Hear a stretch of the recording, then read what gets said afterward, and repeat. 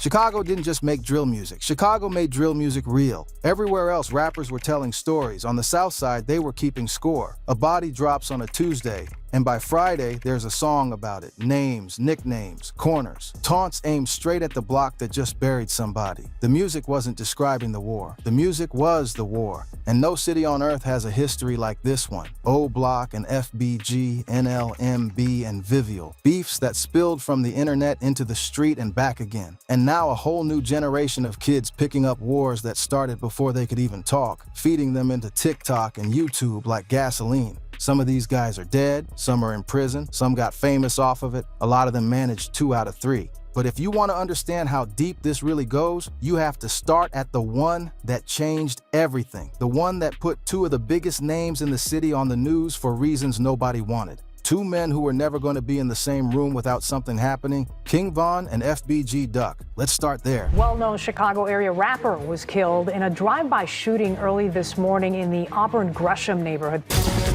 Now at 6, the brother of local rapper Lil Durk is dead after shooting at a club in Harvey this weekend. A police officer also injured. 6 men, 2 cars, 38 shots fired in 12 seconds. A rapper is standing outside a Dolce & Gabbana store shopping for his son's birthday present when 2 vehicles pull up, 4 gunmen jump out and unload on him in broad daylight in front of witnesses on camera in the middle of downtown Chicago's luxury shopping strip. Not on the South Side, not on 63rd Street, not in Parkway Gardens, on Oak Street, in the Gold Coast, in front of tourists, in front of cameras. FBG Duck gets hit 16 times. 16! And here's what's wild. By the time the feds started pulling apart what actually happened that day, they found out that the man who ordered that hit was already famous, already rich, already selling out shows, already on the Billboard 200. A man who grew up a few blocks from Duck, who rapped about the same streets, who had built his entire career off a war that he was still funding from his phone from Atlanta with diamond chains and cash payments. King Von, according to federal prosecutors, put a $50,000 bounty on FBG Duck's head and raised it to $100,000. He bought $128,000 worth of diamond-encrusted oblong pendants for his crew. He was moving like a CEO of violence, directing operations from the top while selling out arenas. And none of this started with rap beefs. None of it started with clout chasing. None of it started with Instagram. It started with a 15-year-old kid at a bus stop on 63rd and St. Lawrence. January 12, 2011. Shondell Gregory, known to everybody as Tuka, waiting for the westbound bus when a car pulls up and someone puts multiple bullets in him and leaves him dead in the street. That one death, one teenager, one January morning set off a chain of murders, retaliations, court cases, and federal indictments that would consume the next decade of Chicago's South Side. It would birth A Block, it would birth Tookaville, it would fuel the careers of King Von, FBG Duck, Chief Keef, and Lil Durk, and it would end with 6 men sentenced to life in federal prison. In this video, we're going to walk through the entire war block by block, body by body, year by year. We're talking about Gakira Barnes, the 17-year-old girl who allegedly took out Odie Perry and turned herself into one of Chicago's most feared names before King Von allegedly stood over her and finished her. We're talking about how FBG Duck kept dissing A Block for almost a decade, mocking their dead by name, making songs called Dead Bitches, while reportedly having a $100,000 bounty growing on his own head. We're talking about a federal RICO case so airtight that prosecutors played drill music in open court as evidence of a criminal enterprise. This is the full story, from the first body to the last gavel. Let's get into it. Before we get into the timeline, you need to understand what you're looking at geographically and politically, because this war makes no sense without knowing why these 2 gangs ended up on top of each other. The Gangster Disciples and the Black Disciples have been at war since the late 1950s. That's not a typo. These 2 organizations have been shooting at each other for longer than most of the people in this story have been alive. For decades, they operated in separate territories across Chicago's South Side, and as long as there was distance between them, the violence stayed manageable, brutal, but structured. Then the city started tearing down the housing projects. When Chicago demolished the high-rise projects that the Black Disciples had used as their base, including what's known as the Calumet Building, a 16-story complex that was basically a fortress for their operation. BD members who had nowhere to go got relocated, and a chunk of them ended up in Parkway Gardens, a sprawling apartment complex on 64th Street, the same 64th Street that had been Gangster Disciples territory for years. You now have 2 gangs that have been mortal enemies for over 4 decades, living living within blocks of each other with no structure, no OGs holding things down, no leadership giving orders. Both organizations had been decimated by federal indictments in the early 2000s. Nobody was running anything anymore. It was just young guys, teenagers, with guns and a generational hatred and nothing to lose. That's the match. 63rd and St. Lawrence on one side, Gangster Disciples, what would become Tookaville, Parkway Gardens on the other side, Black Disciples, what would become our block. And then Tooka gets killed, and everything explodes. Let's go back to before January 2011. To understand why Tooka gets killed, you gotta understand what was already happening on those blocks. The STL/EBT set, operating out of 63rd and St. Lawrence, had already been in a shooting war with the Black Disciples faction. The back and forth had already claimed lives. According to what eventually came out in federal court documents, the STL side had killed a BD member named Edric T.Y. Walker back in 2009. T.Y. was one of theirs. And on the streets, that debt doesn't get forgiven. It gets repaid. Now enter Wooski, an STL member who reportedly escalated things further by killing a man named Reezy, described as an OG from the Weex City faction. That killing was supposed to be a shorties beef, meaning the older guys weren't supposed to be involved. But when Reezy went down, the OGs of Weex City said enough, and they got in the mix. Alliances started forming. The BDs and their allies were consolidating against STL/EBT. Revenge was in the air. By January 2011, it was only a matter of time before somebody paid for TY, and that somebody turned out to be Tooka. Shondell Gregory was 15 years old. He wasn't a rapper. He didn't have a social media following. He wasn't a general or a boss or a shot caller. He was a teenager from the neighborhood. His mother, Dominique Boyd, would say years later that her son had nothing to do with the rap industry. He couldn't even beatbox. He was a kid who happened to grow up in the wrong blocks at the wrong time, affiliated with the wrong set. And on January 12, 2011, that affiliation cost him his life. It's a Wednesday morning. Tooka and two friends are standing at the bus stop on 63rd and St. Lawrence waiting for the westbound bus. A dark-colored vehicle pulls up. A passenger wearing a half mask jumps out, exchanges a few words with Tooka, draws a weapon, shoots him multiple times, gets back in the car, and pulls off. Tooka is pronounced dead at the scene.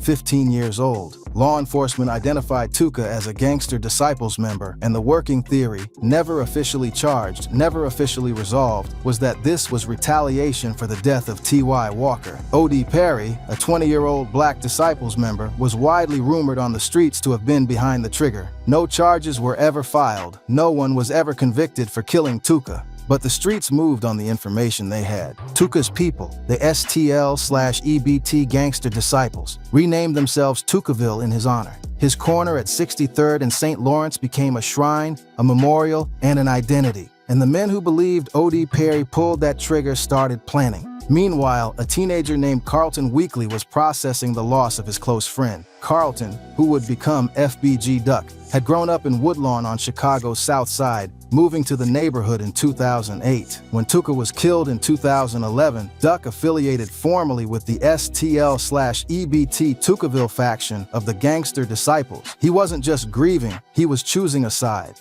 And that choice would follow him for the rest of his life. Around the same time, Duck and his boys formed FBG, Flyboy Gang, a drill collective that would eventually be known also as Tooka Gang, named directly in honor of their fallen friend. 7 months after Tooka dies, the balance shifts. August 10th, 2011, O.D. Perry, 20 years old, Black Disciples, the alleged trigger man behind Tooka's death, decides to make a simple run to the store late at night. He gets on his bike, rides northbound. At 11:35 p.m., shots ring out. His friend watches from the store as O.D. falls off his bike, gets back up, stumbles northbound, then takes approximately 10 more shots and goes down for good. The streets didn't need court documents to connect the dots. Tooka had just been killed 7 months prior. And now, allegedly on Tooka's birthday, O.D. Perry was dead. That wasn't coincidence. That was a statement.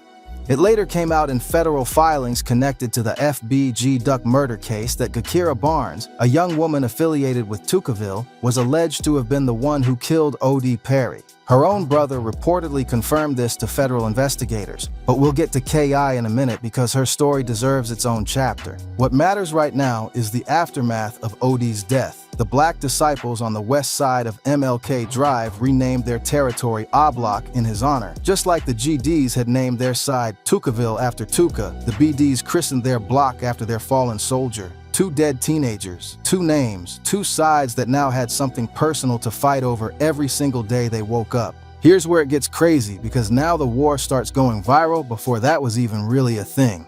Chief Keef was 16 years old, under house arrest at his grandmother's house on the south side when he recorded his breakout material. He was affiliated with the Black Disciples Lamron set, and in tracks like 3 Huna and John Madden, he started referencing Tuka, not to mourn him but to disrespect him, calling him a smoking substance. Smoking on Tuka, like Tuka's death was something to celebrate, something to clown on. This was the moment the war jumped out of the south side and into the internet.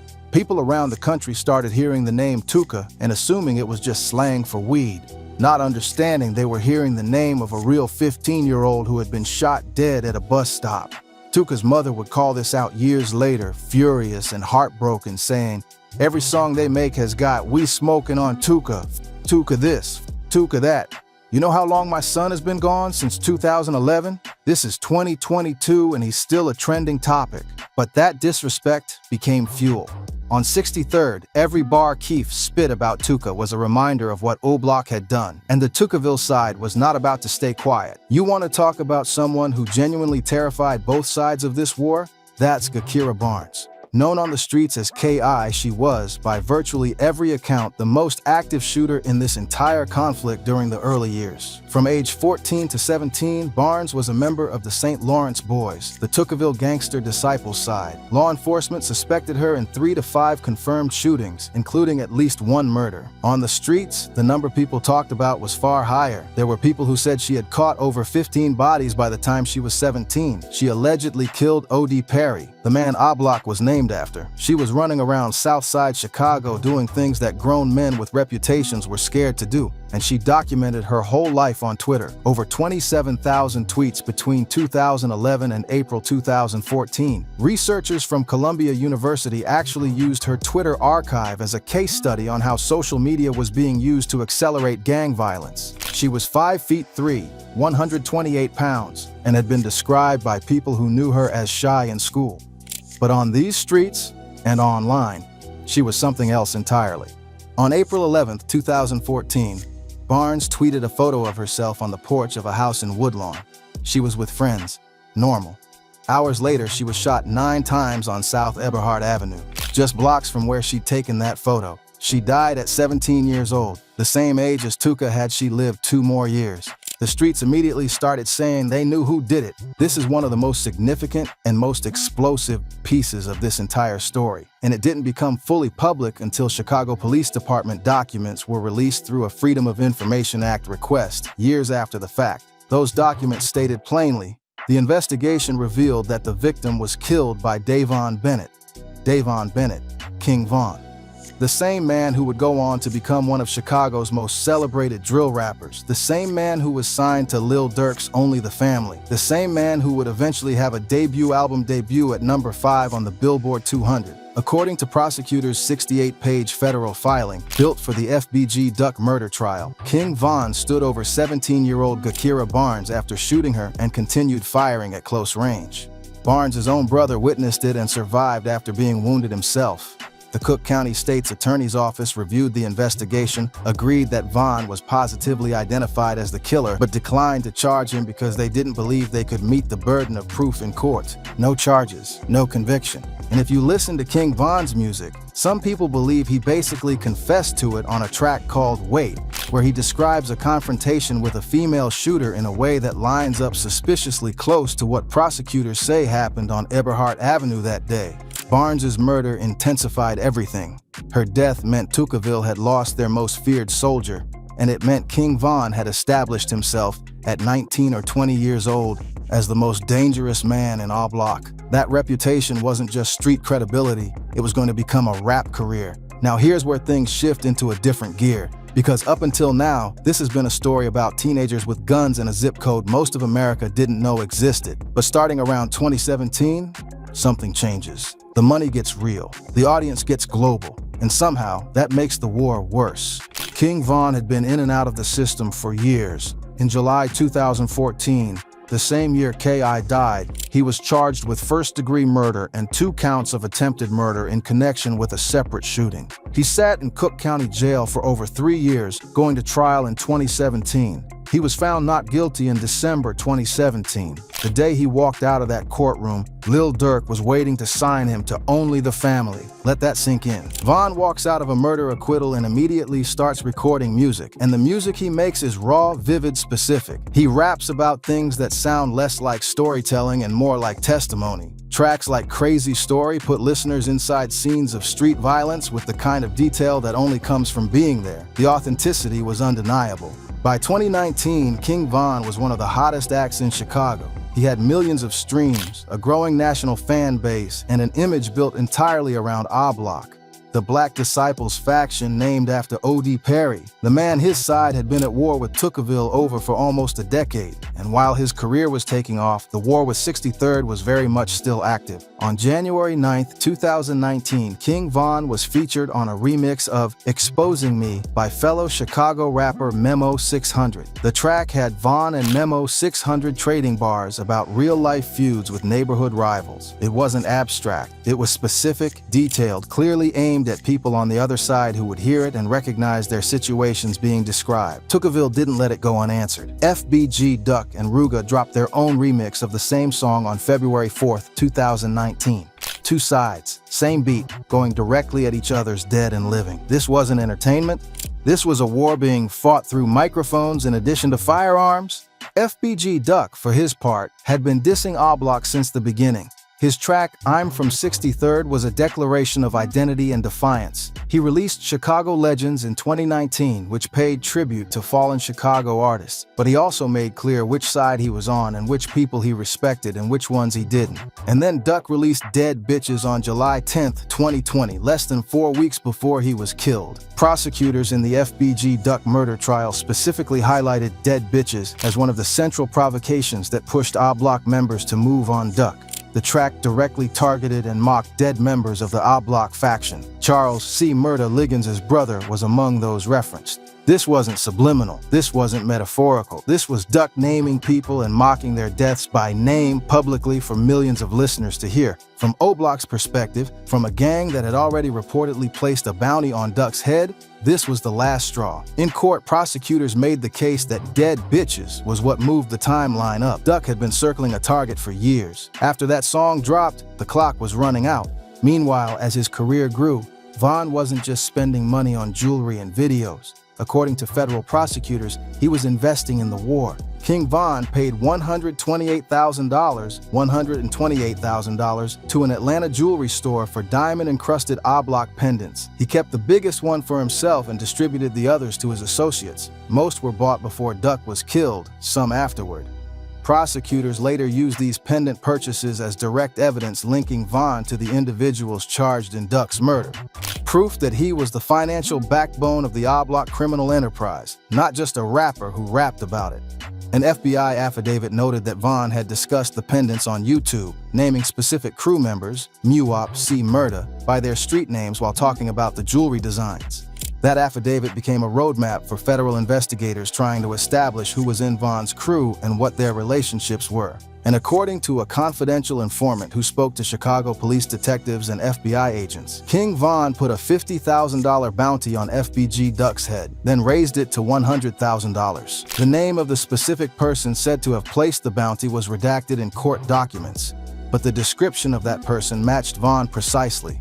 Someone who had bought custom necklaces for members of the Black Disciples A Block faction. There was only one person that description fit. FBG Duck was worth $100,000 dead, and on the south side of Chicago, that kind of money moves people. Let's walk through this day hour by hour because the detail of what went down on Oak Street is something that still doesn't make complete sense until you understand the full mechanics of it. It's a Tuesday afternoon in Chicago. The Gold Coast is packed. It's summer, it's warm, it's one of the wealthiest neighborhoods in the city. East Oak Street is lined with designer boutiques, Dolce & Gabbana, Moncler, Milani. People are shopping, tourists are walking around, there are cameras everywhere. Carlton Weekly, FBG Duck, was downtown with his girlfriend.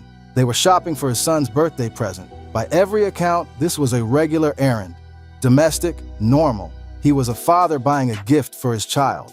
But Duck had been careful for a reason. Court documents note that a friend of Duck's said he had been leery of letting people know his whereabouts because he had received death threats from opposing gang members in the drill rap scene. He was aware of the target on his back. He just didn't know how close the crosshairs were on this particular Tuesday. At some point before 4 p.m., Ralph T.Z. Turpin, an O-Block associate, happened to be on Oak Street, and he spotted Duck. Turpin walked into the Milani boutique on Oak Street, saw Duck inside, and immediately got on his phone. He was clocking Duck's location in real time, reporting back to O-Block. Surveillance footage from a nearby Montclair store picked up someone on a cell phone saying he saw Duck less than 30 minutes before the shooting. Someone who then walked into the store and appeared to be tracking him while another person with a gun was apparently trying to close in. The call goes out. Come downtown. Now. From Parkway Gardens. From O-Block. A group of men get in cars and make their way to the Gold Coast. This is not a spontaneous thing. This is not a moment of passion. From the South Side to Oak Street, they are driving specifically to kill Carlton Weekly in broad daylight in front of everybody. 4:26 p.m. Two vehicles pull up on Oak Street, a silver Chrysler 300, a black Ford Fusion. Both cars have been identified and linked to the defendants. 4 gunmen get out. The shooting lasts approximately 12 seconds. In 12 seconds, 38 rounds are fired. Duck is struck 16 times. His girlfriend standing nearby is also hit. A 36-year-old bystander waiting in line is struck in the back and leg. Duck collapses on the sidewalk outside the Dolce & Gabbana store. The gunmen get back in the cars and drive off. Surveillance cameras capture everything. Carlton Weekly, FBG Duck, is rushed to a hospital and pronounced dead. He was 26 years old. He was shopping for his son.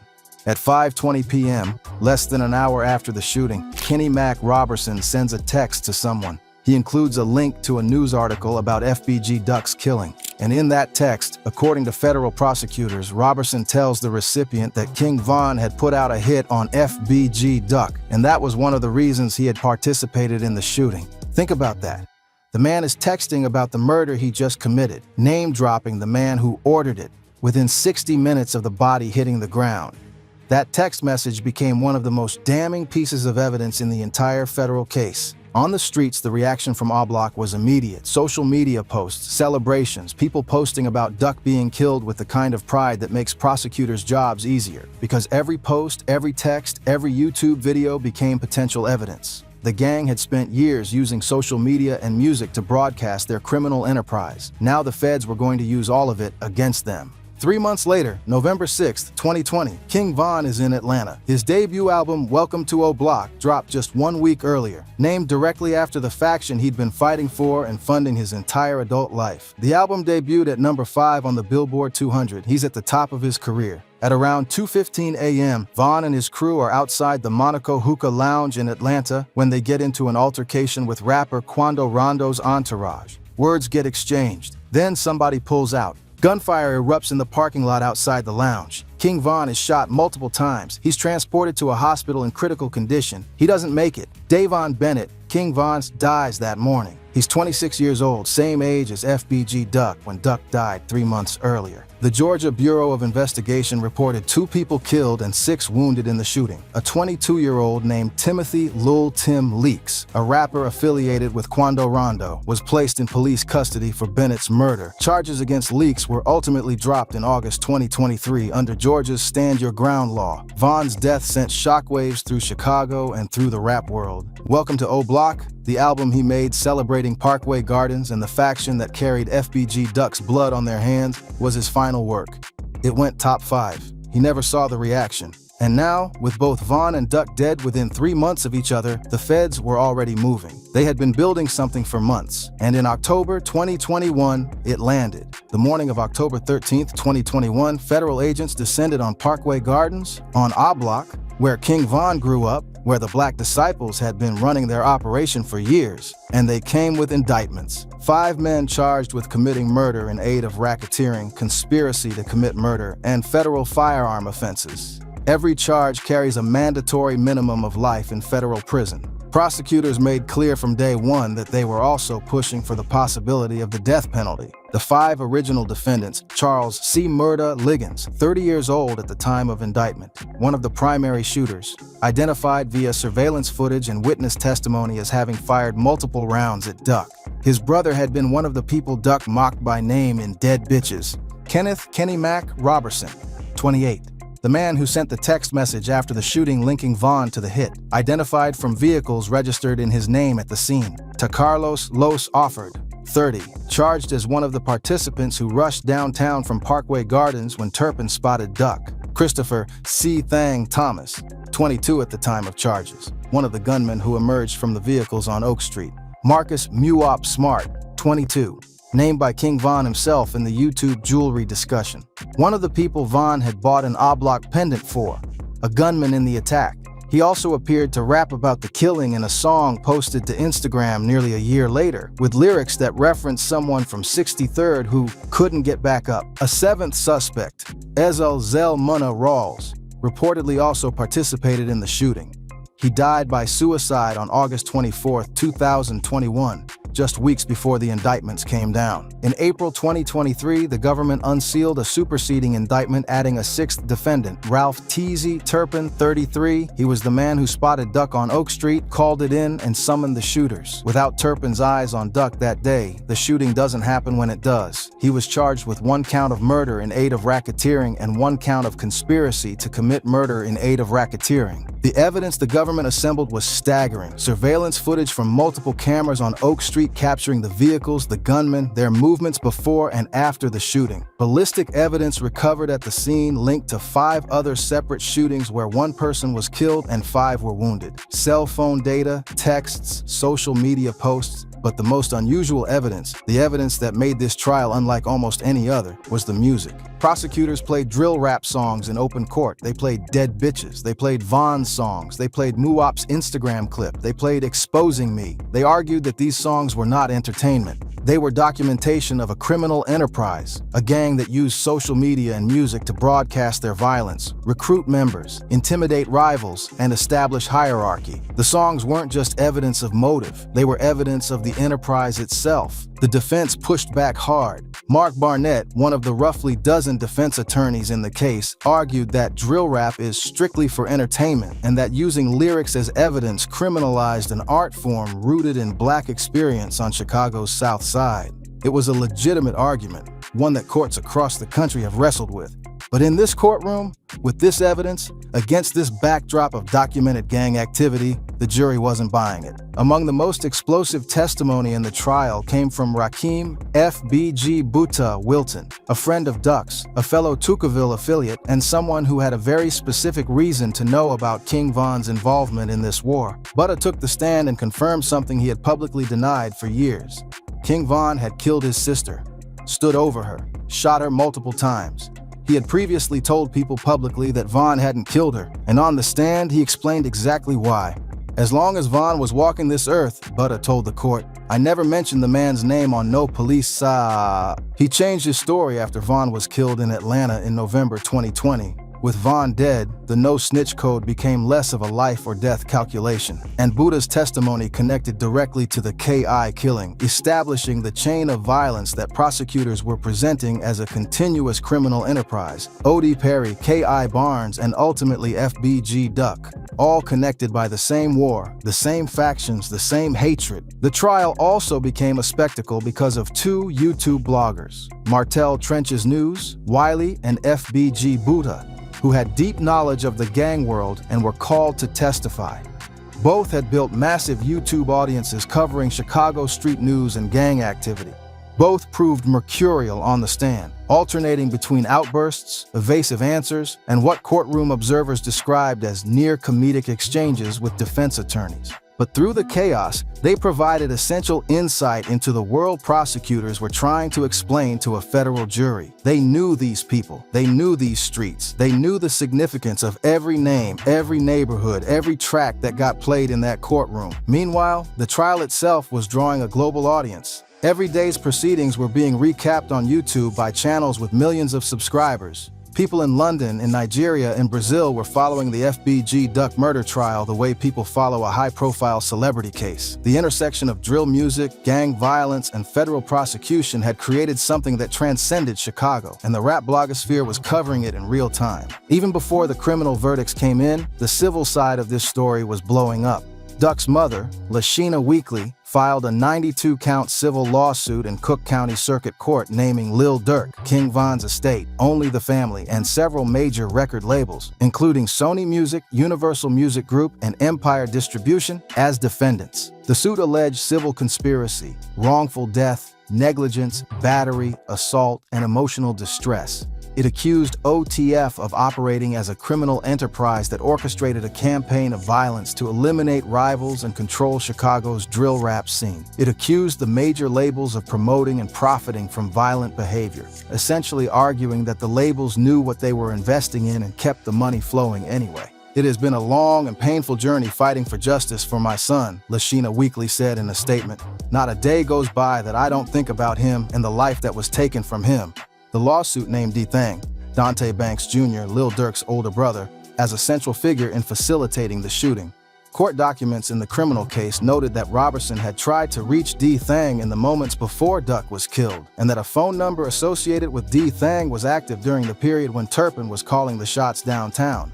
D-Thang was himself killed outside a Harvey strip club in June 2021, a shooting that also wounded a police officer. Lil Durk denied involvement. His attorneys disputed the allegations, but the shadow over him in connection to this case, the suggestion that OTF's leadership had knowingly directed or enabled the violence, was something that courtroom testimony kept circling back to, even if charges were never formally brought against him. January 17, 2024. After a 3-month trial that was repeatedly delayed, marked by extraordinary testimony and watched by millions of people around the world, a federal jury came back with its verdicts. All 6 defendants found guilty, every single one. Charles Liggins, guilty. Kenneth Robertson, guilty. TaCarlos Offord, guilty. Christopher Thomas, guilty. Marcus Smart, guilty. Ralph Turpin, guilty. The jury found that all 6 men participated in a criminal organization, the Oblock Street Gang, that engaged in violence to protect its perceived territories on the south side of Chicago. The jury found that they conspired to murder Carlton Weekly, specifically to maintain and increase their positions within the gang.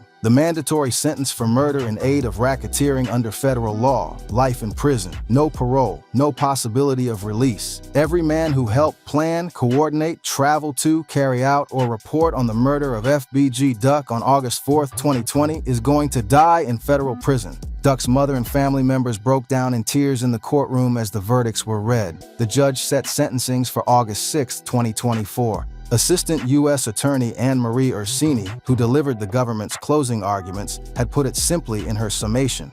They each played a part in his murder. Some were shooters, some were drivers, and Ralph Turpin provided Carlton Weekly's location.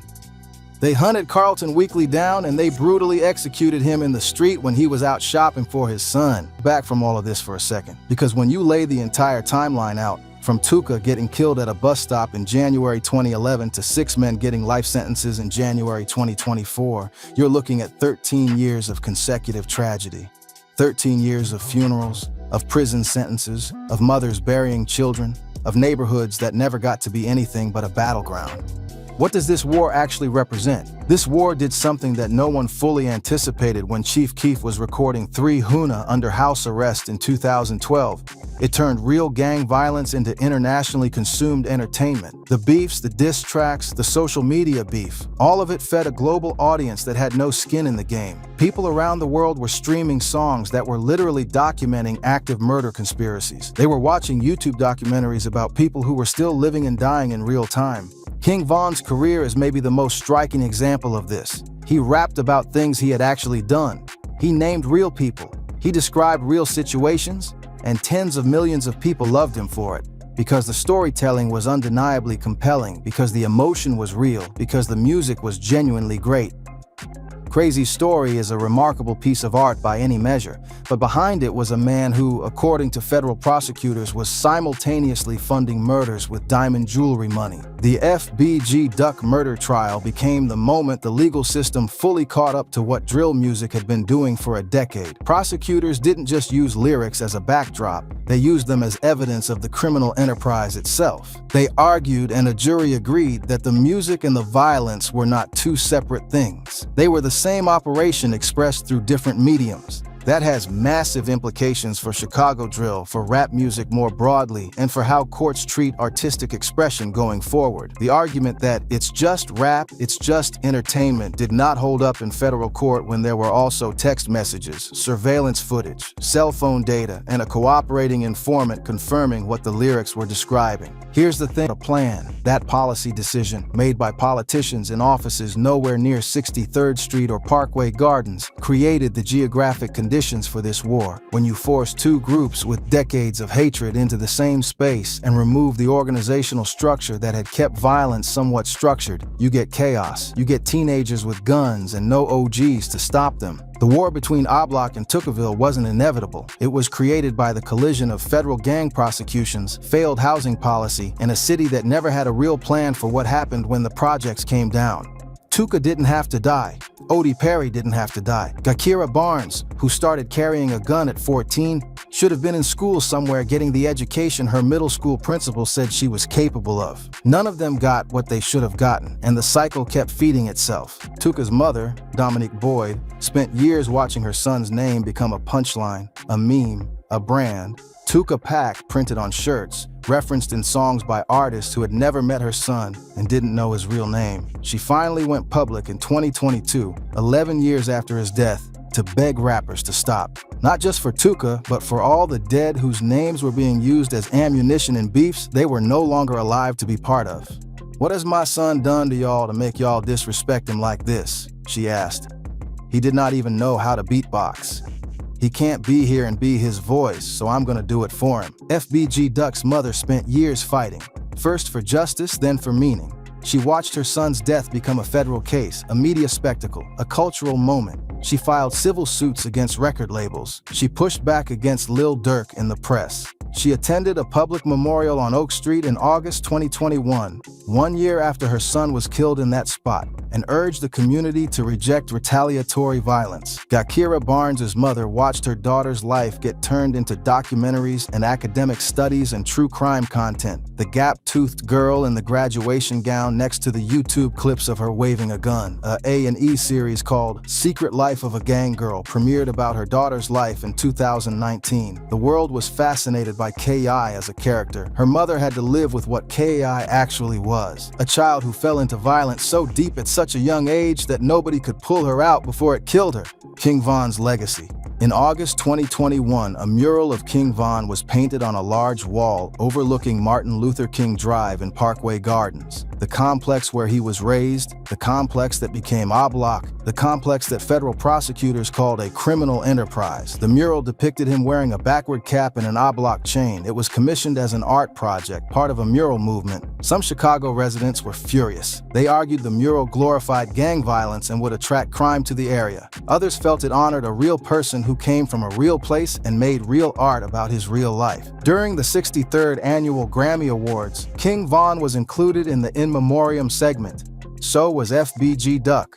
Two men from the same zip code, from opposite sides of the same war, both dead at 26, both remembered on the Grammy stage. That's what this war produced. Two of Chicago's most authentic voices, gone. 6 of the men responsible, in federal prison for life. A generation of Southside Chicago youth who watched all of this unfold in real time on social media, through music, and learned whatever lessons the streets decided to teach them from it. Tuka never got to be famous. He was 15 and he was waiting for a bus. Odie Perry never got to be old. He was 20 and he was going to the store. K.I. Barnes never got to be anything other than a cautionary tale and a case study.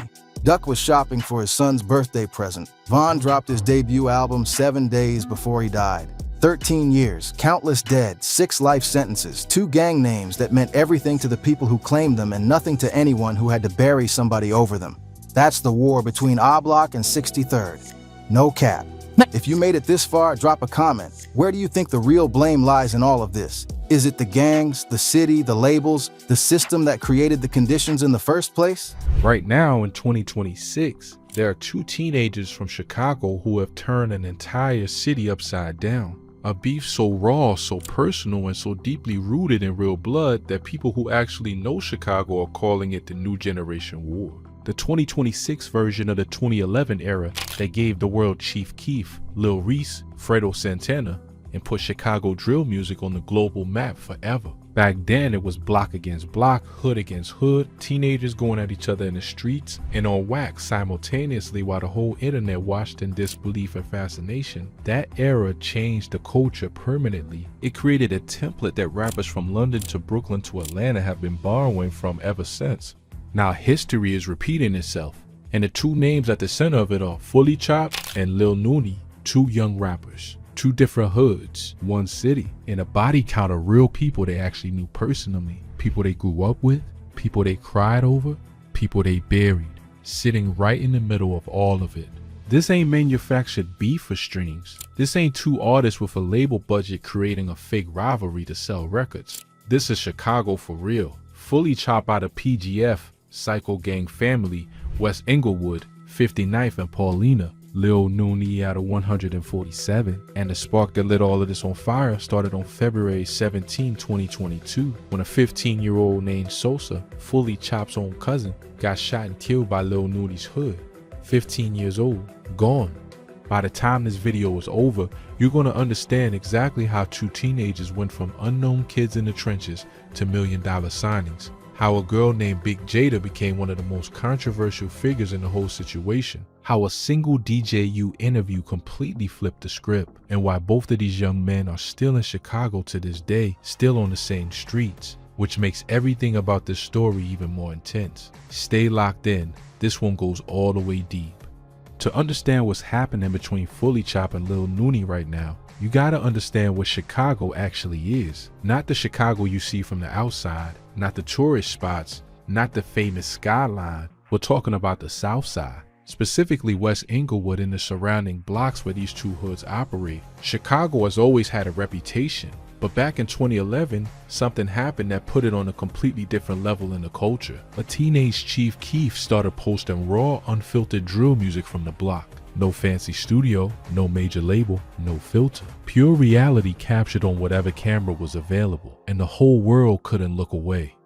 That era created a formula that still runs today. Young kids from rival hoods, living right near each other, going at each other in music and in real life at the same time. The world watched as Lil Reese, Fredo Santana, Lil Herb, L.A. Capone, and dozens of others built careers from pure pain, pure beef, and pure survival. Those were careers that came at a devastating cost though, with many of the people they rapped about, rapped with, and rapped against ending up dead or behind bars before they ever got to see 30. That era also produced rappers who survived it and turned into some of the biggest names in the entire music industry. Lil Durk became one of the most streamed artists in the world. G Herbo has over a decade of real career behind him. Chance the Rapper built a Grammy-winning legacy. The city produced all of it from the same soil. Fast forward to now, the landscape of Chicago hasn't fundamentally changed. If anything, social media has made the whole dynamic faster, louder, and more public than it ever was before. And Fully Chopped versus Lil Nooney is the proof. What started as a hood beef rooted in the murder of a 15-year-old has evolved into a full-blown cultural moment that has the drill internet locked in from coast to coast. Both of these young men blew up because of this conflict. Both of them got signed because of it. And both of them are still very much in the streets of Chicago while the internet watches their every single move.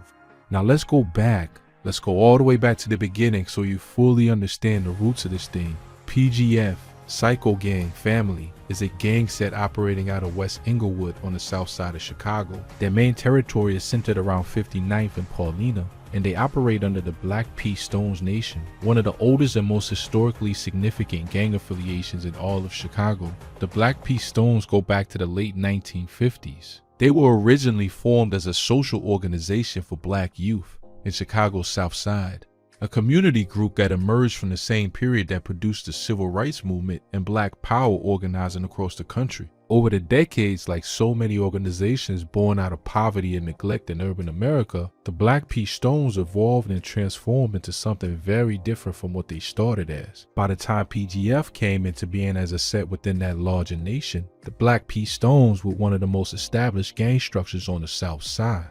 PGF itself became known not just on the streets but in the music world, primarily because of PGF Nuke, the biggest name to come out of that crew before Fully Chopped.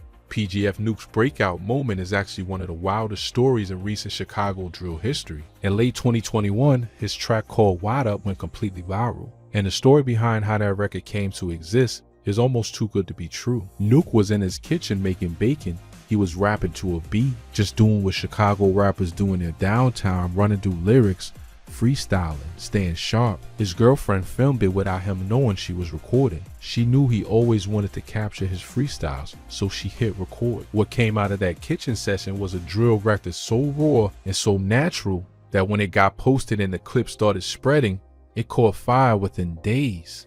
By January 2022, Chicago rapper Polo G, who was actually PGF Nuke's cousin by marriage, posted a video of himself rapping along to Wide Up in his car. That moment took the record from a viral local thing to something that crossed over completely. An official remix with Polo G was released in April 2022. The song eventually went platinum. PGF Nuke signed to Defiant Records and released his debut studio album Switch Music in 2022.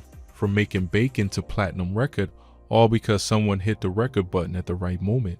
That's the world Fully Chop came up in. He watched PGF Nuke blow up from their neighborhood when he was still in middle school. He saw firsthand that the path from West Inglewood to a real music career was possible. Not theoretical, not a long shot, but something that had literally happened for someone from the exact same blocks he walked every day. That's a different kind of motivation than just wanting to be famous. That's watching someone you know personally prove that the door is real and it can open. So by the time Fully Chop started moving up within PGF and developing his own music, there was already a blueprint in front of him. There was a culture, a credibility, and a set of ops, specifically the 147 set, Lil Nooney's Hood, that PGF had an active and ongoing conflict with. These weren't new enemies. This was established, long-running hood business between two sets in close proximity to each other on Chicago's South Side. Now, Lil Nooney, real name Jeremiah Bolden, grew up on the 147 side of this equation and started making music at a remarkably young age. By most accounts, he was rapping around age 11. That's not unusual in Chicago's drill world, where kids grow up fast and find music as one of the few available outlets for everything they're carrying inside them. Nooney's delivery was raw from the very beginning. His voice had a distinctive energy, his flow was direct and confident, and his lyrics pulled straight from the block without any attempt to sanitize or soften what he was talking about. He wasn't performing a character, this was genuinely his life being put to beats. The two hoods, PGF and 147, were already in conflict before any of the music made it online. This is important. The beef that would eventually go viral didn't start in a recording studio. It didn't start with a diss track. It didn't start because of something someone said on social media. The rap came after the real, always. And the real thing that escalated everything beyond just another Chicago hood conflict happened on February 17th, 2022. A 15-year-old connected to PGF, Fully Chop's cousin, who the block knew as Sosa, was shot and killed by members of 147, Lil Nooney's Hood. 15 years old. Let that actually land for a second. That is not an abstraction, not a statistic, not a line in a news article about Southside violence that people scroll past. That was somebody's cousin. Somebody who Fully Chop grew up around, shared blood with, probably saw at family functions, probably came up on the block with, going at 15 years old on February 17, 2022 because of a beef between two hoods on Chicago's South Side. For Fully Chop, this wasn't just hood business in an abstract sense. This was family. And grief in that kind of situation does one or two things to a person. It breaks them down to a point they can't recover from, or it lights a fire inside them that cannot be extinguished by anything. For Fully Chop, it lit the fire. He started dropping music, not casual music, not music for fun, not music to impress people at parties, statements. Every track was a direct record of what he had seen, what he had lost, who was responsible, and where he stood. Chicago drill has always operated like this. It is not metaphor. It is not storytelling for entertainment. It is documentation of real events put to a dark melody in an 808 bass that makes you feel the weight of it physically. And Fully Chop was documenting everything he was going through in real time. His early music caught the attention of people already deeply tapped into the Chicago drill underground. The energy was immediately different from an average Chicago rapper posting on SoundCloud. You could hear the grief mixing with the aggression in a way that felt absolutely undeniable. People who knew the actual situations on the ground in West Englewood knew exactly what he was talking about and who he was talking about. People outside Chicago who followed drill culture closely started picking up on the energy even without knowing every detail of the context. That combination, hyperlocal specificity that also somehow travels globally, is exactly what makes Chicago drill spread the way it always has. Fully Chopped released his project Voice of the Nine Inning in March 2025. Tracks like Shoot to Kill showcased a rapper who understood the full weight of everything he was carrying. The music was aggressive on the surface, but there was real pain underneath it that connected with listeners who had never set foot anywhere in Inglewood. His SoundCloud started gaining traction through 2024, and by early 2025, when he brought it to YouTube, the numbers started moving fast. The drill internet, which has its own entire ecosystem of blogs, subreddits, TikTok pages, and dedicated YouTube channels tracking Chicago beef and updates, was paying serious attention. But then came the moment that truly changed the trajectory of everything for Fully Chopped. Not a record deal, not a feature from a big name. A loss. Another devastating, gut-wrenching loss. His best friend in day one, Q50W Lil 50, real name Anthony Smith, was killed. And just like Sosa before him, Lil 50 was only 15 years old when he died. The circumstances of Lil 50's death were the kind of brutal that shocks even people who thought they had seen everything that Chicago streets could produce. According to what has been documented across multiple sources in the Chicago drill community, Lil 50 was backdoored. He was set up and ambushed. He was walking on the block, told his sister Jada and some friends he would be right back, stepped away by himself, and never came back. He was found unresponsive in an alley after being shot multiple times. He was rushed to a nearby hospital and died there. He was 15 years old. His sister Jada, yes, that same Jada who becomes one of the most talked about people in this entire story a little later, was one of the last people to see him alive before he walked away from her. There are accounts from people who were there that describe her watching him in his final moments, seeing him close his eyes and shed one tear as he passed. That detail went viral across the drill community and beyond. It was the kind of human detail that cuts through all the hood politics and all the beef and all the posturing and just hits you in the chest as pure grief. A 15-year-old boy, his sister watching him die, one tear. The person responsible for Lil 50's death reportedly did not survive long afterward, dying in a car accident not long after. The streets noted it, the internet noted it, karma on its own timeline, as people across TikTok and Twitter put it. For Fully Chopped, losing Q50W Lil 50 was a different kind of devastating than losing Sosa. Sosa was blood, was family, was his cousin. Lil 50 was his best friend, the homie, the day one, the person you grow up with and do everything with and imagine a future alongside. You could hear the difference in his music after Lil 50 was gone. The grief poured into every track he recorded in 2024 in a way that was impossible to fake or manufacture. And authenticity in drill, that raw, undeniable realness, is the currency that everything else is built on. Here is what nobody predicted though. The loss of Lil 50 did not slow Fully Chopped down. It accelerated him in a way that felt almost supernatural. The outpouring of support from the Chicago drill community was immediate and massive. His name started spreading wider. People outside his immediate circle started paying attention not just to the music, but to the full story behind the music. The combination of everything he had been through, Sosa in 2022, Lil 50 in 2024, the ongoing beef with 147, the raw talent that was already obvious, created something that the music industry was going to have to respond to eventually.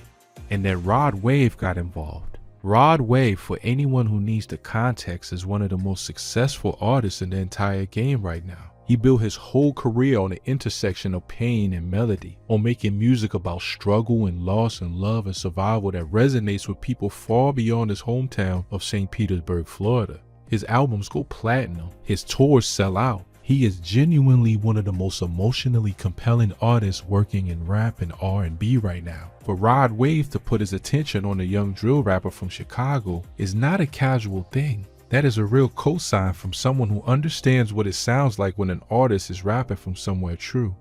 Fully Chopped got flown out. The two of them shot a visual together. That moment A young kid from West Inglewood in a music video with one of the biggest names in the entire music industry was a signal to everyone watching.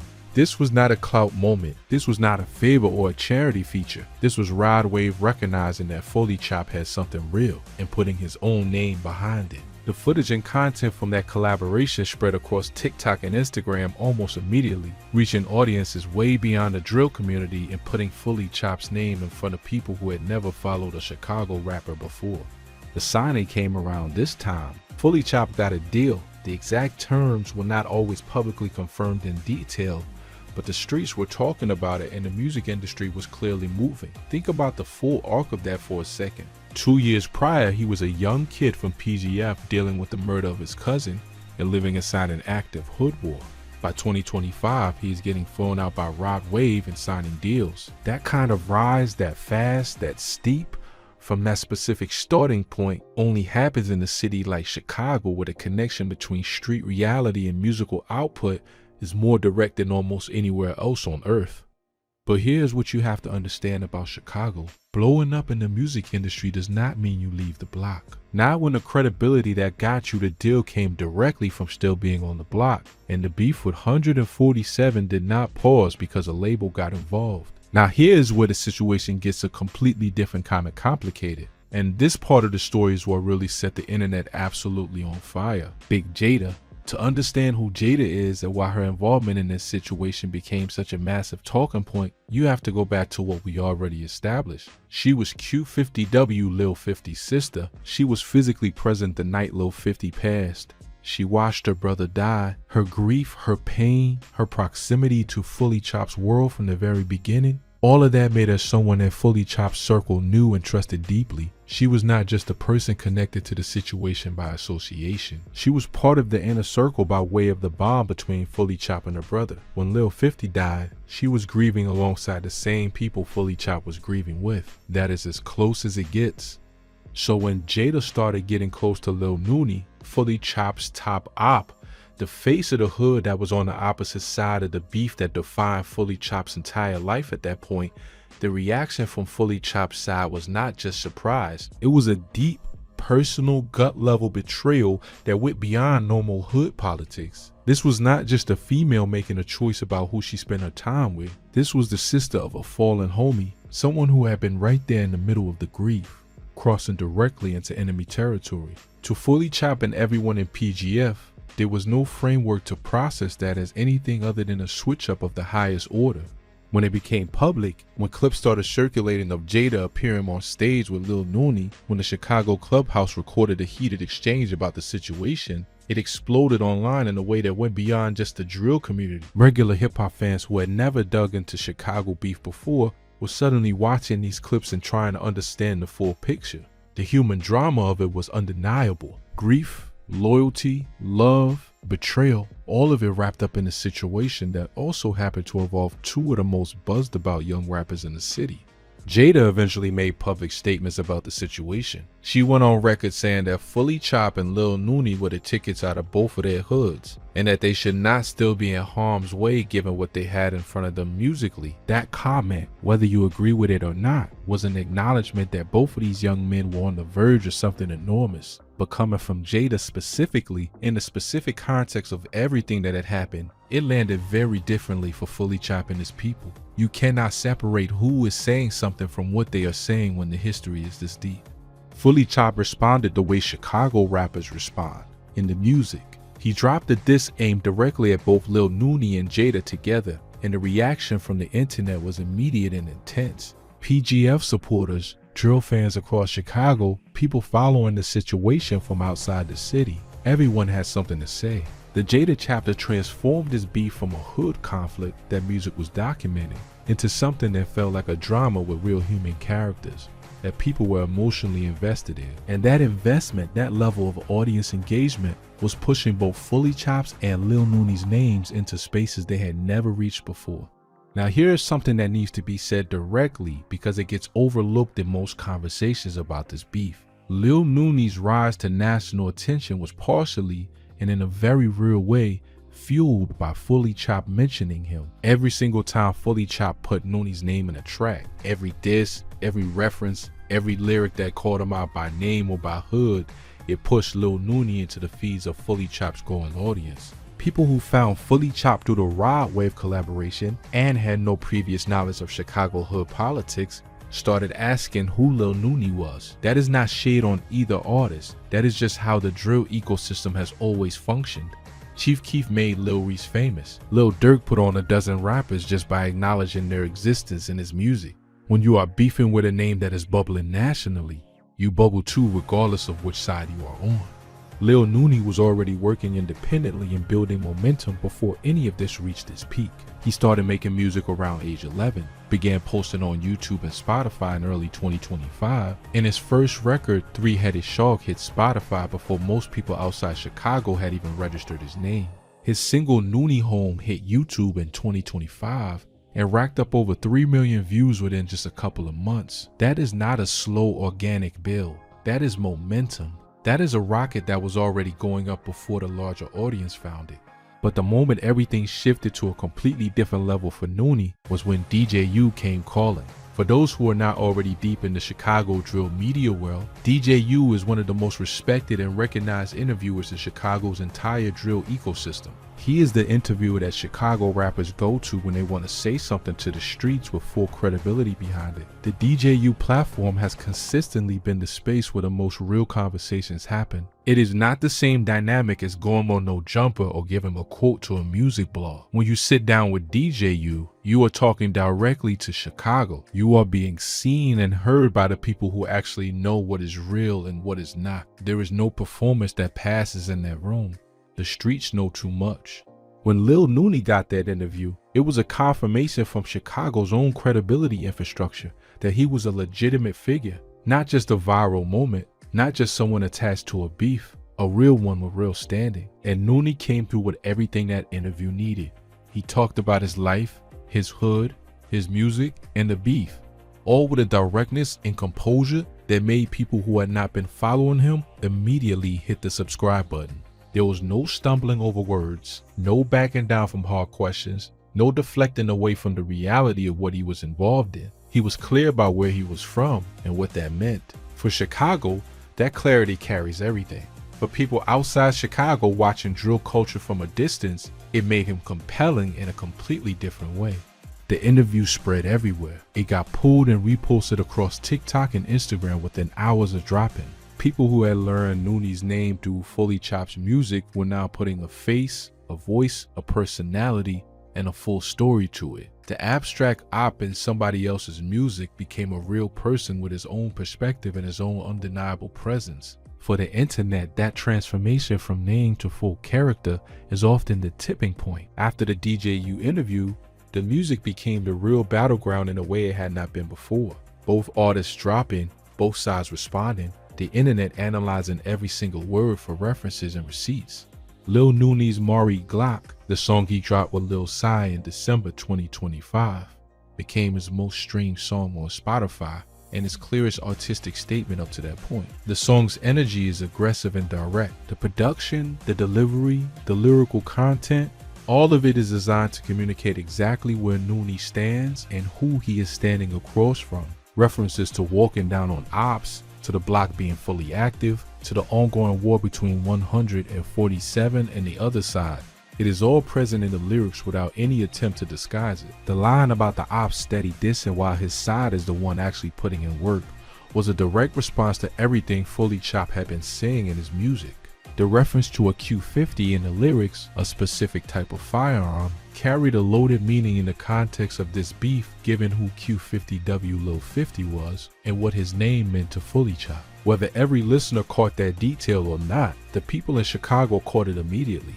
Mari Glock went crazy online and passed 3 million combined streams across platforms and became the record that made people outside Chicago fully understand that Lil Nooney was not beefing in general or abstract terms. He was beefing specifically, intentionally, and with full confidence in what he was saying and who he was saying it about. Fully Chopped responded. His track K Soul Glock, released December 21st, 2025, came directly at it. The fact that the title itself was a clear reference to Mari Glock changing Nooney's title into his own answer, was the kind of move that the drill internet immediately noticed and respected as a battle tactic. He heard the record, clocked what was being said, and answered with his own name on it. His lyrics carried the same hyper-specific coding that Chicago drill has always used, the kind where the block understands every single reference completely and outsiders can feel the weight even without decoding all the details.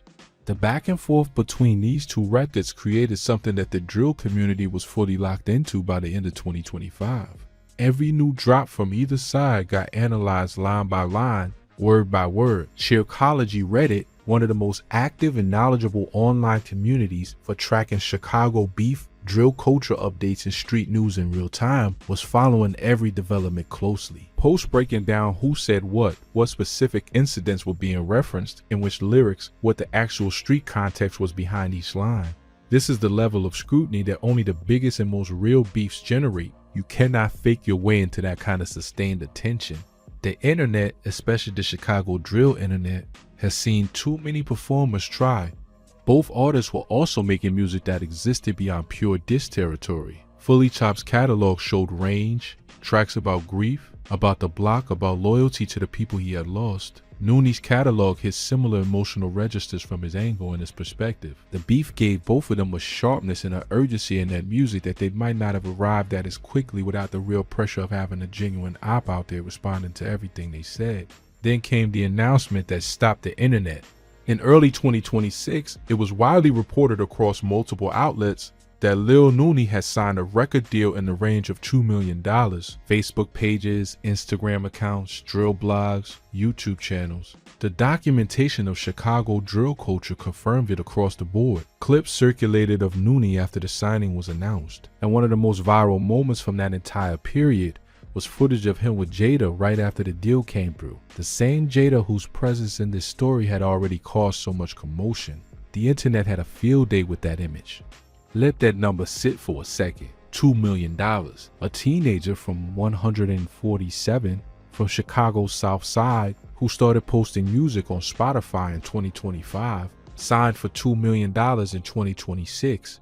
That is the kind of number that most artists with 10-year careers never see. That is generational money. That is the kind of signing that, deployed wisely, changes not just your own life but your family's life and the lives of people around you for generations. The industry was not just acknowledging Lil Nooney's potential, they were betting a serious amount of money on it.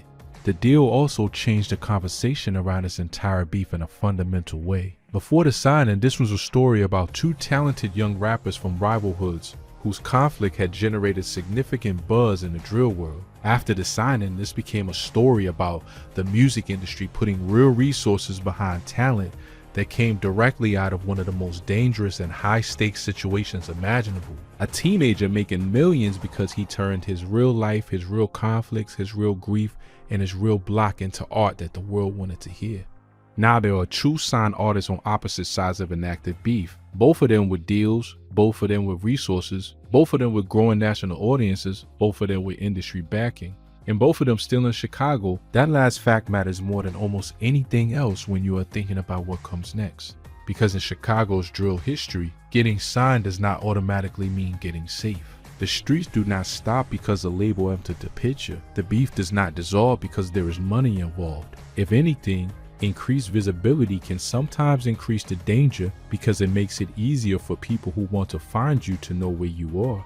To put the full weight of this story in context, you have to look at what Chicago drill culture has produced and what it has cost the people inside it. The 2011 era created genuine superstars and changed music permanently, but it also had an enormous human cost attached to it that gets overlooked when people talk about the era's cultural impact. Fredo Santana, one of the most charismatic and talented figures from that whole generation, died at the age of 26 from seizures related to lean abuse. Never gained to see what his full potential could have become. Lil Reese survived the shooting that left him fighting for his life.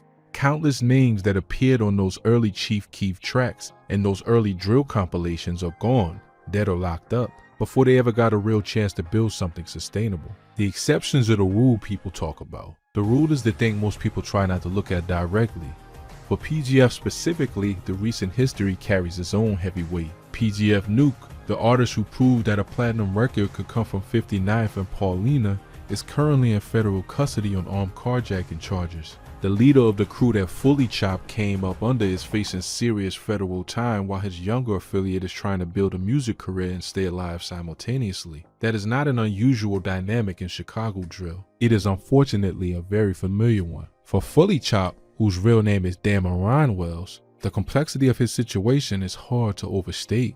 He has gone from a grieving teenager using music to process loss and document a real war, to a signed artist with a Rod Wave cosign and a rapidly growing national audience. The trajectory is undeniable. The talent is real. The story behind the music is compelling in a way that no publicist could have engineered. But the things that made his music authentic, the cousin killed in 2022, the best friend killed in 2024, the ongoing conflict with 147, the personal betrayal of Big J the Switch Up, none of those things disappear from his real life because a label executive signed a contract. On Nooney's side, the $2 million signing represents something enormous if it is handled correctly. That kind of money managed properly is the thing that breaks cycles. It is what Chicago's most successful drill survivors talk about when they explain how they made it. Get into a financial position where the pull of the streets is outweighed by the pull of what you are building.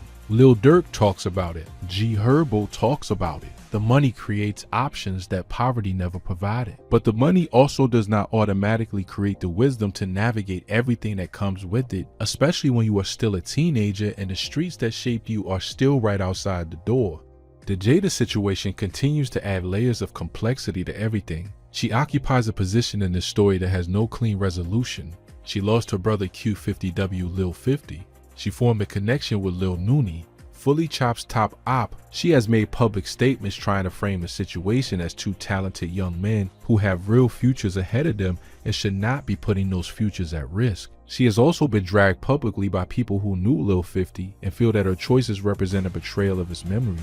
The humanity of her position is complicated in ways that go beyond just who she is cool with or not cool with.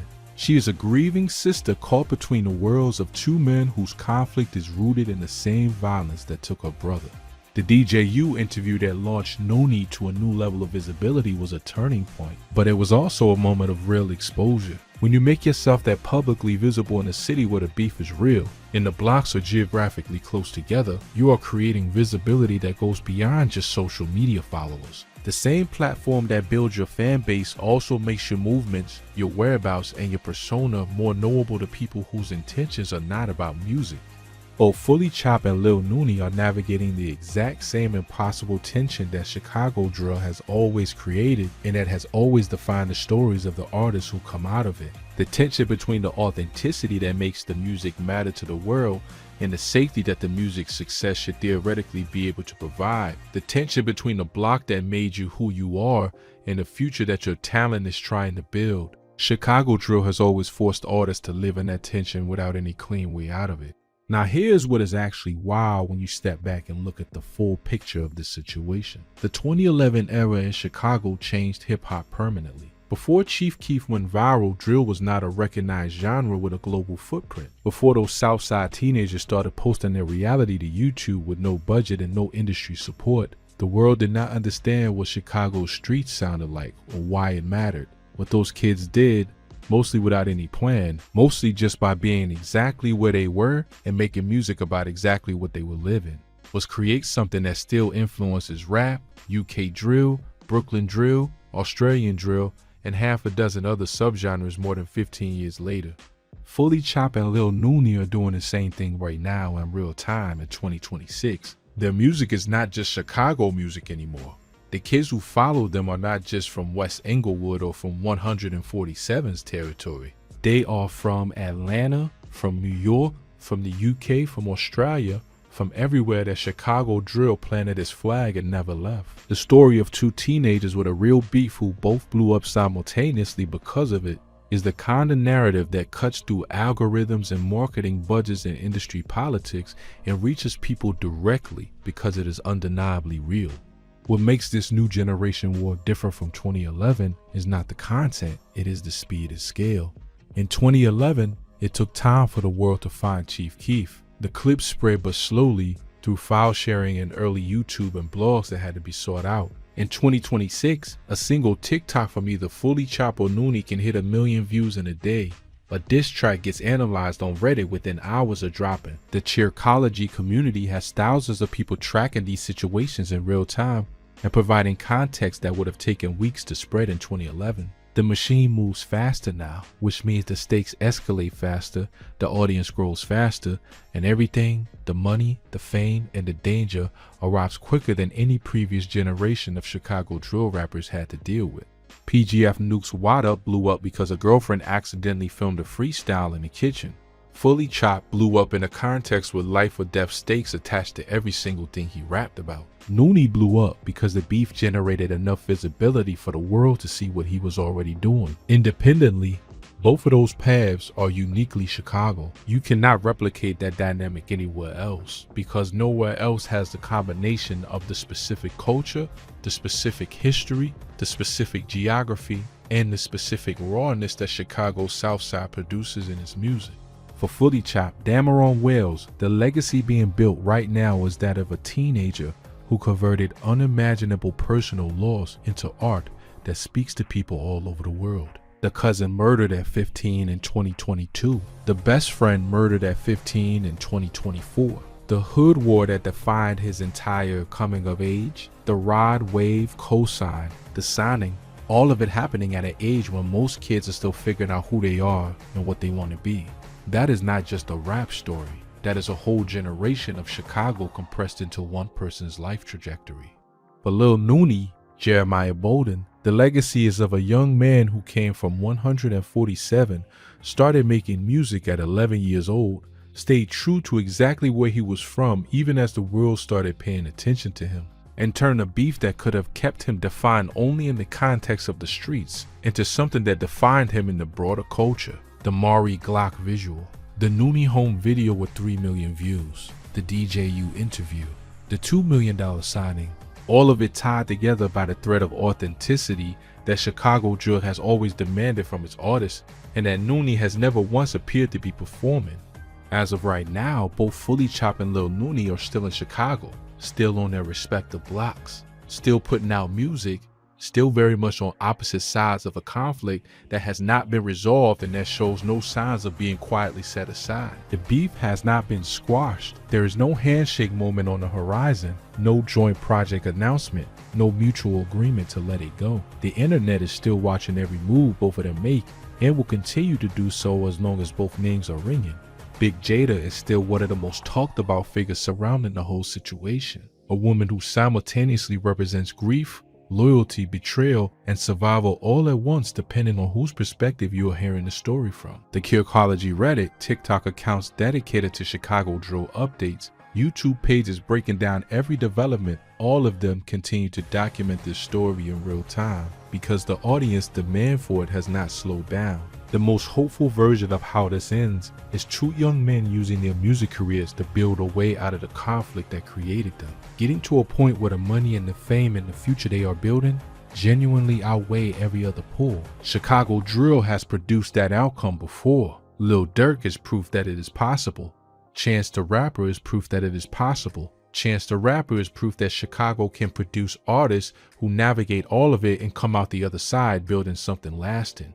But Chicago drill has also produced outcomes that nobody involved ever wanted. And the people who ended up with those outcomes were often talented, buzzing, signed, and looked like they had everything going for them right before it went wrong. Both Fully Chopped and Lil Nooney have everything it takes to be the next major names out of Chicago.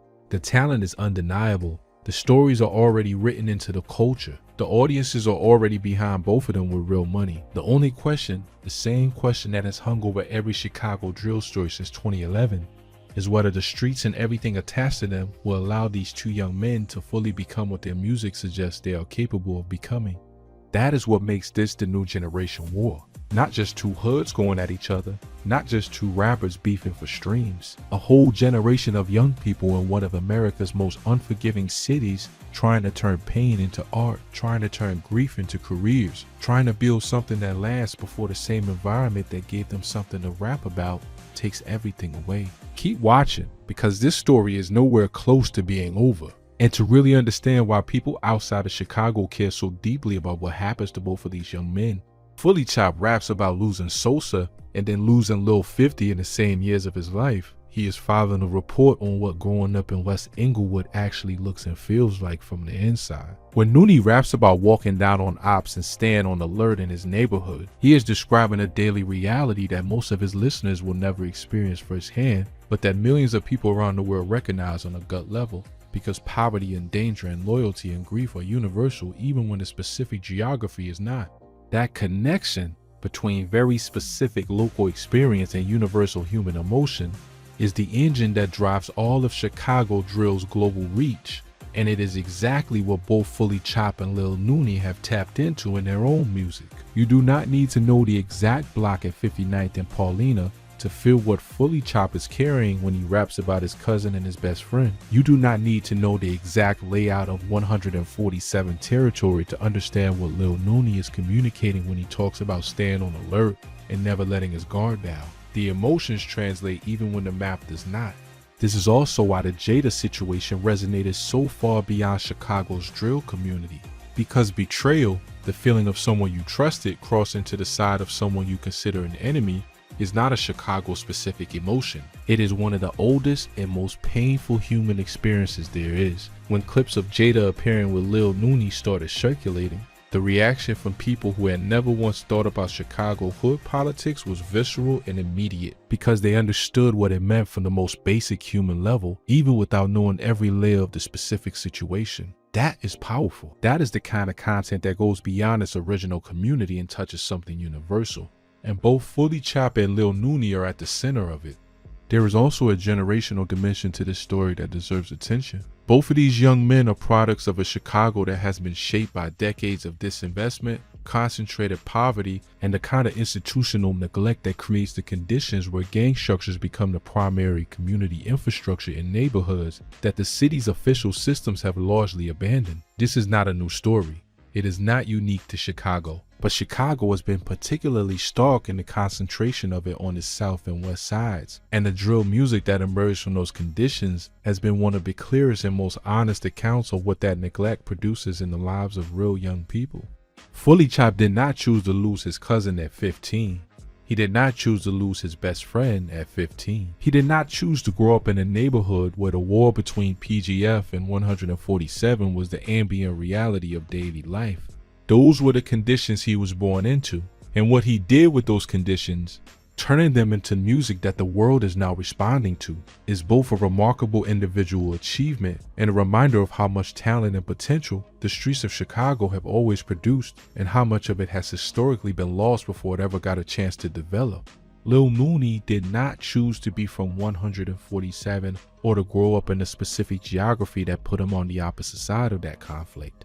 He made choices within the conditions he was given, and the music he made from those conditions found an audience because it was honest, and because the talent behind it was undeniable. The $2 million signing is the music industry finally putting money behind something that the streets and the internet already recognized as real. That is a validation that comes too late for too many Chicago artists, and that both Fully Chopped and Nooney should be credited for earning on their own terms.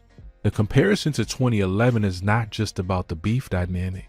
It is about the moment in time. In 2011, Chicago drill was about to change everything about rap, and no one fully understood that yet while it was happening. In 2026, Fully Chopped and Lil Nooney are part of a new generation that is about to do something similar, not by copying what came before, but by bringing their own version of the same raw, unfiltered authenticity to a moment when the music world is hungry for exactly that. The algorithms favor the real.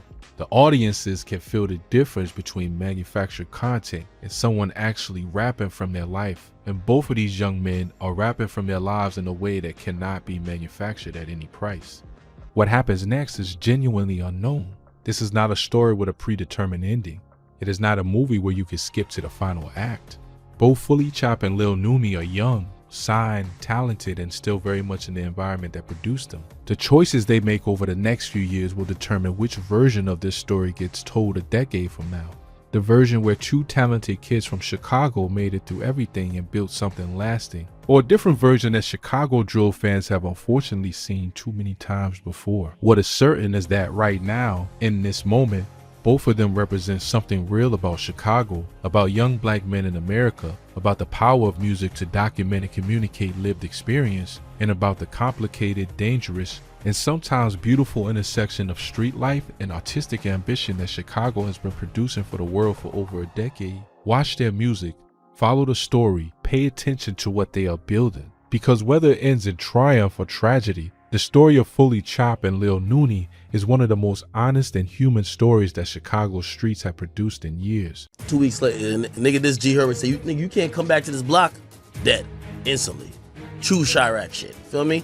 To it. And you think I ain't had to have them uncomfortable conversations? You think nigga ain't told me I done left the hood and forgot about the hood? But he not rapping what he living for. Rapping what you living is, you know, doing shit for your homies. I'm blowing folks in the mountain. Ooh. Right now, in real time, one of the most legendary street organizations in Chicago rap history is tearing itself apart from the inside out, and nobody can stop it.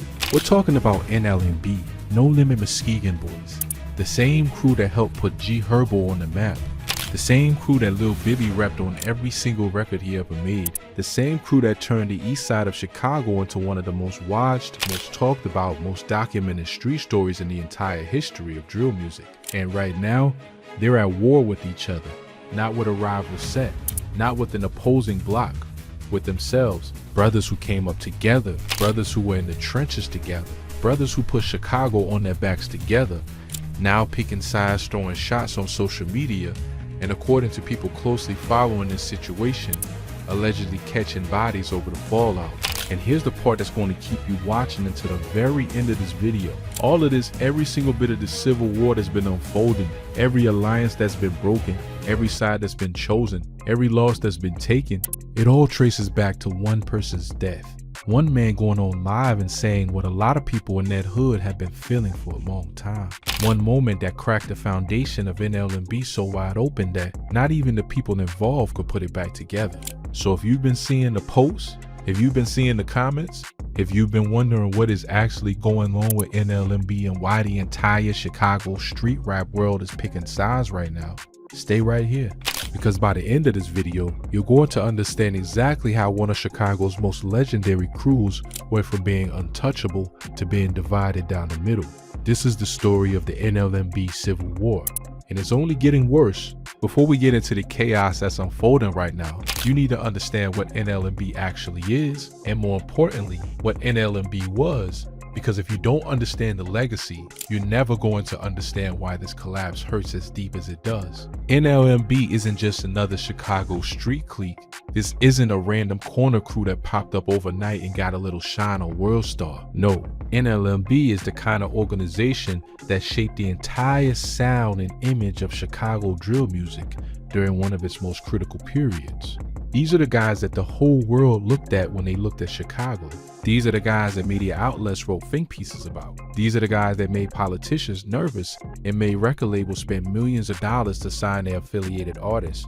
And the reason any of that happened, the reason the entire world knew the name NLMB, was because of a young kid from the east side of Chicago named G Herbo, a rapper who took everything this crew represented and turned it into music that echoed across the entire globe.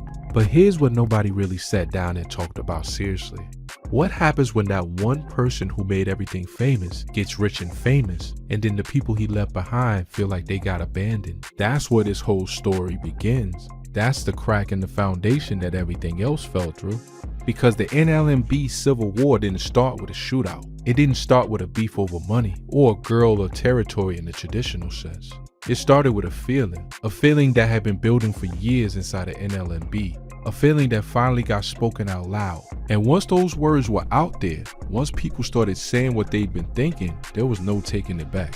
And one person paid for those words with their life. Let me break it all down for you from the beginning. Let's rewind. Let's go all the way back to where the story actually starts. Because to understand where NLMB is right now, you have to understand where they came from and what they were built on. NLMB, No Limit Muskegon Boys, is a Chicago street organization made up of two distinct groups that eventually merged into one identity. On one side, you had No Limit. On the other side, you had the Muskegon Boys, also known as the MBs. Now, when you put those two together, you get NLMB, and that acronym became one of the most recognized tags in all of Chicago street culture during the drill era. These guys were from the East Side, and if you know anything about Chicago, you know that the East Side had a reputation that was entirely its own. The violence out there was different, the codes were different, the culture was different, and the people who came out of that environment carried all of that with them wherever they went. Now, the early days of NLMB were defined by survival. These were young guys in an incredibly dangerous environment, forming bonds that most people could never understand unless they lived it. The kind of bonds that get formed when you're watching each other's backs in situations where the wrong move gets somebody killed. Those bonds run deep, deeper than a handshake, deeper than a neighborhood. Those bonds become your entire identity. And out of that environment came true figures who would eventually change everything. Not just for NLMB, but for Chicago music as a whole. The first was Lil Bibby, a rapper out of NLMB who had a raw, unfiltered delivery and a story that resonated with street kids across the country. Bibby could rap and he could tell you exactly what life on those blocks felt like, without sugarcoating a single syllable.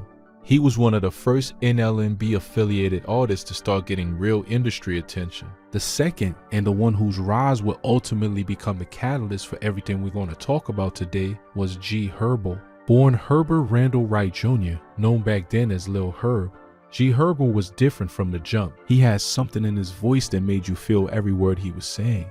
When he rapped about the streets, it didn't feel like performance, it felt like testimony.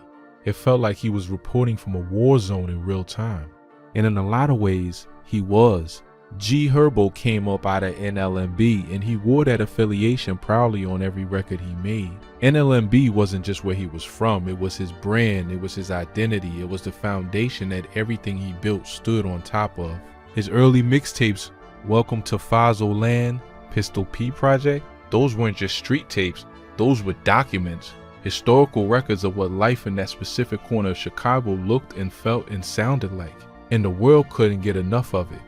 But here's where it starts to get complicated, because as G Herbo's career started to explode, as the shows got bigger and the money got real and the label deals started coming in, the gap between where he was going and where his people were staying started to grow. And in street culture, that gap is one of the most dangerous things that can exist. It's not unique to Chicago, it's not unique to NLMB. You've seen this story play out in cities across the country.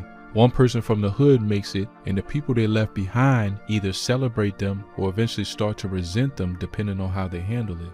And for NLMB, based on what started coming out publicly, it sounds like how G Herbo handled it was not sitting well with a lot of people. But for a long time, nobody said it out loud, not publicly anyway. That changed, and when it changed everything. Now this is where it starts getting real. For years, the tension between G Herbo and members of NLMB was the kind of thing that got discussed on the block, whispered about in conversations, hinted at in comment sections, but never fully brought into the light. There was a code that kept it contained. You didn't put your people on blast publicly. You handled things internally. That's how the street code is supposed to work. But that code has a limit, and when people feel like they've been betrayed badly enough, for long enough, that code breaks down. The first major public crack in the NLMB foundation came when No Limit Caro, an actual member from the No Limit side of NLMB, decided he was done staying quiet. Now let's be clear about who No Limit Caro is. This isn't somebody from outside the organization talking about something he doesn't have firsthand knowledge of. This is somebody who was in the trenches with these guys, somebody who was there for the come up, somebody who watched G Herbo go from the neighborhood to the global stage. And according to what Caro put out publicly, watching all of that happen while being left behind was not something he was going to keep swallowing in silence anymore. Caro came out and essentially exposed what he said was G Herbo's abandonment of the people he came up with. And the specific allegations he made were not vague, they were detailed, they were pointed. And they resonated with a lot of people who had been watching from the outside and wondering the same things. According to Caro, G Herbo did not help take his people out of the hood when he got rich. When guys from NLMB were catching cases, getting locked up, facing serious charges that require real money for real lawyers and real bonds, G Herbo, according to Cairo's account, was not stepping up to help with those bonds, was not helping with legal fees, was not using his resources or connections to try to fight for the guys who were fighting while he was up there building a career. But that wasn't even the part that seemed to hurt the most. What really stood out for what Cairo said and what got people talking was something that sounds almost small compared to everything else, but actually says everything about the relationship dynamic. According to Cairo, G Herbo had promised him a trip to Egypt. Now on the surface that might sound like a random detail, but think about what that represents for a second. A trip to Egypt means something to a guy who's never had anything. It means that someone you consider a brother looked you in the eye and said, I got you. We're going to do this together. Things are going to be different. And then that promise, like apparently so many other promises made to the guys in that hood, never materialized. Cairo said G Herbo promised him Egypt and never took him. That kind of thing sticks with people because it's not just about Egypt. It's about being promised something and then being forgotten. It's about watching someone you helped build rise to heights that changed their entire life while your life stayed exactly the same. Now, when Cairo put all of this out publicly, the response was massive. Chicago social media was on fire. People who followed the drill scene closely were going back and forth about it. Some people defended G Herbo, some people backed Cairo fully, and a lot of people were just watching, waiting to see how G Herbo was going to respond. And G Herbo did respond. His response, and this is important, was not what a lot of people were hoping to hear. From what came out publicly, G Herbo pushed back on the narrative. His position was essentially that he done things for people, that he put people on when he could, and that the way things were being characterized wasn't accurate. He also made it clear that he wasn't going to be put in a position where he felt like he was being extorted or pressured into doing things because of his status. And look, from a certain perspective, that position makes some sense. No artist who's made it wants to feel like they owe unlimited resources to everyone who was around them during the come up. That's a real conversation that a lot of successful people from the streets have had to have. But here's where it gets crazy. The way that response was received by people inside NLMB and people watching from the outside was not good for G Herbo's relationship with his people. Because when you're the guy who made it, and someone from your hood is publicly saying you left them behind, and your response sounds defensive rather than compassionate, it doesn't matter how valid your points are. It looks cold. It looks like you're protecting your bag over protecting your brothers. And once that perception took hold, it was almost impossible to shake. But here's what really compounded things. It wasn't just what G Herbo said in response. It was what happened in the aftermath, because the Cairo situation then closed the chapter. It opened a book. It made other people in and around NLMB feel like they could or should speak about their own experiences. It created a permission structure for grievances that had been building for years to finally come to the surface. And that meant things were about to get a whole lot more public and a whole lot more serious. Because in the time between the Cairo situation and what was about to happen next, there were other incidents. Other moments that added more fuel to an already burning fire. Small things, big things. Things that individually might have been manageable but collectively were building towards something that couldn't be stopped. The relationship between G Herbo and NLMB was fracturing in real time. And the people around them were starting to take positions, starting to pick sides, starting to ask the question that everyone in that kind of situation eventually has to answer. Who do you ride with when brothers fall out? That question was about to get answered in the most devastating way possible. But before we get there, we need to talk about another voice that came forward. Another member of NLMB who decided that what Cairo said wasn't enough, that there was more to be said, and who went further publicly than maybe anyone expected. His name was NLMB J Dog, and what he said and what happened to him because of it is the real center of this entire story. Fast forward to a period when the tension inside NLMB had become impossible to ignore. People were watching closely. The comment sections on any post related to G Herbo, NLMB, or anyone connected to that world were becoming battlegrounds. The situation with Cairo had planted seeds of doubt about the loyalty and reciprocity within the organization, and those seeds were growing. And then J Dog went on live. Now you need to understand what an NLMB member going on live to talk about internal business means in the context of street culture. This isn't a comment, this isn't a cryptic post with a caption that could mean anything. This is someone looking directly into a camera knowing that potentially thousands of people are watching in real time and deciding that what they have to say is important enough, urgent enough, that they're going to say it publicly regardless of the consequences.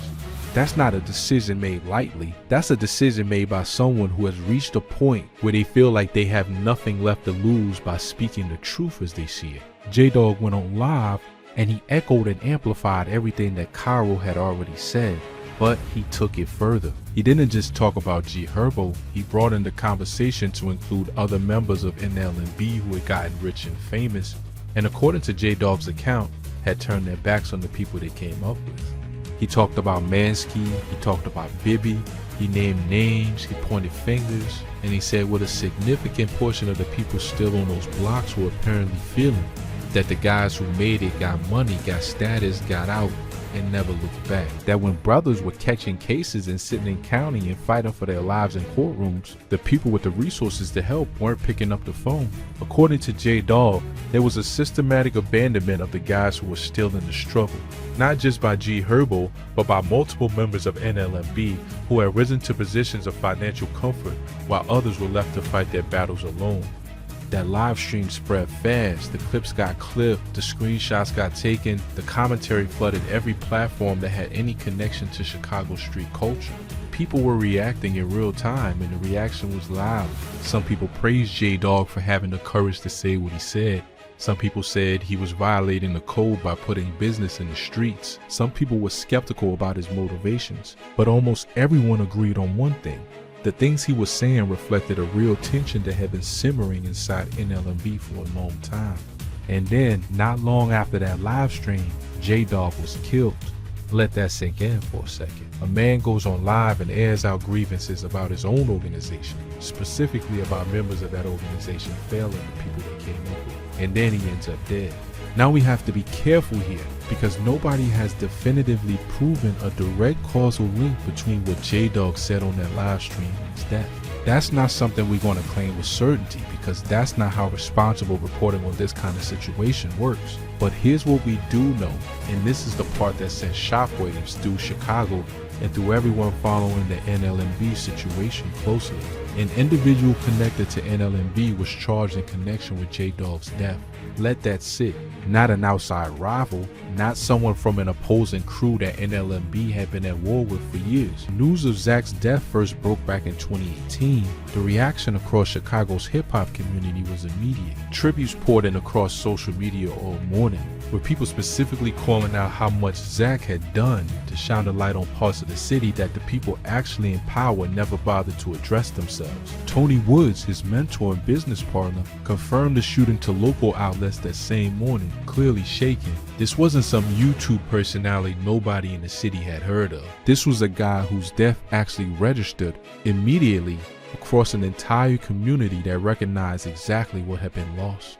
Now let's zoom out, because Zach's case isn't actually some rare exception in Chicago. It's basically the rule. Chicago police clear less than 30% of homicides in the year they actually happen, less than a third. That means for every 10 people murdered in the city in a given year, more than 7 of those families never get an actual resolution within that same year. Some never get one at all. And in 2021 alone, Chicago recorded close to 800 killings citywide. That's not a number that comes from a small handful of conflicts. That's an entire city carrying that kind of weight year after year, with a police department and a backlog of cases that simply cannot keep pace. Part of why this happens connects directly to something we touched on earlier, the no snitch code. In neighborhoods that have been over-policed and underprotected for generations, plenty of people who actually witness violence genuinely don't trust that going to police will lead to justice, or that it won't just get them labeled a snitch and put their own life at risk. And honestly, given Chicago's actual history with its own police department, that distrust isn't paranoia, it's earned. In 2014, a Chicago police officer named Jason Van Dyke shot a 17-year-old named Laquan McDonald 16 times. The department sat on the dash cam footage for over a year before it finally got released to the public, and when it did come out, it set off protests across the entire city. That case eventually led the United States Department of Justice to launch a full investigation into the Chicago Police Department's practices. And what they found wasn't pretty. Federal investigators concluded that CPD officers resorted to using guns too quickly, routinely violated the constitutional rights of Black and Latino residents, and that the department had a pattern of covering for officers who crossed the line while barely punishing the ones who did. That investigation eventually forced the city into a federal consent decree in 2019, a court order overseen by a federal judge, mandating department-wide reforms. It's the first time in Chicago police history that's ever happened. And even years into that consent decree, independent monitors and activists have repeatedly pointed out that the department has dragged its feet on actually implementing the reforms it agreed to. Tools that were supposed to flag officers with repeated misconduct complaints sat unused for years past their planned rollout date. So this isn't a story about a department that got caught, fixed itself, and moved on. It's a story about a department that's been under direct federal supervision for years and is still, by most independent accounts, struggling to follow through. And the cost of all that misconduct isn't just historical either. Between 2019 and 2022 alone, the exact years surrounding the AP's investigation into Zach's case, Chicago taxpayers paid out close to $300 million settling police misconduct lawsuits with over 100 individual officers repeatedly named in complaints. So when people in these neighborhoods say they don't trust police and they choose silence over cooperation, that's not some abstract cultural thing happening in a vacuum. That's a community responding rationally to decades of evidence that the system protecting them has also been actively harming them. And in a city carrying that kind of baggage, on top of a homicide caseload police straight up cannot keep up with, on top of prosecutors willing to lean on a legal loophole from the 1800s to avoid prosecuting gang violence, you end up with exactly what happened to Zach. A murder police say they solved. Suspects they say they identified with video ballistics and cell phone data backing it up. And zero accountability 4 years running, going on now over half a decade with nobody ever convicted. Now here's something that makes Zach's death hit even harder when you zoom out and look at the bigger picture of the world he was documenting. He wasn't the only person connected to Chicago's drill scene who ended up like this. Not even close. Lil Jojo, one of the earliest drill artists, got gunned down in 2012, shot from behind while riding a bike, just hours after posting a video calling out a rival. La Capone got killed in 2013, shot in an alley walking home from a late night studio session. Years later, in 2020, FBG Duck, somebody who'd specifically told people he was scared to let anybody know where he was going because of threats connected directly to the drill rap world, got shot as many as 21 times in broad daylight on Oak Street, in one of Chicago's wealthiest shopping districts with his girlfriend standing right next to him. King Von, another Chicago artist who came up out of this exact scene, got killed in a shootout outside a hookah lounge in Atlanta that same year. Some of these cases eventually led to federal charges, most of them, just like Zach's, dragged on for years with no real resolution. There's one connection in particular that captures just how tangled this all is. In 2017, Zach interviewed a young rapper named Antoine Fields, who went by Lil Mr. Montana, about losing his close friend Lil Jojo to gun violence years earlier, and about advice Lil Durk, Montana's own cousin, had given him on how to handle beef without it turning fatal. 2 years after that interview aired, in March of 2019, Montana himself was shot in the head in Inglewood and died at the hospital. Zach had documented him grieving one friend lost to this exact cycle, and within 2 years, Zach's own camera had become part of the historical record of somebody who'd go on to become a casualty of the same cycle himself, less than a year before Zach joined that list too. And the fallout from this entire era of Chicago drill violence is still working its way through courts right now. FBG Duck's own family filed a wrongful death lawsuit in 2024, years after his killing, accusing other figures in the industry of profiting off the conflict that got him killed in the first place. Federal prosecutors have brought charges in some of these cases. FBG Duck's killing actually resulted in federal indictments back in 2021. Unlike Zach's case, but notice the pattern. It usually takes years, federal involvement, and enormous public pressure before any of these cases move at all. Zach's case never got that same level of federal attention, never got that same media spotlight pushing it forward. It just got a quiet internal police file marked cleared, sitting untouched for 4 years. until a wire service reporter happened to file the right records request. Zach filmed almost all of these guys at some point before any of this happened to them.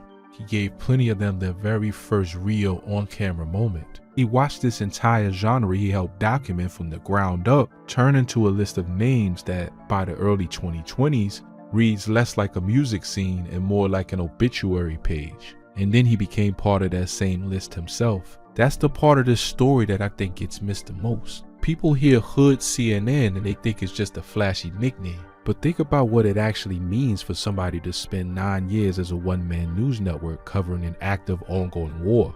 In his own city, among people he actually grew up around, Zach wasn't reporting on a conflict from a distance the way an actual news anchor does. He was inside it every single day, with relationships on every side of it. And the entire premise of being trusted by everybody, of being the guy who's neutral enough to walk into anybody's territory, only holds up as long as everybody agrees to keep seeing you that way. The second somebody decides you're not neutral anymore, that you're actually just a tool helping their ops look good online, that trust evaporates instantly, and there's no getting it back. At the end of the day, what makes Zach's story sting more than a typical Chicago shooting is the specific kind of betrayal baked into it. This wasn't a man killed by strangers who had no idea who he was. If the police records are right, this was a man killed by people from a set he'd actually been around, in a city where he spent his entire career trying to build bridges between exactly these kinds of factions. He gave a platform to people from Goontown. He gave a platform to people from Perry Avenue. He covered both sides of beef after beef after beef, genuinely believing that showing the full picture might do some good. And in the end, it was that exact willingness to cover everybody without picking a side that put him in a car with two friends who themselves had outstanding beef of their own, on a street 2 blocks from a club where the wrong rivals just happened to cross paths on the wrong night.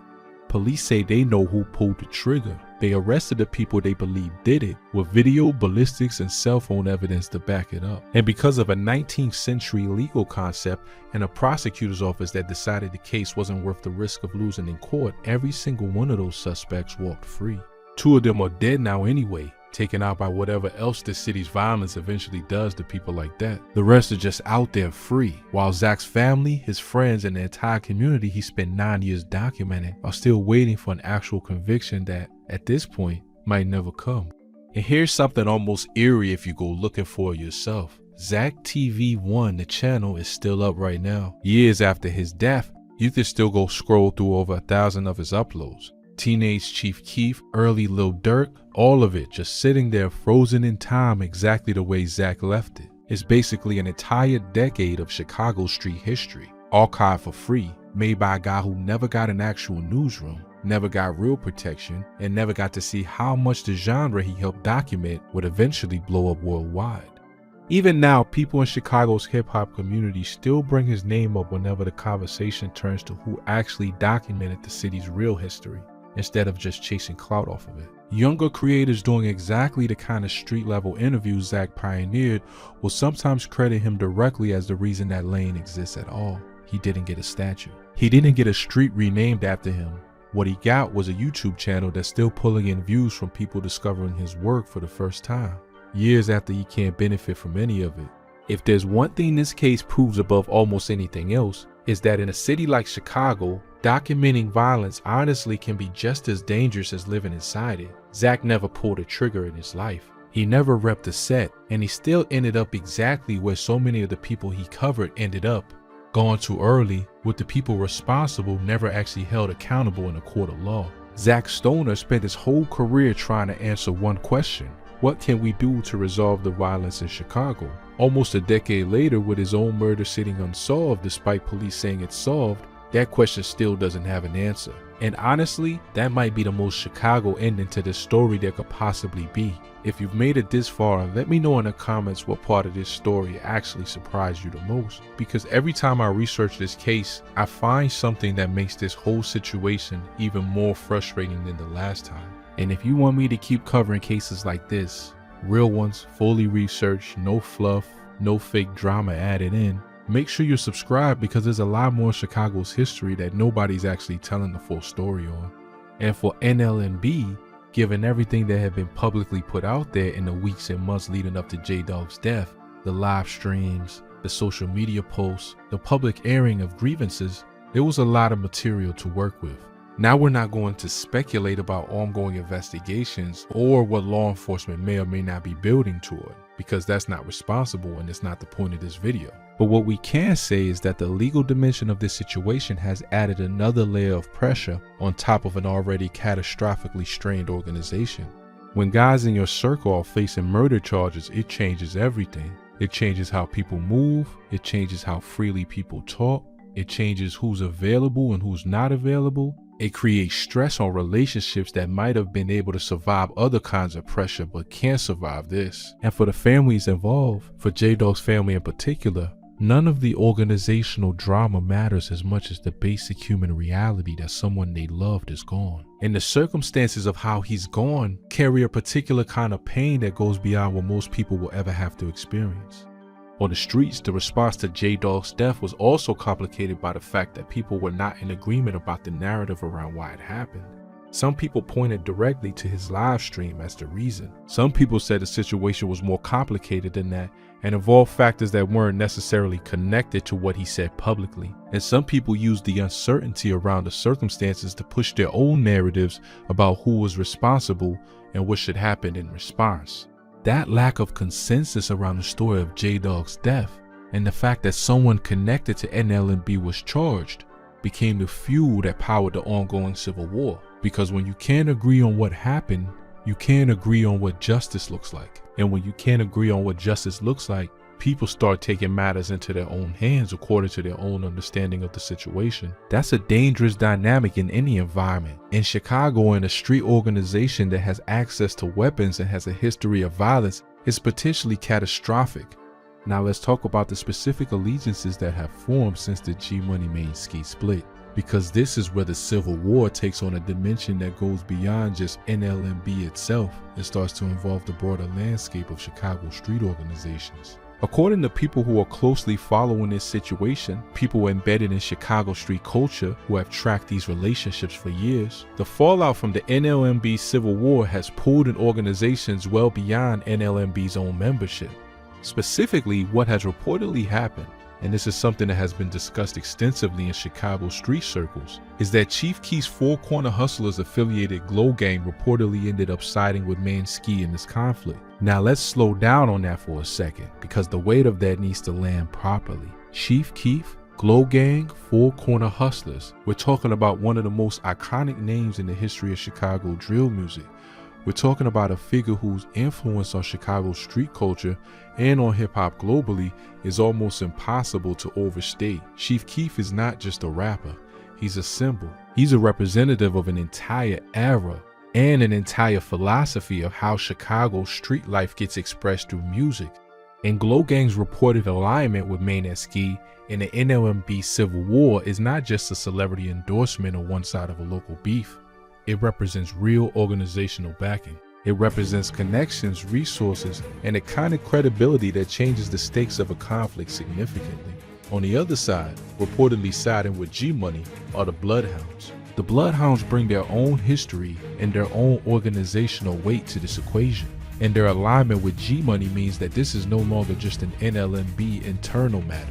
It's a conflict that has absorbed multiple organizations and created alliances and divisions that extend far beyond the original fracture point. Think about what has happened here in terms of the speed at which this escalated. You start with G Herbo making it and the hood feeling left behind. You go through Cairo's public allegations, through J-Dog's live stream, through J-Dog's death and the charges that follow, through G-Money and Main Ski fighting over the aftermath. And then you arrive at a situation where two separate organizational power structures with their own histories and their own people are now positioned on opposite sides of what started as an internal NLMB dispute. That's not a small thing. That's not something that gets quietly resolved with a handshake and a sit down. That's a structural realignment of relationships and alliances in a specific section of Chicago's street world that has implications for how people move, who they can be around, and how safe anyone in these circles actually is. The social media dimension of this conflict has also been significant because unlike street conflicts of previous generations, this one has been partially documented in real time on platforms where everyone with a phone can watch it unfold. Posts going up, comments going wild, people declaring sides publicly, Threats being made in ways that are visible to law enforcement, to journalists, to the general public, and to the people on both sides of the conflict who are trying to track what's happening. And that real-time documentation creates its own set of problems because things said in the heat of the moment on social media have a permanence that words on the street don't have.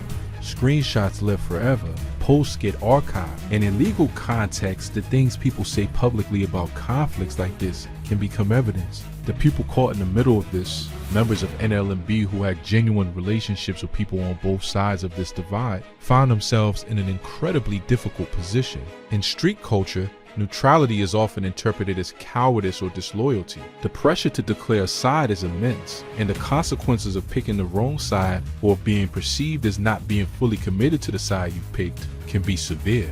Meanwhile, the original issues, the foundational grievances that started all of this, haven't been resolved.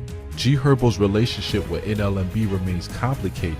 The legal situation around J-Dog's death continues to develop. The G-Money Mainski split has not been healed, and the broader alliances that have formed around each side have created a web of conflict that keeps pulling more people into its orbit. Let's talk for a minute about what the street consequences of all of this actually look like in practice. Because it's easy to talk about sides and alliances in the abstract, but the real-world consequences of a conflict like this are concrete and often brutal. When an organization the size and scope of NLMB fractures, and when that fracture pulls in other organizations to the alliance structure that develops around it, you get a situation where people who used to move together, party together, celebrate together, and protect each other are now looking at each other with suspicion or outright hostility. People who used to be safe in certain places are suddenly not safe there. People who used to rely on certain relationships for protection or support find those relationships compromised or severed entirely. And in an environment where violence has historically been a way of resolving disputes and establishing dominance, a conflict like this carries with it the constant threat of additional loss. Every escalation on social media carries the potential to translate into something that happens on the Chicago street at a time when nobody's paying attention except the people directly involved. That's the reality of what we're talking about when we say NLMB is at war with itself. We're not just talking about internet drama, we're talking about a genuine fracture in an organization whose members operate in an environment where the consequences of conflict are life and death.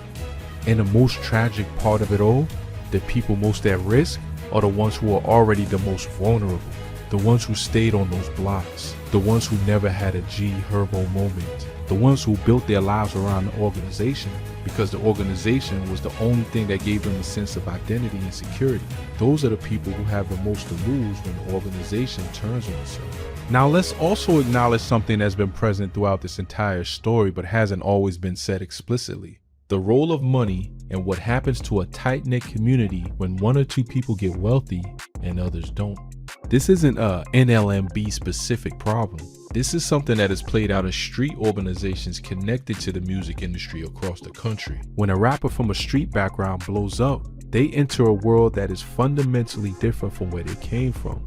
The money is real. The expectations placed on them by their management, their label, their lawyers, and their financial advisors are real. The distance, literally and emotionally, between where they are and where their people are grows every single day. And the people left behind feel that distance in ways that accumulate over time. Every time they see their guy on TV and then look at their own situation, every time they're in a situation where they need resources and don't have them and feel like their guy could help but isn't, every time a promise gets made and then doesn't happen, it builds and builds until somebody decides they're going to say it out loud. With NLMB, multiple people said it out loud, and the fallout has been catastrophic. But there's another layer to this that we need to address, because it's important for understanding the full picture. G Herbo has spoken about his background and his experiences in ways that suggest he carries real trauma from what he lived through. He's talked about mental health. He's talked about the difficulty of carrying the weight of where he came from while also trying to build a life that is different from that. He's had his own legal issues, federal charges related to fraud that complicated his ability to operate freely and to help people the way he might have wanted to. And Lil Bibby, another NLMB affiliated artist who was specifically named in J-Dog's live stream criticisms, has his own story, his own trajectory, his own set of circumstances that inform why he may or may not have maintained certain relationships with people from the hood. None of this fully excuses the feeling of abandonment that people like Cairo and J-Dog express publicly, but it complicates the simple narrative of these guys got rich and didn't care about their people. Reality is almost always more complicated than the narrative, and the truth of this situation probably lives somewhere in the messy middle between they completely abandoned their people and they did everything they could and people are ungrateful. The tragedy is that whatever the truth is, a man is dead. Other men are facing charges. An organization is split apart and the conflict is still unresolved. But let's step back even further, because the NLMB Civil War doesn't just tell us something about NLMB, it tells us something much bigger. It holds up a mirror to a dynamic that exists in every major city in America where there is a street rap scene built on the real experiences of people living in poverty and danger. And what that mirror shows us is not comfortable.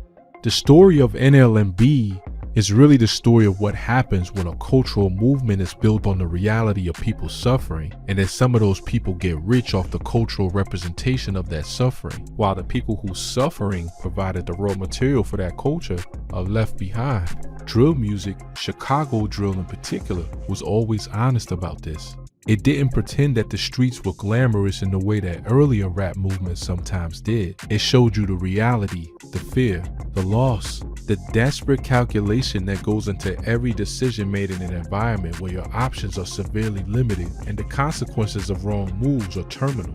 And because of that honesty, because of that rawness, it connected with people all over the world who recognized something authentic in it. It made careers. It made millions of dollars, it made stars. But the question that has always lurked underneath all of that, the question that the NLMB Civil War has now forced into the open in the most violent and painful way possible, is who benefits from those careers and those millions of dollars? And what obligation do the people who benefit have to the community that produced the content that made all of it possible?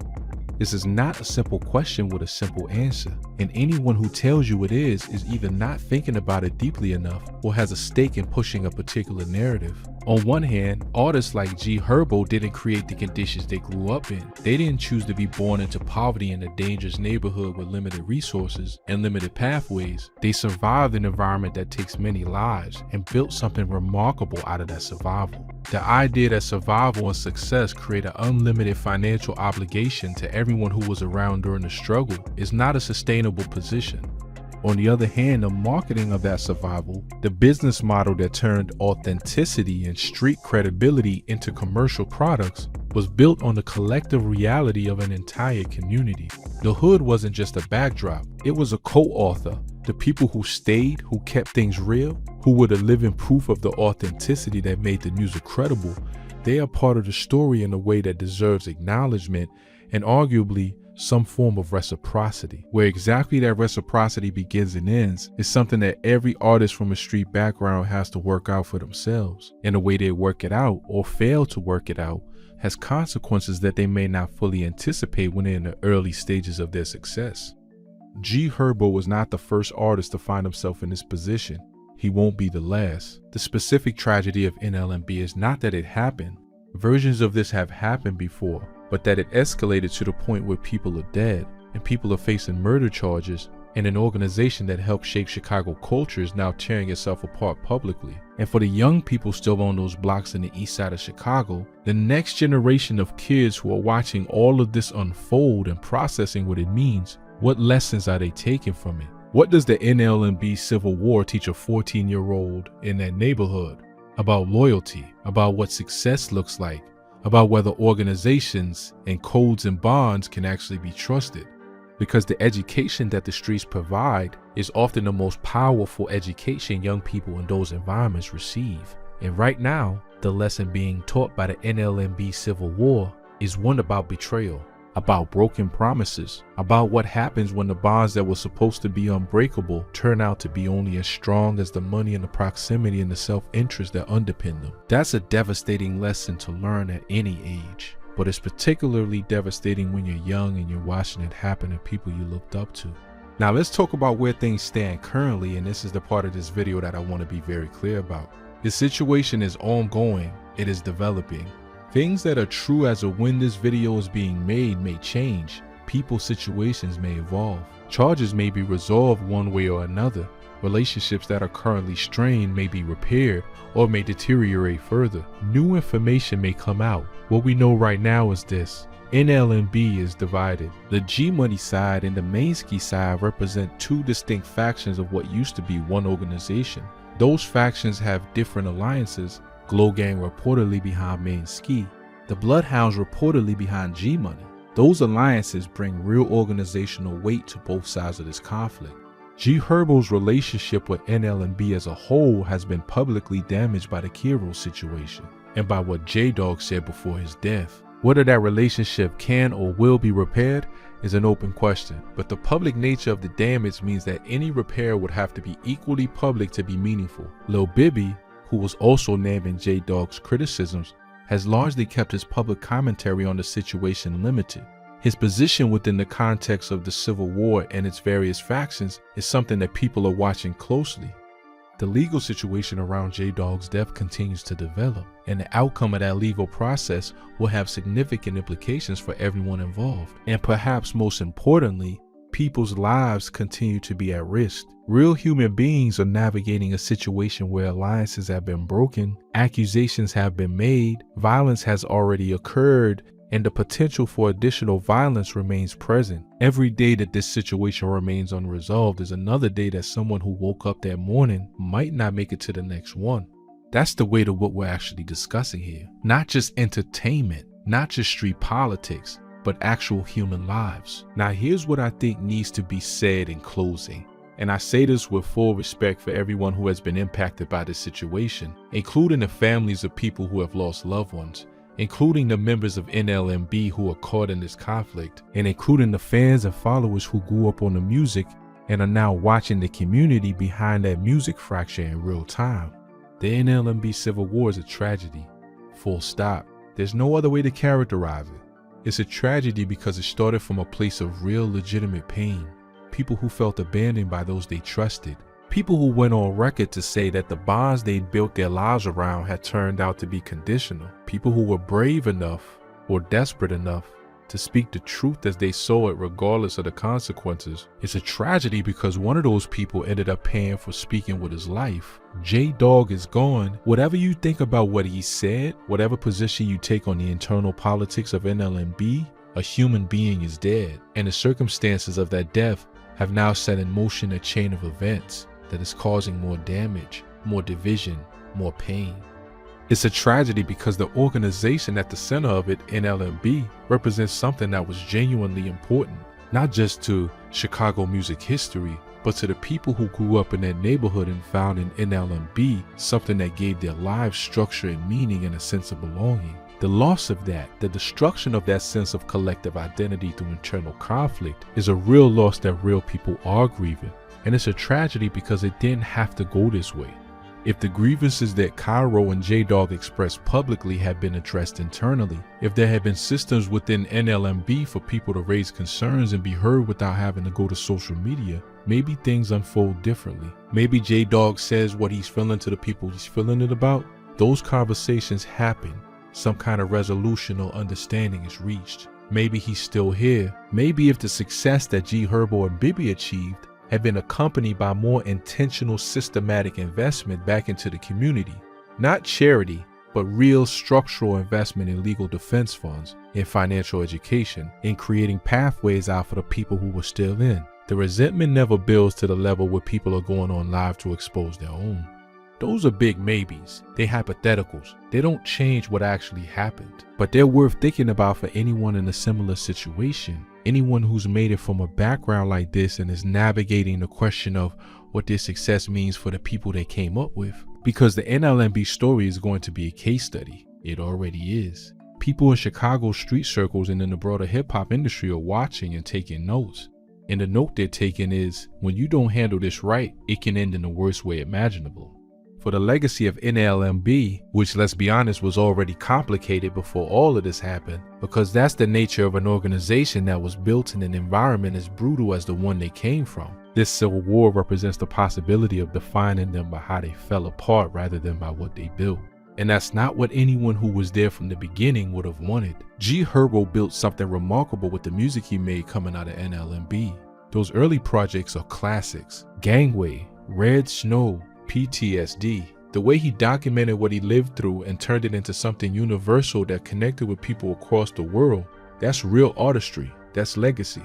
Lil Bibby's contributions, the energy, the authenticity, the way he held down the NLMB flag on records and in his public presence, that's real too. That's part of the history. And the members who stayed behind, the Kairos and the J-Dogs and the G-Monies and the Mainskis and everyone else who kept it real on those blocks, while the famous ones moved on, they're part of that legacy too. Maybe the most important part, because without their reality, without their lived experience, there is no G Herbo, there is no Lil Bibby, there is no NLMB that the world knows about.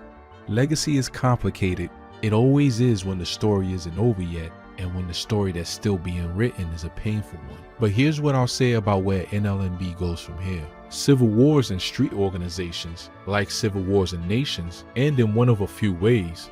They end through a decisive victory by one side that effectively dismantles the other. They end through exhaustion. When both sides have lost enough that continuing doesn't make sense anymore. They end through a negotiated peace that acknowledges the grievances of both sides and creates new structures for moving forward. Or they end in a continuation of conflict that claims more lives and more relationships until there's nothing left to fight over.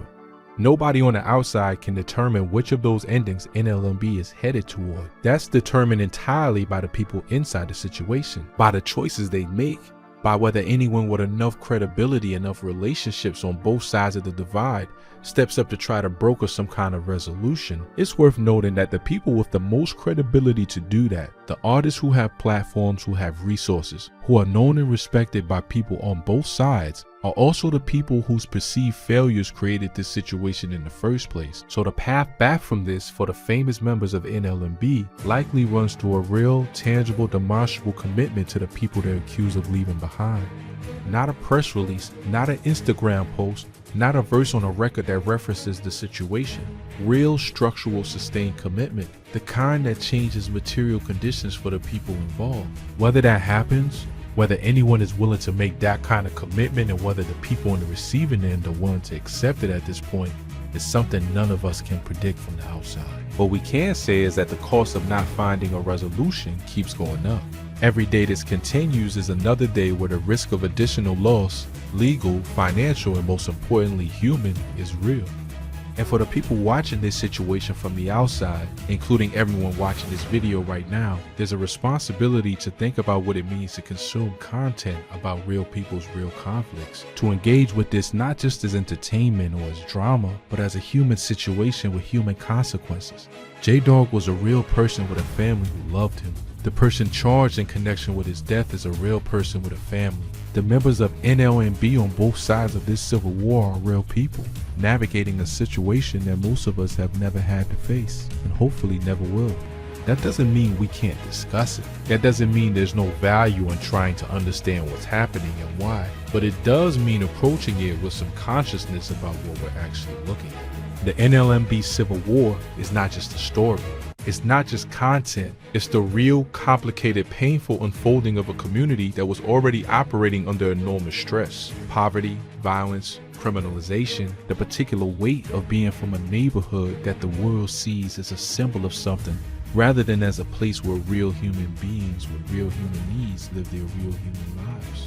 And the fact that it's playing out publicly in real time in the age of social media and YouTube and TikTok, with the whole world watching and commenting and taking sides, adds a layer of pressure and performance to an already overwhelming situation. The people of NLMB on both sides of this divide deserve better than to have their pain turned into content. Even this video, as carefully as we've tried to handle this, is participating in that dynamic to some degree. The least we can do is acknowledge that. At the end of the day, this is a story about what happens when a community is under-resourced, under-supported, and over-policed. What happens when the only economic opportunity that presents itself to talented people is one that requires them to commodify their trauma? What happens when the bonds that hold a community together get put under pressures they were never designed to withstand? The NLMB Civil War is happening right now. It's real, it's painful, and it's not over. We're going to keep following this story and bringing you the most accurate, most responsible coverage we can, because the people involved deserve for their story to be told accurately, not sensational. And because understanding what's happening to NLMB right now might help us understand something bigger, something about what happens to communities when systems fail them, and about what it actually takes to keep people together when every force in their environment is working to pull them apart. Rest in peace to J-Dog. Prayers for everyone caught in this situation, and for all the families involved, and to everyone watching this, pay attention, because the story of NLMB is still being written, and how it ends is going to tell us something important about Chicago, about street culture, about the music industry, and about what loyalty and brotherhood actually mean when everything gets hard. That's the real story, and we'll be here to cover every chapter of it. Stay locked in. I call Lil Reese the Grim Reaper. I remember hearing that Lil J got shot, he survived, and I was like, what the fuck? I'm like, I thought usually when you get shot, you die. It was like, all right, this guy's got shot at Wolverine. He was dancing like 3 days later. He's pretty much notorious in Chirac, one of the guys.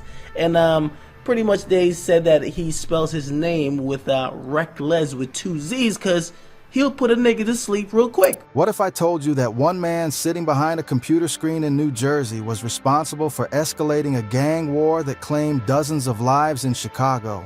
What if that same man made millions of dollars by turning real murders into entertainment content, giving killers superhero nicknames, and creating a twisted reality show out of people's pain? Between 2014 and 2017, DJ Academics didn't just cover the Chicago drill scene, he weaponized it. His War in Chicago series turned gang violence into viral content, giving young killers the fame they craved and the motivation to keep pulling triggers. While families buried their sons, Academics counted his YouTube checks. Today, he tries to distance himself from the blood on his hands, claiming he was just a journalist covering what was already happening. But the evidence tells a different story, one of a man who turned tragedy into profit and helped fuel one of the deadliest periods in Chicago's history. Stay until the end of this video, because I'm about to expose exactly how DJ Academics became the puppet master of Chicago's gang war, and why the hip-hop community is finally holding him accountable for the lives lost in his pursuit of clicks and cash. To understand how Alan Livingston,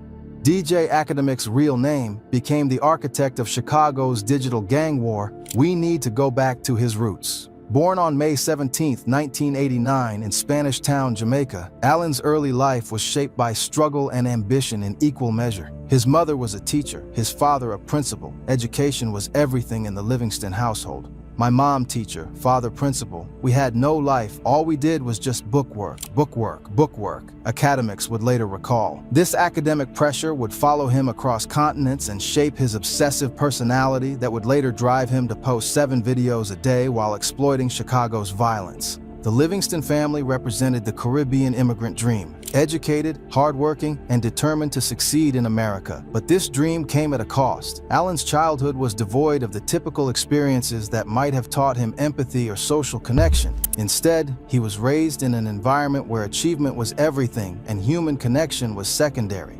When Alan was young, his mother made the difficult decision to leave him and his brother in Jamaica while she immigrated to the United States. Like many Caribbean immigrants, she painted a picture of America as the promised land. We thought she was rich because she was sending down these big barrels of supplies, Alan remembered. The reality was far different. His mother was working 3 jobs, living in poor conditions, and eventually paid an American man $20,000 to marry her just to become a U.S. citizen. This early abandonment would have profound psychological effects on Alan. He learned that love was conditional, that success required sacrifice, and that people were expendable in the pursuit of goals. These lessons would later manifest in his willingness to exploit other people's pain for his own advancement. The barrels his mother sent weren't just supplies, they were symbols of a false narrative about American success. Alan grew up believing that America was a place where hard work automatically led to wealth and respect. This naive understanding of American society would later influence his victim-blaming approach to covering Chicago's violence. In 2001, 12-year-old Alan finally joined his mother in America, but the dream quickly became a nightmare. It was just a story of quickly realizing the stories of what you heard that the United States was, ain't it? He said. The glamorous foreign his family had talked about was just another struggle, just in a different language. The culture shock was immense. Allen went from being a top student in Jamaica to being an outsider who didn't understand American social dynamics. He struggled with the accent, the cultural references, and the complex racial dynamics of American society. This outsider status would later allow him to view American black communities as foreign and exotic, making it easier for him to exploit their trauma. At school, Allen was the weird Jamaican kid who never fit in. He was socially ostracized, carrying the weight of his family's expectations while trying to assimilate into American culture. The pressure was immense. His mother constantly emphasized grades, grades, grades. "We're sending you to college to become something esteemed. We want doctors and lawyers," she would tell him.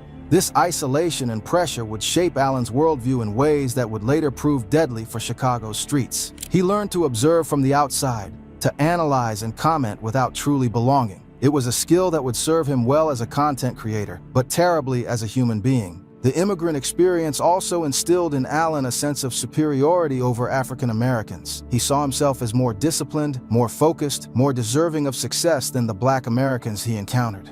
This perspective would later manifest in his condescending coverage of Chicago's gang violence, where he positioned himself as an enlightened observer commenting on the self-destructive behavior of lesser people. Allen enrolled at Rutgers University with dreams of becoming a doctor, carrying his family's expectations on his shoulders. But college life introduced him to something his strict upbringing hadn't prepared him for: American party culture and the intoxicating feeling of being wanted and needed. "My homies are like, yo, we got to start throwing parties. Everybody wants to party," Allen recalled. "They're like, first of all, we need a DJ. I had virtual DJ, looping soul samples. Of course I could DJ." This was Allen's first taste of being the center of attention, of having people actually want what he could provide. For someone who had spent his entire life as an outsider, the sudden popularity was addictive. Allen discovered that he had a talent for reading crowds, for understanding what people wanted to hear. He could manipulate energy, create excitement, and make people dance to his rhythm. These skills would later translate directly to his ability to manipulate online audiences and create viral content. The partying took its toll on his grades. He failed a class in his first year, forcing him to switch from pre-med to biomathematics. But more importantly, DJing gave him something he'd never had before: popularity and a sense of power over others. "I started gaining traction, building my name. People were calling me for events." Allen's approach to DJing was telling.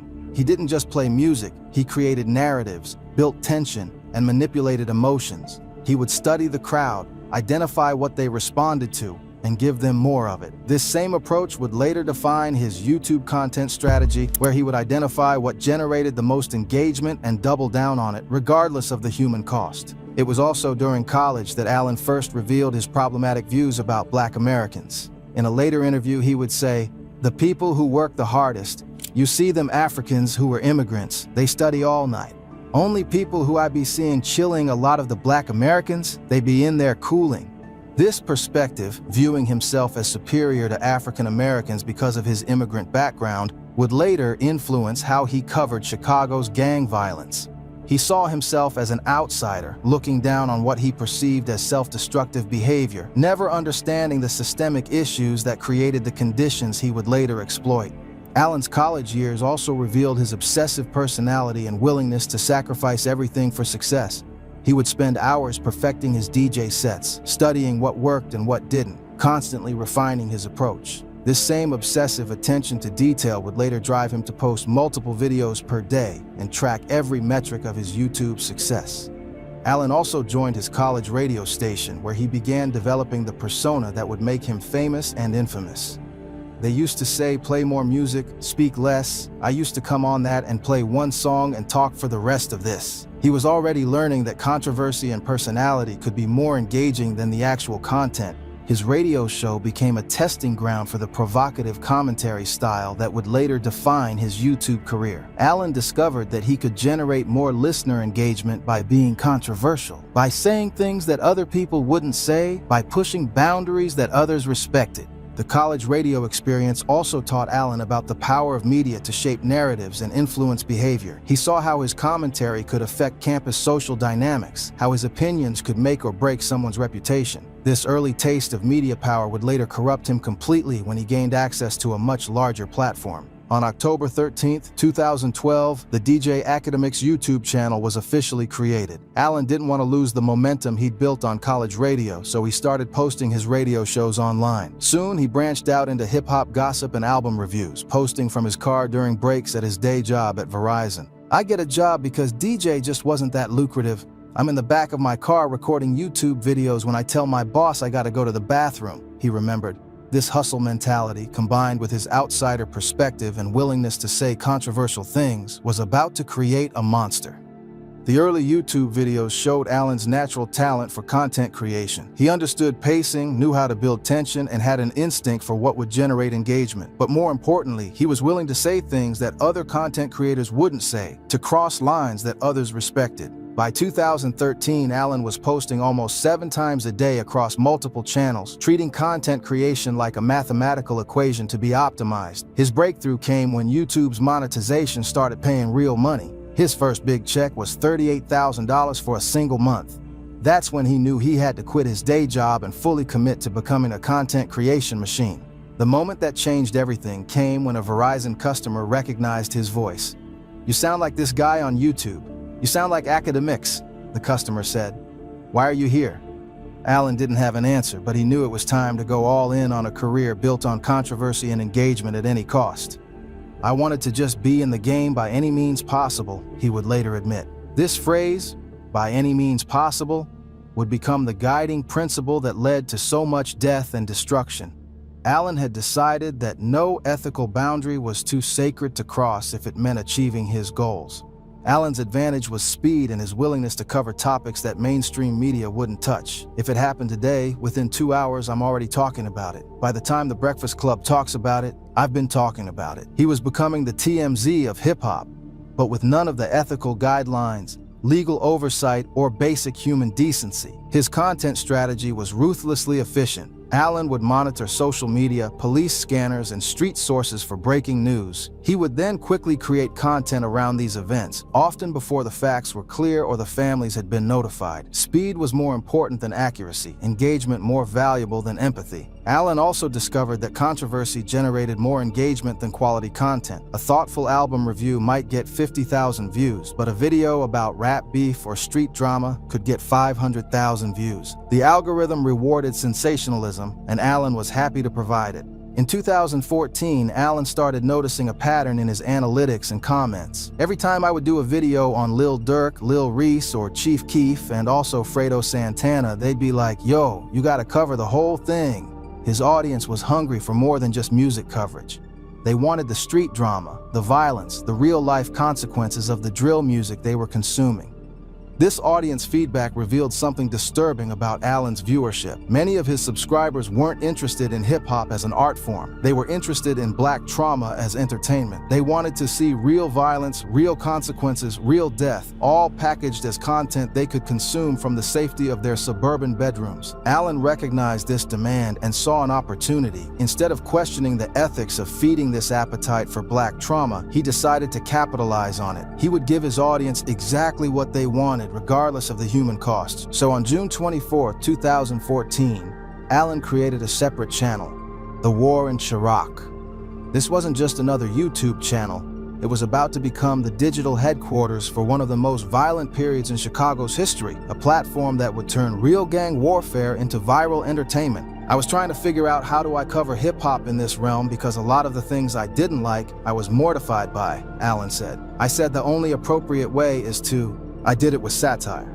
But this wasn't satire. This was exploitation dressed up as commentary, trauma packaged as entertainment." Allen's satirical approach involved giving real gang members and killers superhero nicknames, creating graphics and thumbnails that looked like movie posters, and treating real violence like it was a television show. He was turning Chicago's South Side into his personal reality TV series, complete with characters, storylines, and dramatic tension. The War in Chiraq wasn't just covering violence, it was manufacturing it. Allen had created a feedback loop where gang members would commit acts of violence specifically to get coverage on his platform, which would then motivate their enemies to retaliate to get their own coverage. He had gamified murder and turned Chicago's streets into a real-life video game where the high score was measured in bodies and YouTube views. Allen's content strategy was simple but deadly. Cover gang beefs, drill rap violence, and deaths in what he called a satirical manner. but there was nothing satirical about his coverage of a 9-year-old being killed. Allen's response? One of the gang members saw him, thought he was one of the ops, and actually smoked on 9-year-old pack. What is that, a mini pack? This wasn't comedy. This was a man making jokes about a child's murder while monetizing the content. The fact that Allen could joke about a 9-year-old's death revealed the complete absence of empathy that allowed him to build his career on other people's trauma, and his audience ate it up with comments celebrating the content and asking for more coverage of similar incidents. The war in Chiraq became appointment viewing for suburban kids who wanted to experience gang violence from the safety of their bedrooms. Obviously, to a bunch of people who lived in the suburbs who were watching me, there was just the common stuff like, oh yeah, we smoking on so-and-so today. And I'm like, damn, that's someone that died, Allen admitted. Nobody cared. Allen was feeding his audience a steady diet of Black death and trauma, packaging it as entertainment for people who had never experienced the poverty, systemic racism, and lack of opportunities that created these conditions in the first place. His viewers could consume Black suffering like it was a Netflix series, complete with characters to root for and against. The impact was immediate and deadly. Gang members started seeing Allen's platform as the ultimate validation. Getting covered on the war in Chiraq meant you were somebody. It meant your enemies would see you as a threat. It meant you mattered in a world that had otherwise written you off. Young men who might have stayed in school or found other paths to respect and recognition instead picked up guns, knowing that one viral moment of violence could make them famous. Allen had created a perverse incentive structure where murder was rewarded with fame, where violence was the currency for recognition. The comment sections became digital war zones where fans would instigate further violence. Y'all better slide for deceased gang member, or when y'all gonna get back for victim's name. These weren't just comments, they were calls to action that real people with real guns would read and act upon. Allen's audience became active participants in the violence. They would tag gang members in comments, challenging them to retaliate for disrespect or deaths. They would keep score of who was winning based on body counts. They would create their own content, memes, videos, social media posts that further glorified the violence Allen was covering. The platform also created a twisted form of celebrity culture around gang violence. Gang members would gain followers, receive fan mail, and develop online personas based on their violent reputations. Allen had turned killers into influencers, giving them the fame and attention that society had otherwise denied them. This celebrity culture made violence more appealing to young men who had few other paths to recognition and respect. In communities where legitimate opportunities were scarce, Allen's platform offered an alternative route to fame that required only a willingness to kill or be killed. Allen's nickname system wasn't just branding. It was psychological warfare that dehumanized real people and encouraged them to live up to violent personas. By giving gang members superhero names, he was encouraging them to embody these characters, to make decisions based on maintaining their reputations rather than preserving their lives. The Grim Reaper had to keep reaping. The Chiraq Demon had to keep being demonic. The Wolverine had to keep surviving and fighting back. These weren't just names, they were identities that came with expectations and responsibilities that could only be fulfilled through violence. Allen understood exactly what he was doing. I was giving them nicknames like, yo, these dudes are evil, he said. But evil was exactly what he wanted them to be because evil sold views. The more demonic and inhuman he could make these young men appear, the easier it was for his audience to consume their deaths as entertainment. The most tragic example was Lil Reese, who Allen dubbed the Grim Reaper because of how many times he'd survived being shot. Reese eventually embraced this nickname, even naming a mixtape after it. But the name came with a burden. He had to live up to the reputation of being death incarnate, which meant he could never back down from conflicts or show weakness. Allen's nicknames created a hierarchy of violence where the most dangerous and unpredictable individuals received the coolest names and the most coverage. This incentivized increasingly extreme behavior as gang members competed for Allen's attention and the fame that came with it. The nicknames also made it easier for Allen's audience to dehumanize the people he was covering. The Grim Reaper wasn't a young man named Tavares Taylor who had been failed by every system that should have protected him. He was a character in Allen's twisted reality show, a villain whose death would be entertaining rather than tragic.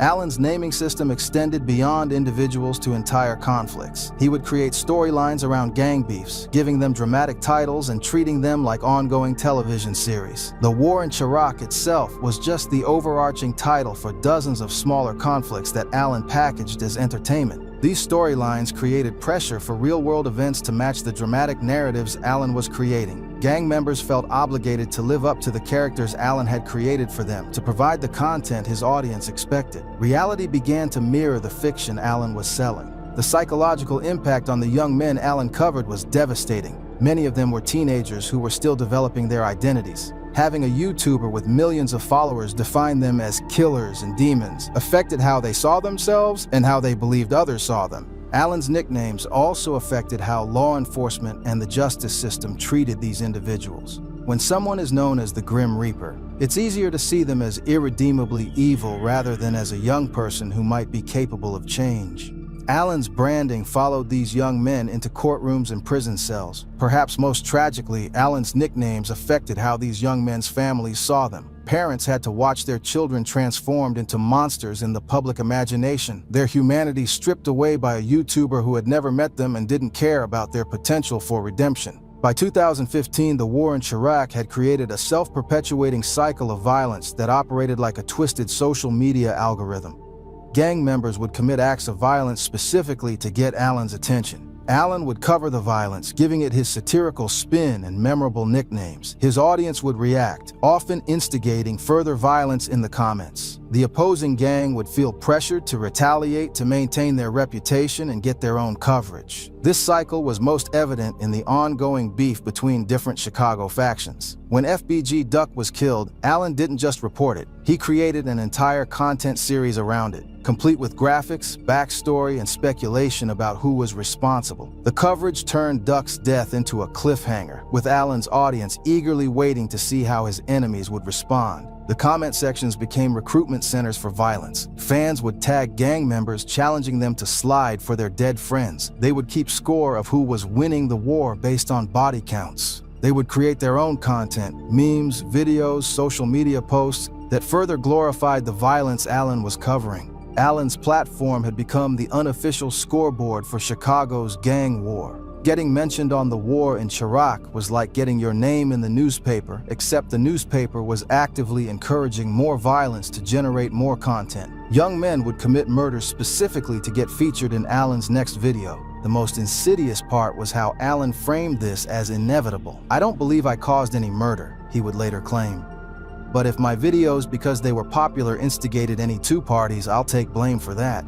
This was a classic case of having your cake and eating it too, taking credit for the platform's influence when it benefited him, but denying responsibility when people died.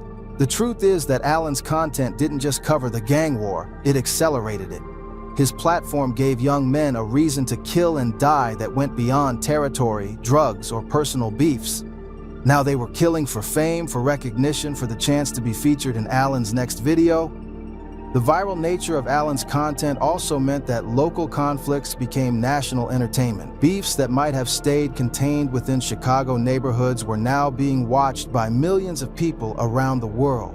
This global audience created additional pressure for gang members to live up to their reputations and provide the content viewers expected. Allen's coverage also affected the timing and intensity of retaliations. Gang members knew that immediate responses to disrespect or violence would be more likely to get coverage than delayed reactions. This created pressure for quick, often poorly planned retaliations that resulted in more deaths and arrests. The platform's influence extended beyond Chicago to other cities where young men saw the fame and attention that Allen's coverage could provide. Gang members in other cities began copying Chicago's drill scene, hoping to get their own coverage and recognition from Allen or similar content creators. Allen's success also inspired copycats who created their own channels covering gang violence in different cities. The war in Chiraq had created an entire industry of death merchants, all competing to see who could exploit urban violence most effectively. Each new channel meant more incentives for violence, more platforms for instigating conflicts, and more ways to monetize Black trauma. While Allen was counting his YouTube checks, real families were burying their children. The war in Chiraq wasn't just content.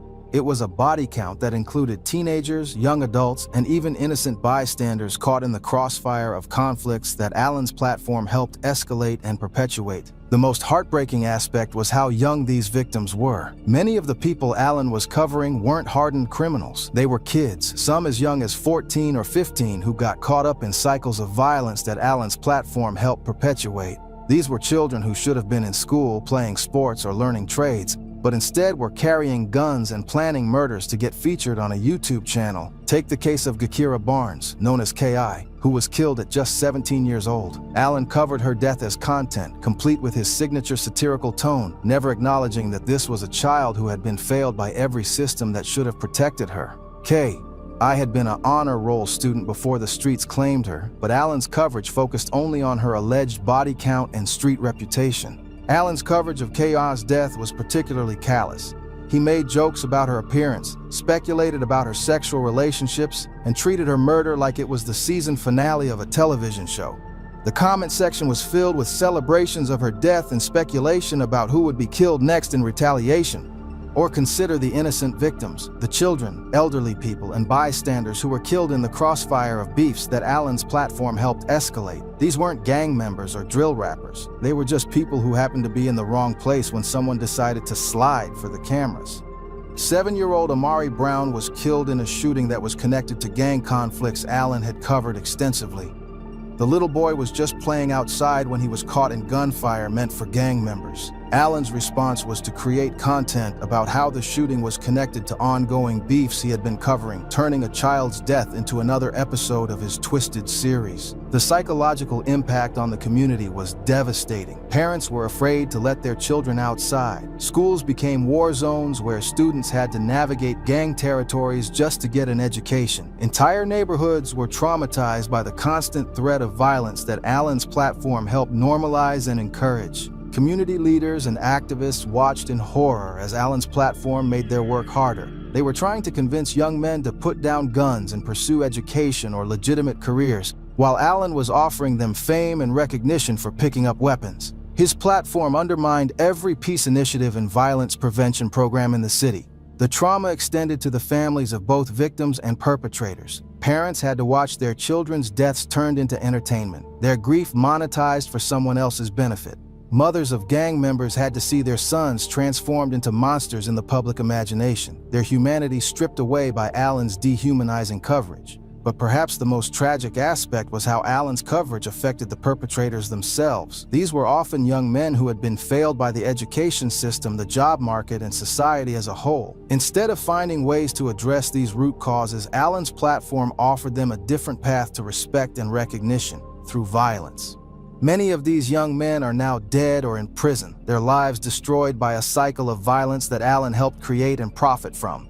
They became characters in his story, not human beings with their own hopes, dreams, and potential. Allen never showed interest in their backgrounds, their struggles, or their potential for redemption, only in their capacity for violence and entertainment value. While Chicago bled, Allen's bank account grew exponentially. The war in Chiraq was incredibly profitable. Each video could generate hundreds of thousands of views, translating to significant ad revenue. Allen was literally making money off of people's deaths, and he knew it. The more controversial the content, the more views it generated. The more graphic the violence, the more engagement it received. Allen had discovered that death sells, and he was willing to be the salesman. But the money wasn't just coming from YouTube ad revenue. Allen's growing platform attracted attention from major media companies, record labels, and brands who wanted to reach his engaged audience. In 2017, he was picked up by Complex for their podcast Everyday Struggle, largely based on the notoriety he had gained from the war in Chiraq. This mainstream success was built on a foundation of blood. Every dollar Allen made, every opportunity he received, every step up the media ladder was paid for with the lives of young black men in Chicago. He had monetized genocide and called it journalism, turned trauma into profit and labeled it entertainment. The financial incentives created by Allen's success were perverse and deadly. The more violent and controversial his content, the more money he made. This created pressure to constantly escalate, to find new ways to shock and engage his audience. Allen couldn't just cover violence. He had to make it more entertaining, more dramatic, more profitable. Allen's success also created a template that other content creators began to follow. They saw how profitable covering gang violence could be and started their own channels focused on urban trauma. The war in Chiraq had created an entire industry of death merchants, all competing to see who could exploit black suffering most effectively.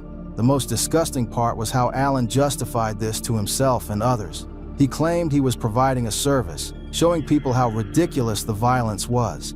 But his content did the opposite. It glorified violence, made killers into celebrities, and encouraged more bloodshed. Allen was like a drug dealer claiming he was helping addicts by providing them with purer product. Allen's financial success from the war in Iraq also gave him the resources to expand his operations. He could afford better equipment, hire editors, and create more professional-looking content. This increased production value made his exploitation of Chicago's violence more palatable to mainstream audiences and advertisers. The money also insulated Allen from criticism and consequences. When community leaders called him out, he could dismiss them as jealous or irrelevant. When families of victims demanded he stop exploiting their pain, he could ignore them because he didn't depend on their approval for his income. Financial independence gave him the freedom to continue his exploitation without accountability. Allen's success also attracted the attention of major social media platforms and tech companies. YouTube featured his content, Twitter verified his account, and Instagram promoted his posts.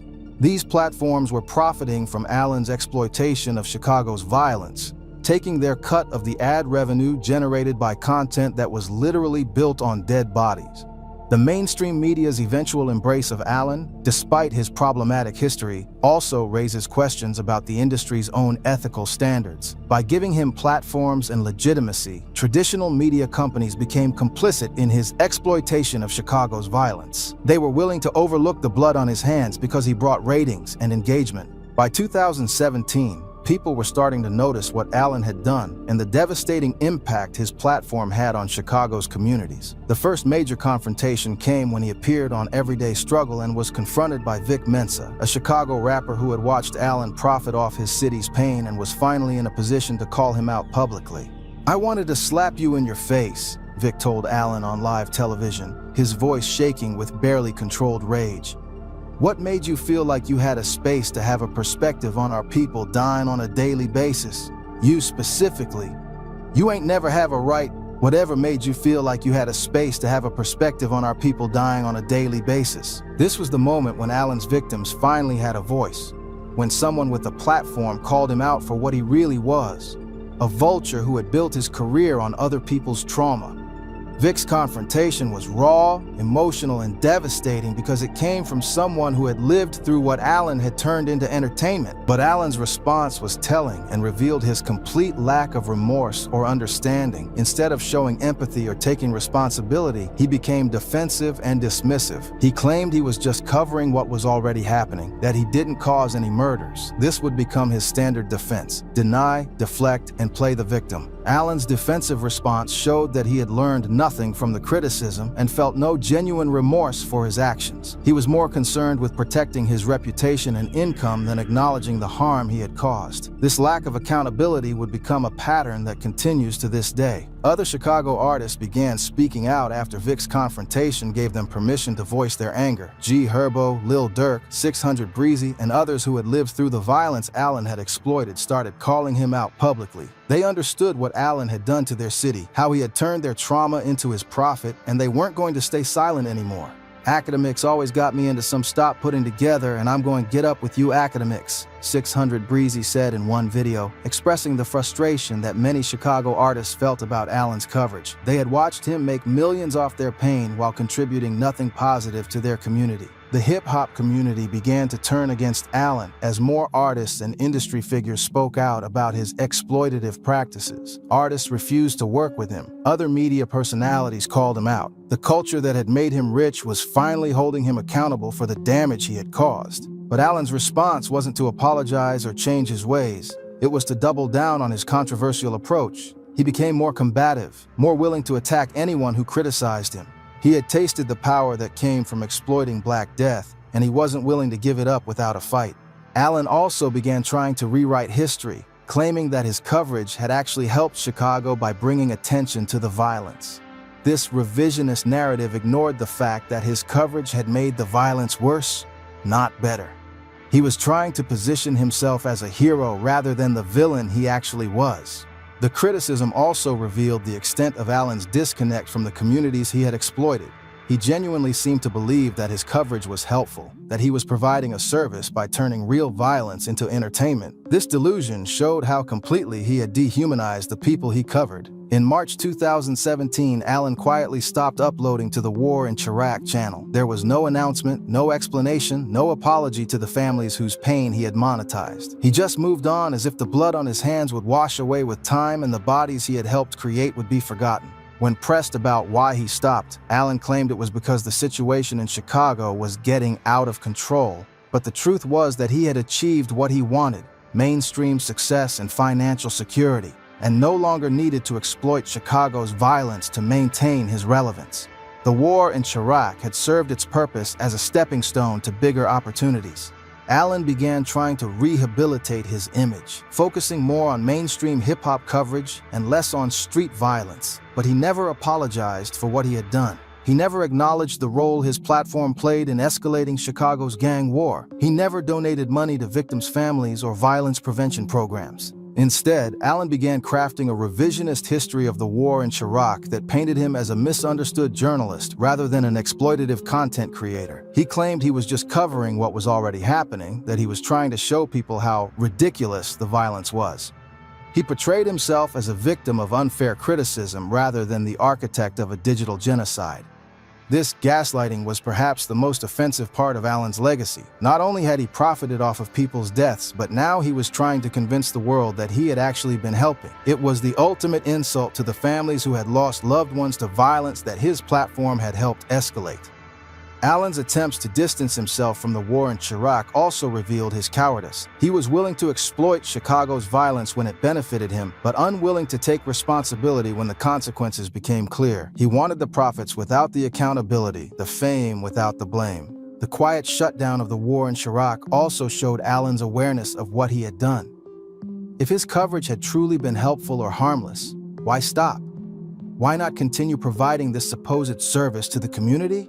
The fact that he abandoned the platform when it became controversial revealed his knowledge of its harmful impact. Allen's transition to mainstream media also showed how the industry was willing to reward his exploitation.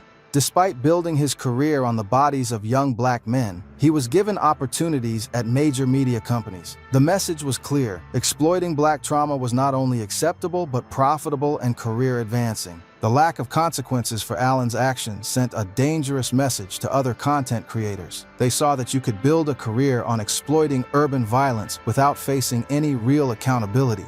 This led to a proliferation of similar channels and content creators who followed Allen's template of turning black trauma into entertainment. The most significant moment of accountability came when G Herbo, one of Chicago's most respected drill rappers and someone who had lived through everything Allen had covered, directly confronted him about his role in the city's violence. Herbo had lost friends to the violence Allen had exploited, had seen his community traumatized by conflicts that Allen's platform had helped escalate, and wasn't willing to let him off the hook. "You should donate at least $100,000 to Chicago," Herbo told Allen during an interview, his voice steady but filled with the weight of lived experience. "You made millions off our pain, off our trauma. The least you could do is give something back to the community you helped destroy." This wasn't just a suggestion, it was a challenge that exposed Allen's true character. Here was someone offering him a chance at redemption, a way to show that he understood the harm he had caused and wanted to make amends. It was an opportunity for Allen to demonstrate that he had grown, that he recognized his responsibility, and that he was willing to use his success to help heal the wounds he had helped create. Allen's response was revealing and devastating. Instead of acknowledging his role or showing any willingness to help, he became defensive and dismissive. He claimed he didn't owe Chicago anything, that he was just covering what was already happening. This response showed that Allen had learned nothing from the criticism and felt no genuine remorse for his actions. "I don't think I owe Chicago nothing," Allen said, his tone revealing his complete lack of empathy or understanding. "I covered what was happening. I didn't make nobody do nothing." This response was particularly galling because it came from someone who had made millions of dollars by turning Chicago's trauma into entertainment. Herbo's challenge also exposed the hypocrisy of Allen's position. He had been willing to profit from Chicago's violence but was unwilling to invest in Chicago's healing. He had been happy to make money off the city's trauma but refused to contribute to its recovery. This revealed the true nature of his relationship with the community he had exploited. The confrontation also highlighted the difference between Allen and the people he had covered. Herbo had lived through the violence, had lost friends and family members, had seen his community destroyed by conflicts that Allen had turned into entertainment. Yet he was the one calling for healing and investment, while Allen, who had profited from the destruction, refused to help. Allen's refusal to donate money to Chicago also revealed his awareness of his role in the violence. If he truly believed he had done nothing wrong, why not donate to prove his good intentions? His refusal suggested that he knew his coverage had been harmful and didn't want to acknowledge that harm by trying to make amends. The G Herbo confrontation became a defining moment in how the hip-hop community viewed Allen. It showed that he was unwilling to take responsibility for his actions, unwilling to help the communities he had exploited, and unwilling to use his success for anything other than his own benefit. And today, Allen tries to distance himself from the war in Chiraq, but the damage has been done and continues to reverberate through Chicago's communities. The platform he created helped normalize and accelerate gang violence in Chicago during one of the city's deadliest periods. Young men died because they wanted to be featured in his videos. Families were destroyed because Allen turned their tragedy into entertainment. The war in Chiraq wasn't just a YouTube channel. It was a weapon of mass destruction aimed at Chicago's black community. Allen had found a way to monetize genocide and call it journalism. He had turned real people into characters, real deaths into content, and real trauma into profit. The most tragic part is that many of the young men Allen covered are now dead or in prison. The violence he helped escalate claimed dozens of lives, destroyed hundreds of families, and traumatized an entire community. These weren't just statistics, they were human beings with potential, dreams, and people who loved them. King Von, one of the most talented artists to emerge from Chicago's drill scene, was killed in Atlanta in 2020. Von had been featured extensively in Allen's war and Chiraq coverage, with Allen giving him nicknames and treating his conflicts like entertainment. Von's death was mourned by fans around the world, but Allen bore some responsibility for creating the culture that made such violence seem inevitable and even desirable. FBG Duck, another talented artist who had been featured in Allen's coverage, was killed in a downtown Chicago shooting in 2020. Duck had been trying to move away from the street conflicts that Allen had helped publicize, but the reputation and beefs that Allen's platform had amplified followed him until his death. The list of young men who died during or after Allen's coverage is heartbreaking. L.A. Capone, Lil Jojo, Capo, Blood Money, and dozens of others. Each death represented not just a life lost, but potential unrealized, families destroyed, and communities traumatized. Allen's platform had helped create a culture where these deaths were seen as inevitable rather than preventable tragedies. Allen's platform also inspired a generation of content creators who saw how profitable exploiting black trauma could be. The war in Chiraq created an entire industry of death merchants, all competing to see who could turn violence into views most effectively. This proliferation of exploitative content has made the problem worse, not better. The cultural impact extends beyond Chicago to other cities where similar content creators have emerged. Allen's success showed that there was a market for exploiting urban violence, leading to copycat channels in cities like Philadelphia, Baltimore, and Atlanta. Each new channel meant more incentives for violence, more platforms for instigating conflicts, and more ways to monetize black trauma. The war in Chiraq also changed how gang violence was perceived and consumed by mainstream audiences. Allen had turned real violence into entertainment, making it easier for people to consume Black Death as content rather than recognizing it as a symptom of systemic problems that needed to be addressed. Perhaps most damaging was how the war in Chiraq influenced the drill music scene itself. Artists began creating music specifically to get Allen's attention, knowing that coverage on his platform could make their careers. This created a feedback loop where music became more violent and explicit to satisfy Allen's audience's appetite for extreme content. In recent years, Allen has been forced to confront his legacy more directly as the hip-hop community has become less willing to ignore his role in Chicago's violence. During a 2021 interview, he finally admitted some responsibility for what the war in Chiraq had become, though his admission was incomplete and came years too late. If you could go back in time, would you make war in Chiraq again? He was asked during an interview that would become one of his most honest moments. I wouldn't do it again, Allen finally admitted, his voice lacking the bravado that usually characterized his public statements. I think we're dealing with mental illness in Chicago. It wasn't appropriate. Probably wouldn't do that again. This was the closest Allen had ever come to acknowledging the harm his platform had caused. But even this admission was qualified and incomplete. He framed the violence as mental illness rather than acknowledging the systemic issues in his own role in escalating conflicts. He said it was inappropriate rather than admitting it was harmful and deadly. Allen's belated recognition of his role in Chicago's violence was a start, but it wasn't enough. True accountability would require more than just admitting he was wrong. It would require taking concrete steps to repair the damage he had caused. This would mean donating money to violence prevention programs, apologizing to the families of victims, and using his platform to promote peace and healing in Chicago. But Allen has shown no interest in real accountability. He hasn't donated money to Chicago violence prevention programs.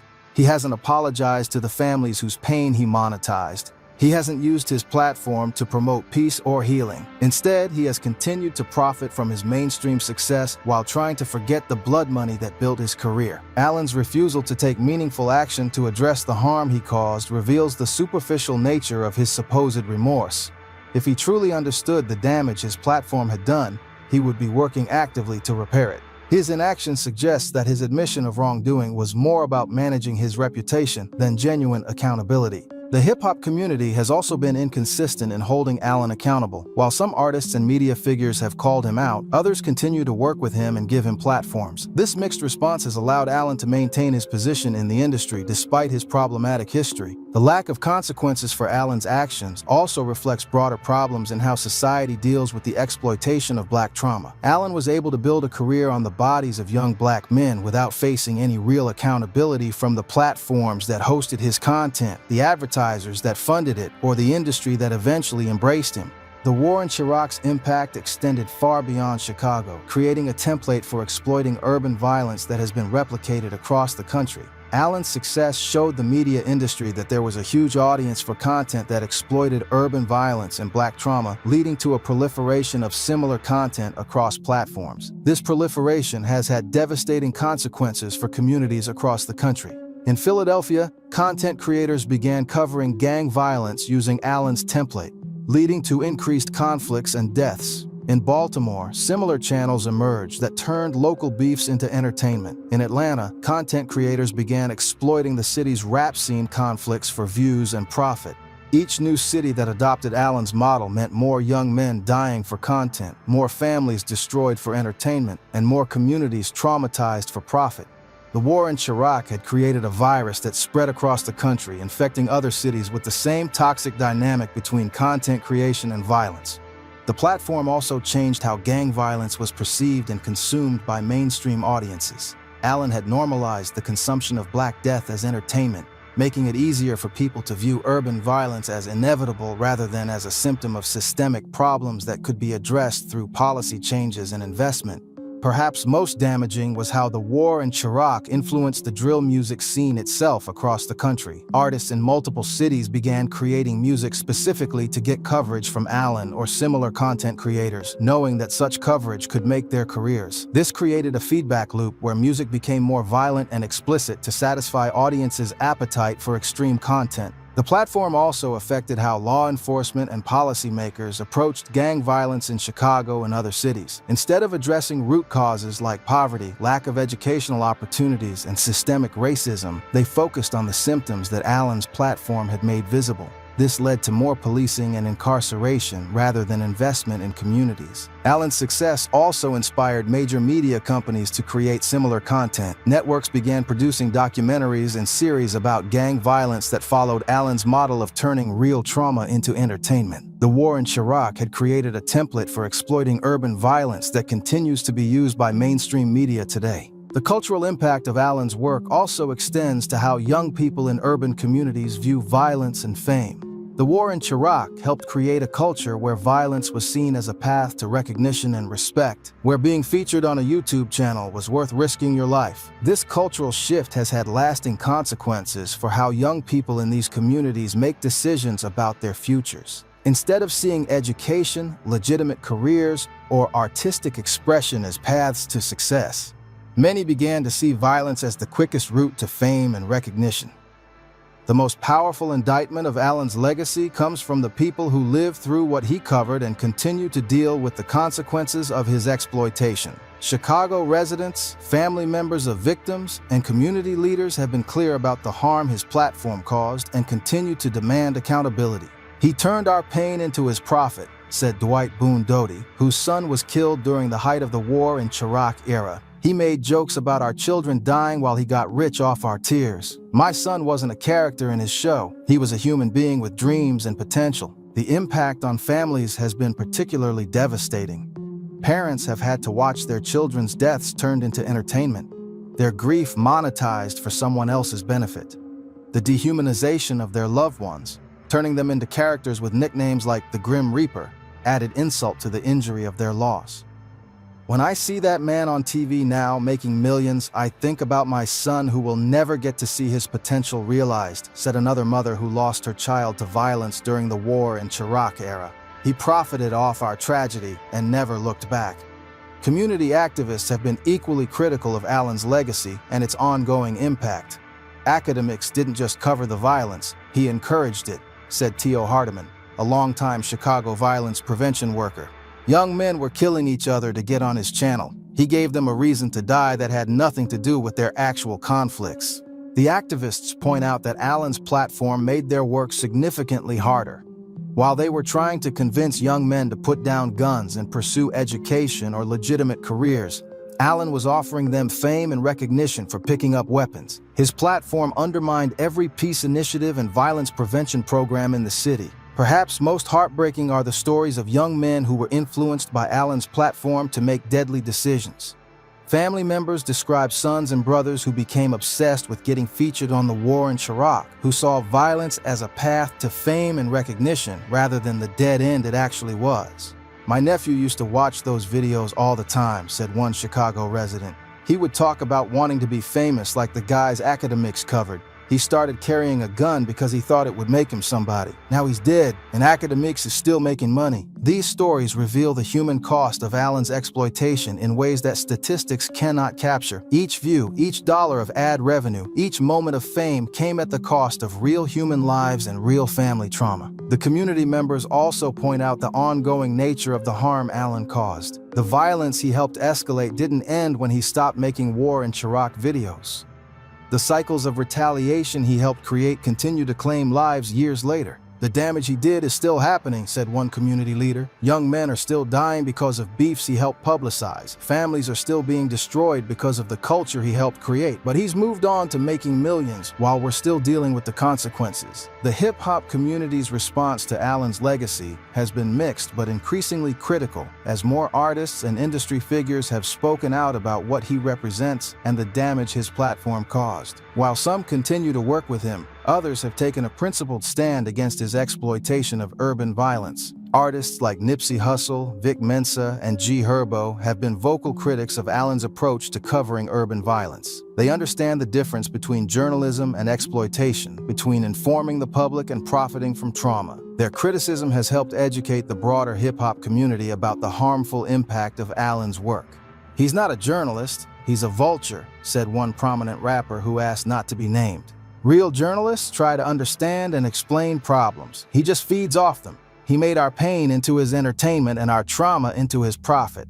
The criticism has extended beyond individual artists to include broader discussions about media ethics and responsibility within hip-hop culture. Allen's success has forced the community to confront uncomfortable questions about how violence should be covered, who profits from Black trauma, and what responsibility media figures have to the communities they cover. Some media companies have distanced themselves from Allen's approach, recognizing that the war in Chirac model is ethically problematic and harmful to the communities it claims to cover. However, others continue to employ similar tactics, showing that Allen's influence on how urban violence is covered remains significant and troubling. The ongoing debate about Allen's legacy reflects broader tensions within hip-hop culture about authenticity, responsibility, and the commodification of street credibility. His success has forced the culture to grapple with the consequences of turning real violence into entertainment and real trauma into profit. Younger artists who came up during the War and Chirac era have been particularly critical of Allen's impact on their generation. They saw firsthand how his platform influenced their peers' decisions and contributed to the violence that claimed many of their friends' lives.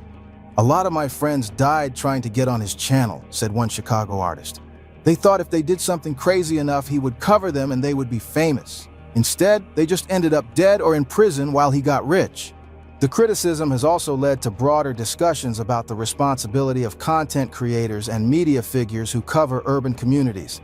Allen's success showed that there was money to be made in exploiting Black trauma, but it also revealed the human cost of such exploitation. Some hip-hop media outlets have implemented new ethical guidelines for covering violence and trauma, partly in response to the criticism of Allen's approach. These guidelines emphasize the humanity of the people being covered and the responsibility to avoid content that could incite further violence. However, the mixed response from the hip-hop community has also allowed Allen to maintain his position in the industry. While some artists refuse to work with him, others continue to give him interviews and platforms, suggesting that the community's commitment to accountability is inconsistent. While Allen bears significant responsibility for how he covered Chicago's gang violence and the harm his platform caused, it's important to understand the systemic issues that created the conditions he exploited. The violence in Chicago isn't just about individual choices. It's the result of decades of disinvestment, segregation, and neglect that created the perfect storm for Allen to exploit. The young men Allen covered weren't born killers. They were products of a system that failed them at every level. Underfunded schools that couldn't provide quality education or keep students engaged. Lack of economic opportunities that made illegal activities seem like the only path to financial success. The trauma of growing up in violent environments that normalized conflict and retaliation. Allen's platform was particularly harmful because it offered a false solution to these systemic problems. Instead of addressing the root causes of violence, poverty, lack of opportunity, systemic racism, it suggested that the solution was to make the violence more entertaining, more viral, more profitable. This approach diverted attention and resources away from real solutions. While Allen was making millions off Chicago's violence, community organizations working to prevent that violence were struggling for funding and support. His platform made it easier for society to consume Black trauma as entertainment rather than address the conditions that created it. The war in Chirac also reinforced harmful stereotypes about Black communities, presenting violence as an inevitable part of Black urban life rather than a symptom of systemic problems that could be addressed through policy changes and investment. This reinforcement of stereotypes made it easier for society to ignore the real causes of the problems Allen was covering. By turning systemic violence into individual entertainment, Allen's platform made it easier for policymakers and the public to focus on punitive responses rather than preventive ones. Instead of investing in education, job training, mental health services, and community development, the response to Chicago's violence was more policing and incarceration. Allen's success also highlighted how capitalism can incentivize the exploitation of vulnerable communities. The more extreme and violent his content, the more money he made. This created a perverse incentive structure where human suffering became a commodity to be packaged and sold to audiences hungry for Black trauma. The systemic nature of the problems Allen exploited also explains why his platform was so harmful. These weren't isolated incidents of violence. They were part of ongoing cycles of trauma and retaliation that had deep historical roots. By turning these cycles into entertainment, Allen helped perpetuate them rather than break them. The lack of legitimate opportunities for young men in Chicago's most affected neighborhoods made Allen's platform particularly dangerous. When education and employment don't provide paths to respect and recognition, the fame offered by getting featured on a YouTube channel becomes more appealing even if it requires violence. Allen's success raises critical questions about media responsibility and ethics that extend far beyond his individual actions.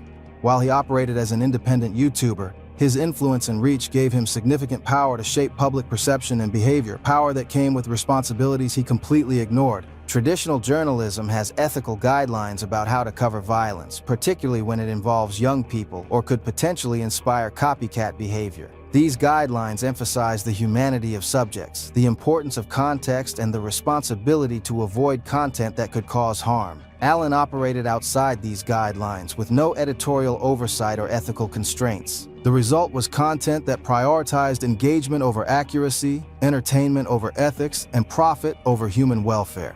Allen's approach showed what happens when media power is exercised without responsibility or accountability. People die, communities are traumatized, and society becomes more callous to human suffering. His success also highlighted the limitations and dangers of platform-based content creation. YouTube's algorithm rewarded Allen's controversial content with more views and higher ad revenue, creating financial incentives for increasingly extreme content. The platform profited from Allen's exploitation without taking any responsibility for the consequences. The war in Chiraq demonstrated the urgent need for better ethical standards and accountability mechanisms for content creators who cover sensitive topics like violence and trauma. Allen's ability to operate without oversight or consequences for years shows the dangerous gaps in current systems. The mainstream media's eventual embrace of Allen, despite his problematic history, also raises serious questions about the industry's own ethical standards. By giving him platforms and legitimacy through shows like Everyday Struggle, traditional media companies became complicit in his exploitation of Chicago's violence. This complicity reveals how the media industry as a whole has failed to grapple with the ethics of covering urban violence and black trauma. The same industry that would never allow such exploitative coverage of white suburban communities readily embraced Allen's dehumanizing approach to covering black urban communities. The lack of consequences for Allen's actions also reflects broader problems in how society deals with the exploitation of marginalized communities.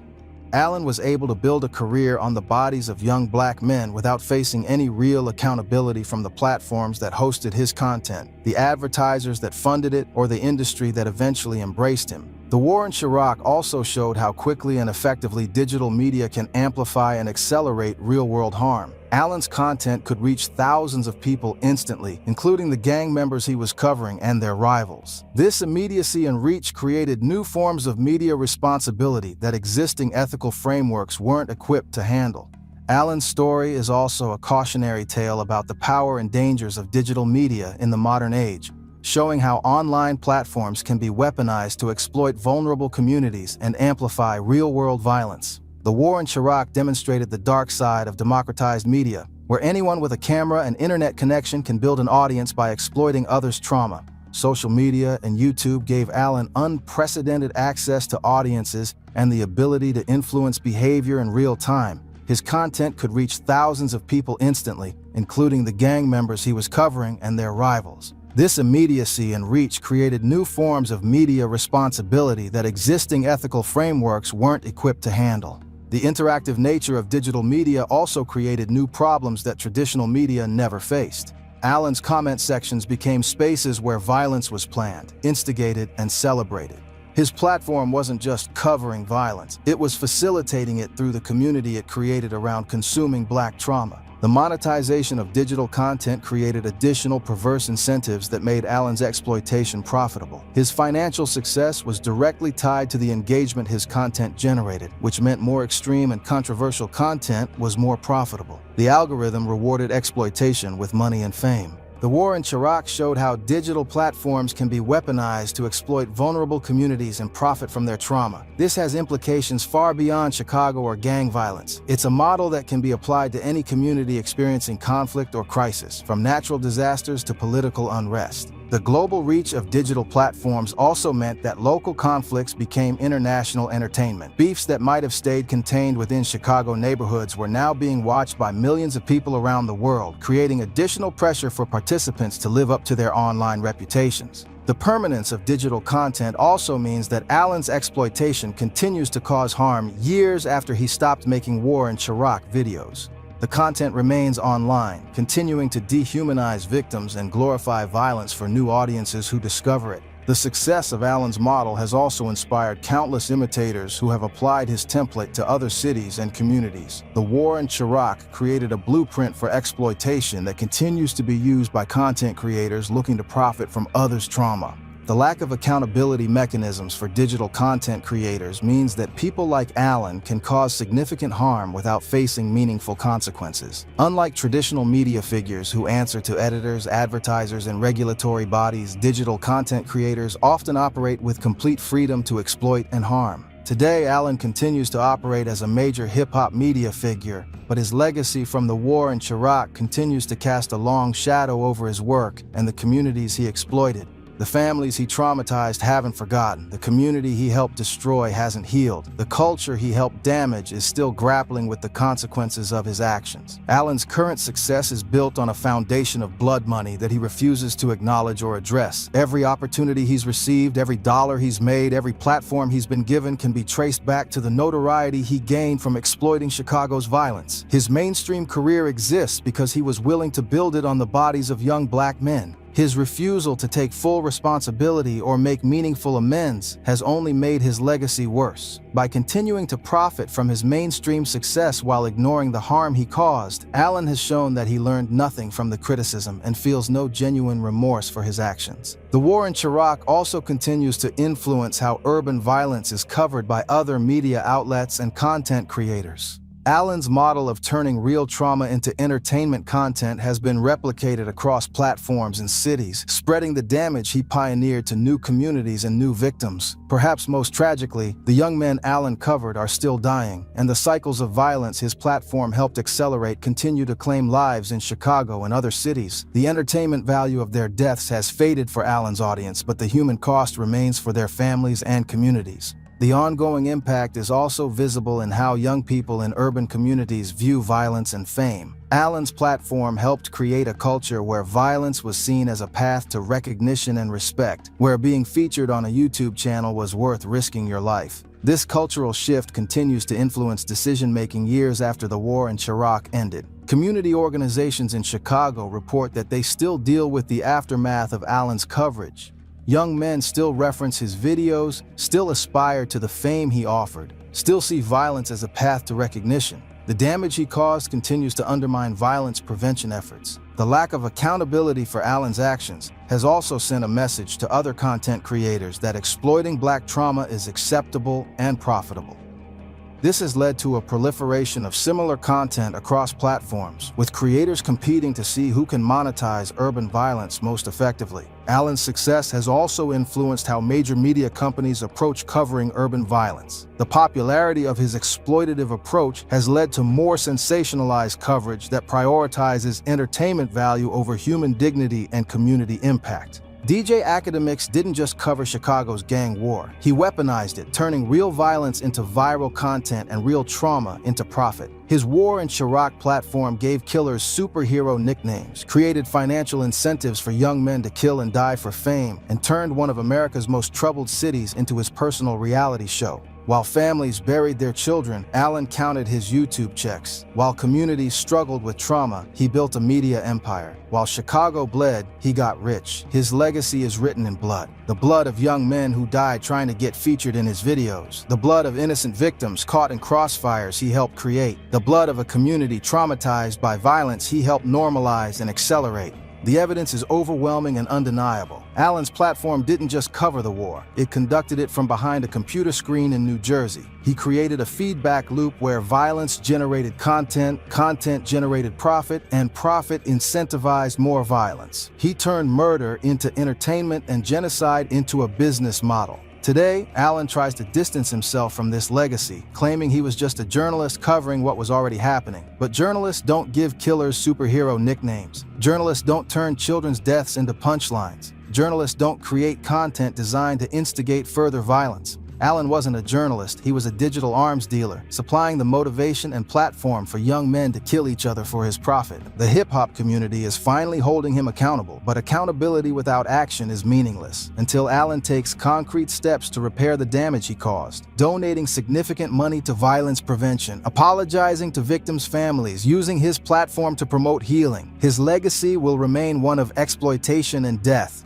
The war in Chiraq wasn't just a YouTube channel. It was a weapon of mass destruction aimed at Chicago's black community. And DJ Akademiks was the one pulling the trigger, counting his money while bodies dropped and families grieved. The blood is on his hands, and no amount of mainstream success can wash it clean. The culture remembers, the families remember, and history will remember DJ Akademiks not as a media pioneer, but as the man who turned a city's pain into his profit and helped orchestrate one of the deadliest periods in Chicago's history. Shit will start happening, and y'all know this by now.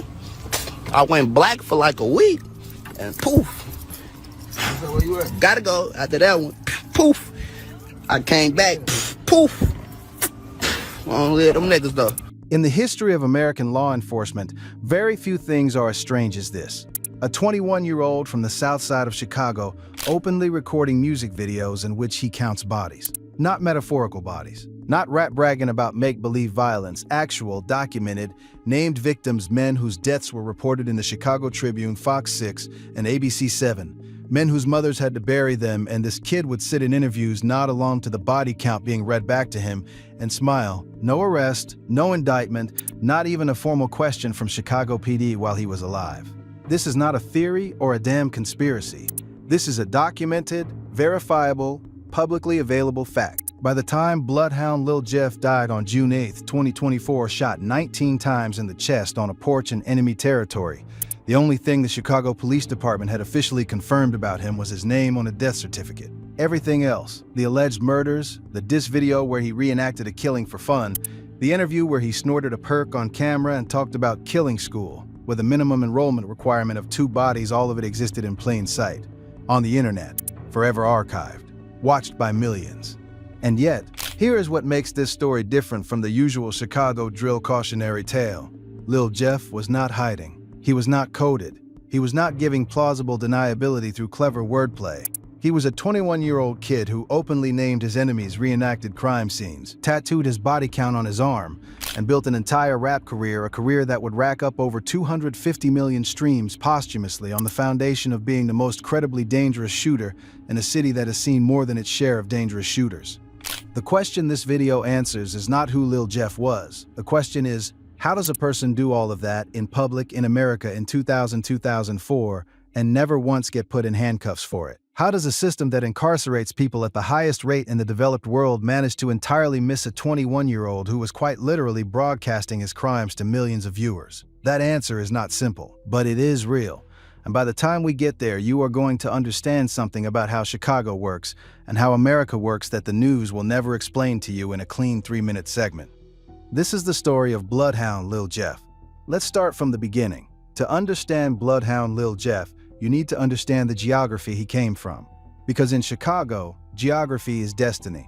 Jeffrey Lamar Harris Jr. was born on July 14, 2002, and raised on 79th Street and Maryland Avenue on the east side of Chicago.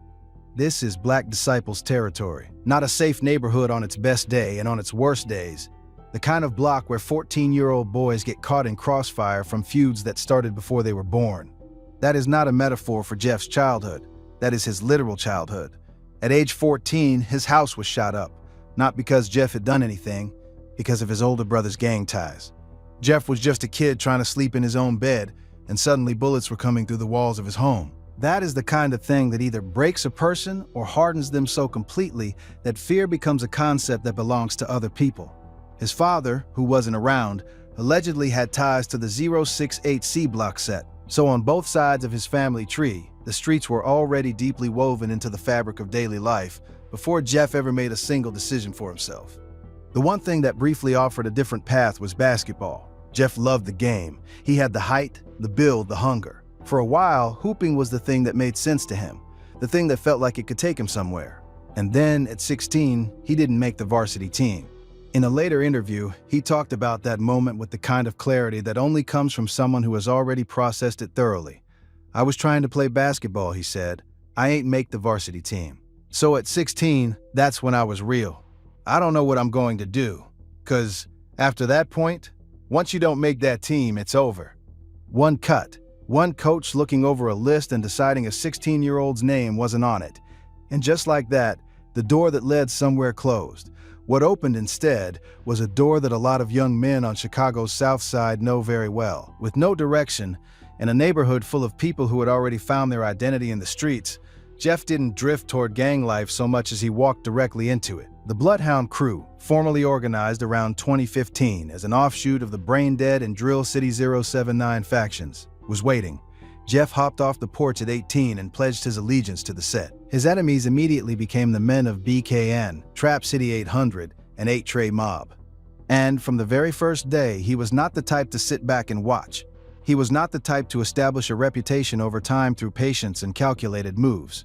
Jeff came out aggressive, immediately. He was waving guns on camera, bragging about robberies, posting from locations where he absolutely should not have been posting from. There was a video still circulating online where he attempted a drill on Instagram Live. Not talked about it, did it. On camera, on IG Live. That level of recklessness was either suicidal or the act of someone who genuinely believed consequences didn't apply to them. In Jeff's case, based on the next few years of his life, it may well have been the latter. The turning point, the moment Jeff stopped being a Hood affiliate and became something more dangerous, came with the death of his close confidant, a man known as Zoni. Zoni's killing was believed to be a backdooring hit, and it shattered a decade-long truce between the Bloodhound crew and their rivals in Trap City. What had been an uneasy peace instantly became an open war. For Jeff, this was not just a crew matter, this was personal. Zoni was his man, his day one, his brother in the most real sense of the word. And when Jeff decided to respond, he did not do it with subtlety. In one of the most chilling pieces of audio that would later circulate online, Jeff laid out what he called Killing School. He announced he was starting a new program. The enrollment requirement, a minimum of 2 bodies. He would not work with anyone who hadn't already proven themselves. I'm going to start at 2 minimum, he said, speaking to an unseen crowd. You got to have at least 2 of them to come to school. He was not speaking hypothetically. He was not using metaphor. He was recruiting, and his curriculum was murder. That is who Jeffrey Harris Jr. became. That is the man the streets knew as Bloodhound Lil Jeff. And what happened next over the following months would cement his legend in ways that most people spend entire careers in the rap game trying and failing to manufacture. Here is something that hip-hop journalists and cultural critics have been wrestling with for years. At what point does a rap lyric stop being protected artistic expression and become a confession? Courts in the United States have used rap lyrics as evidence in criminal cases since at least the early 2000s. The debate over whether that practice is constitutional, whether it violates the First Amendment, whether it introduces racial bias into the courtroom, is very much ongoing. Several states have passed or are considering legislation limiting the use of rap lyrics as evidence. California passed a law restricting it in 2023. But Lil Jeff didn't just write lyrics that could be interpreted as confessions. He recorded music videos that functioned as after-action reports. His earliest tracks like Can't Beat Us appeared roughly 2 years before his death. But the mixtape that put him on the map, Stepping in Blood, was the document that changed everything. The title was not accidental. The content was not abstract. Song after song, Jeff referenced specific events, specific enemies, specific locations, with a precision that went well beyond the usual drill music bravado. The most documented example is the killing of Trap City's Leo in June 2023. Leo, the victim, got into a car on the 1300 block of West Taylor Street in Little Italy. Bloodhound pulled up and opened fire. Leo was struck multiple times and rushed to the hospital, where he was pronounced dead. The driver, a man named Robert Smith, survived and spoke to media afterward. He described running stop signs, flying through intersections, looking back at his passenger and seeing that he was no longer moving. No arrests were officially made, but Jeff went online within hours. He did not dance around it. He went on social media and claimed the shooting directly, naming the victim, referencing the location, taunting the Trap City crew for not being there to stop it, and then, and this is the part that would follow him everywhere, he recorded a video reenacting the entire scene. For his own amusement. He acted it out, filmed it, posted it. That video is still being analyzed in online forums today. Then came his most infamous alleged act, the double murder of January 26, 2024. 2 high school students, Montario Monte Williams, 17, and Robert Lil Rob Boston, 16, were outside Innovations High School in Chicago's Loop when a car and an SUV, both dark-colored, pulled up near the CTA elevated platform at Wabash in Washington. Multiple individuals exited the vehicles. Shots were fired. Both boys were hit multiple times in the chest. They died on the scene. 17 and 16 years old, gone before they had a chance to become anything.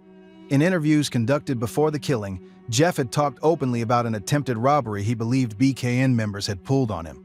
He'd been finessed, he said, his words, and he was not the type to let that ride. What happened outside Innovations High School, according to those who study Chicago gang activity closely, was his answer to that slight. After the double murder, Jeff released music that contained references so direct they barely qualified as coded. He referred to turning Za into Za, a moniker used for Monty. He spoke about going black for a week and then things starting to happen. He said on record that when he got mad enough, stuff starts happening. His song, Ah, released in February 2024, went viral, not despite the context of what he was allegedly responsible for, but because of it. On Reddit, in Chicago street credibility forums, on YouTube comment sections, millions of people were doing the math, lining up the lyrics with the news reports, cross-referencing his emojis, a series of symbols he would add to captions that researchers believed corresponded to specific victims, with actual deaths reported in the Chicago Sun-Times and local TV news. The public had assembled a case. You could read it in forum threads that ran for hundreds of comments, with links to newspaper articles and surveillance footage breakdowns and time-stamped social media posts. Ordinary people with internet access had built a fairly comprehensive picture of what Jeff had allegedly done. The Chicago Police Department officially had nothing. That gap between what was publicly documented and what law enforcement formally acknowledged is one of the central mysteries of this story. And to understand it, you need to understand how Chicago actually operates. Let's go through what is publicly alleged, source by source, as carefully and accurately as this kind of documentation allows. Before we do, a necessary caveat. None of what follows constitutes a legal finding. Lil Jeff was never charged, tried, or convicted of any homicide while he was alive. What follows is a compilation of what community researchers, Chicago-based commentators like Chiracologist, and open-source journalism have documented and cross-referenced with public news reports. The list is disputed in some places. The identities of some alleged victims are debated. This is the most complete picture currently available to the public, but it is not a court record.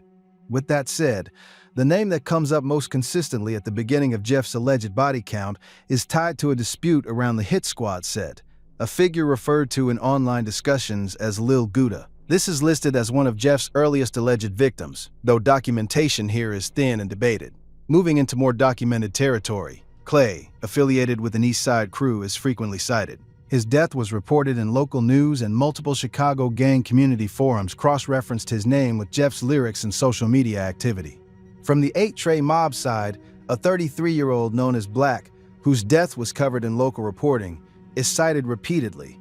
Researchers point to specific lyrical references in Jeff's music that appear to name or describe the circumstances of this killing. The killing of Trap City's Lil in June 2023 is, as previously described, the most thoroughly documented alleged murder connected to Jeff. Between the news coverage of the shooting, the eyewitness driver interview, Jeff's own online taunting immediately afterward, and the reenactment video he posted, this is the case that would have been most difficult for law enforcement to ignore. And yet, officially, no arrest was ever made.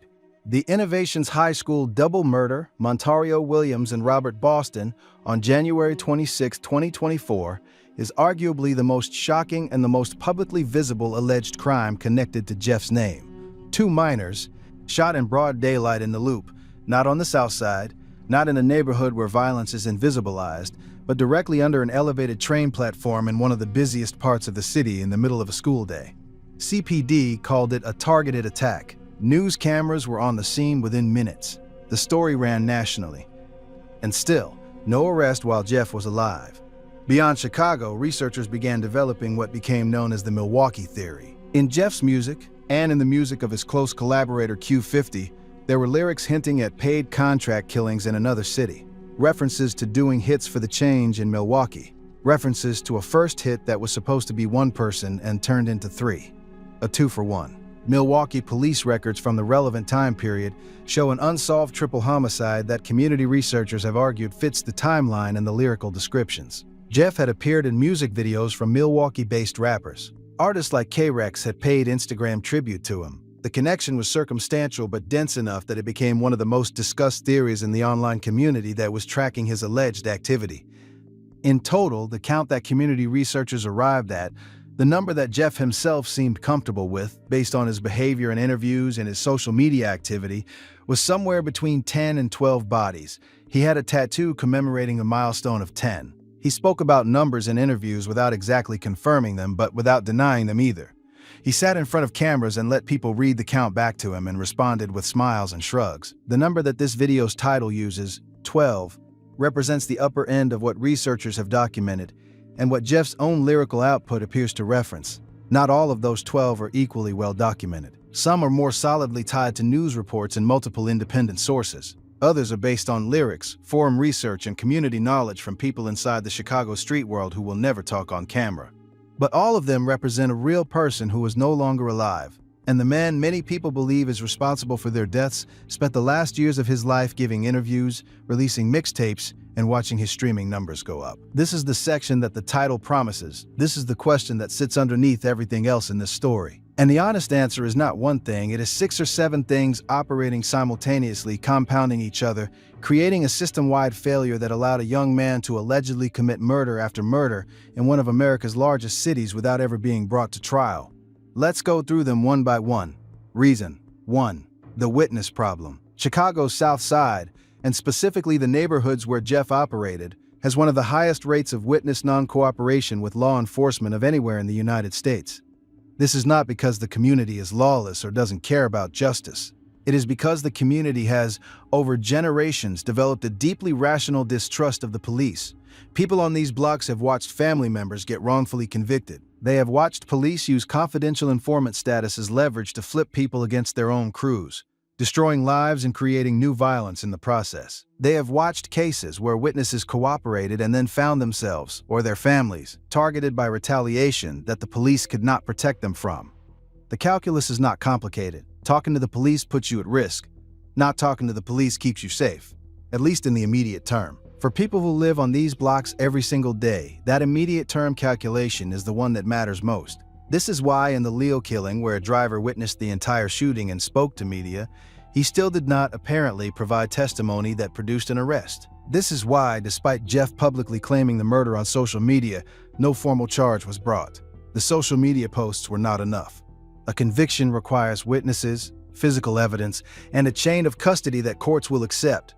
Social media bragging, as counterintuitive as it seems, does not automatically satisfy that legal standard. Reason 2. Surveillance gaps and resource allocation. Chicago spends enormous resources on policing. The city has one of the largest police departments in the country by headcount, and yet the distribution of those resources is wildly uneven. Neighborhoods on the north side and in the Loop receive faster response times, more detective attention, more investigative resources. Neighborhoods on the south and west sides, where Jeff lived, where his alleged victims lived, where the violence happened, are systematically under-resourced in terms of investigative follow-through. A murder on Michigan Avenue gets different detective time than a murder on 79th Street. That is not a theory. That has been documented in investigative journalism, in academic research, and city council hearings. The Chicago Tribune has run extensive data analysis on exactly this disparity. The result is that even cases where evidence exists, where social media posts, cell phone records, and video footage could theoretically build a case, never get the investigative man-hours needed to bring them to prosecution. Detectives are overworked, case files pile up, and the most credible leads go cold because no one had the bandwidth to follow them. This is why the Innovations High School double murder, which happened in the Loop, under a camera-covered elevated platform, in broad daylight, was supposed to be different. And investigators did work that case. But without witnesses willing to testify, and with Jeff's death coming just months later, the formal investigation stalled. Reason 3. The legal problem with rap lyrics. This is the one that people outside the legal system find hardest to understand. If Jeff is on camera, on a recording, saying the things he allegedly said, why can't that be used against him? The answer is complicated but real. Under First Amendment jurisprudence, artistic expression, including rap music, is presumptively protected speech. A lyric that says, "I did this," does not automatically constitute a legal confession. Defense attorneys argue successfully that rap is a genre with a long tradition of performed identity, fictional bravado, and exaggerated self-presentation. That a lyric cannot be taken at face value any more than you can charge Johnny Cash with murder for Folsom Prison Blues. The 2003 California legislation, and similar bills in other states, reflects a growing legal recognition that using rap lyrics as criminal evidence introduces significant bias. Studies have shown that when jurors are presented with rap lyrics attributed to a defendant, they rate the defendant as more dangerous and more likely to be guilty than when presented with identical content attributed to a country music lyric or a poem. The genre itself carries an implicit criminalization. So the very thing that made Jeff famous, his music, was also the thing that was legally hardest to use against him. Prosecutors who wanted to build a case would have needed physical evidence, ballistics, DNA, surveillance footage showing his face, witnesses willing to testify under oath. None of that materialized into a formal charge while he was alive. Reason 4, the speed of the violence. Law enforcement builds cases over time. Investigations take months, sometimes years. Grand jury presentations, evidence collection, witness preparation, forensic analysis. None of this happens quickly. And Jeff was moving fast. From the time he hopped off the porch at 18 to the time he died at 21, he was allegedly racking up bodies at a pace that outran the investigative timeline. By the time detectives would theoretically be ready to present a case to a prosecutor on one murder, Jeff had allegedly committed 3 more. The system cannot keep up with that pace. It is built for sequential, patient investigation, not for a young man who was operating with apparently zero fear of consequences and maximum aggression. Reason 5. Post-mortem timing of evidence. Here is perhaps the most damning detail in the entire story. After Jeff's death in June 2024, surveillance footage emerged that investigators said placed him at the scene of the Innovations High School murders. Security camera evidence, the kind of physical, non-testimonial evidence that would theoretically survive a First Amendment challenge in court. That evidence became public after he died. The investigation that might have produced an arrest, was apparently still being built when Jeff caught a bullet to the chest in enemy territory. He outran the system, not because the system wasn't watching, because the system moves at the pace of bureaucracy, and Jeff moved at the pace of grief. Reason 6. The broken cycle of street justice. The final reason Jeff was never caught by law enforcement is the oldest reason in Chicago history. The streets were going to handle it first. In communities where formal justice is neither trusted nor reliably delivered, the resolution of violent disputes happens outside the courtroom. Everyone in Jeff's world, his allies, his enemies, the bystanders who watched the whole thing play out, understood that the real reckoning was not going to come from a judge. It was going to come from Trap City. And on June 8, 2024, it did. By early June 2024, Lil Jeff was at what felt like the beginning of something. His streaming numbers were climbing, his name was circulating in industry conversations. Stepping in Blood had found an audience that stretched well beyond Chicago, and the authenticity that made his music so unsettling to casual listeners was the exact thing that made it magnetic to the audience that understood the context. He had given interviews where he talked about moving someday, getting out of Chicago, having kids, building a life somewhere else. He'd said he aspired to leave once his unfinished business was handled, but he also said he loved the city, that he couldn't leave yet, that there were things he still had to do. Those things apparently included continuing to press his enemies. According to Chicago street analysts and the accounts that emerged in the weeks after his death, Jeff made a decision in early June to press Trap City on their own turf. He was not simply a target who got caught slipping. He went to them. He initiated.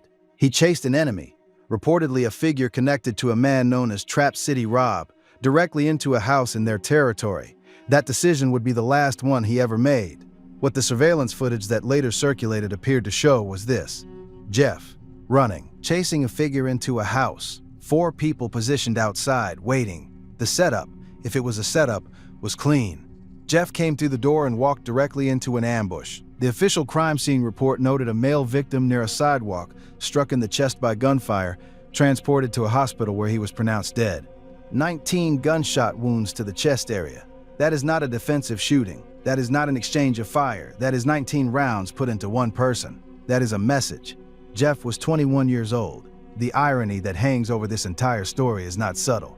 Here is a young man who evaded every institutional mechanism designed to hold violent actors accountable, who outsmarted, outpaced, and outlasted the Chicago Police Department's attempts to build a case against him, and was ultimately brought down not by a detective or a prosecutor or a judge, but by the exact same violence he had been delivering to other people's doorsteps for 3 years. He didn't get away with it because the system was just.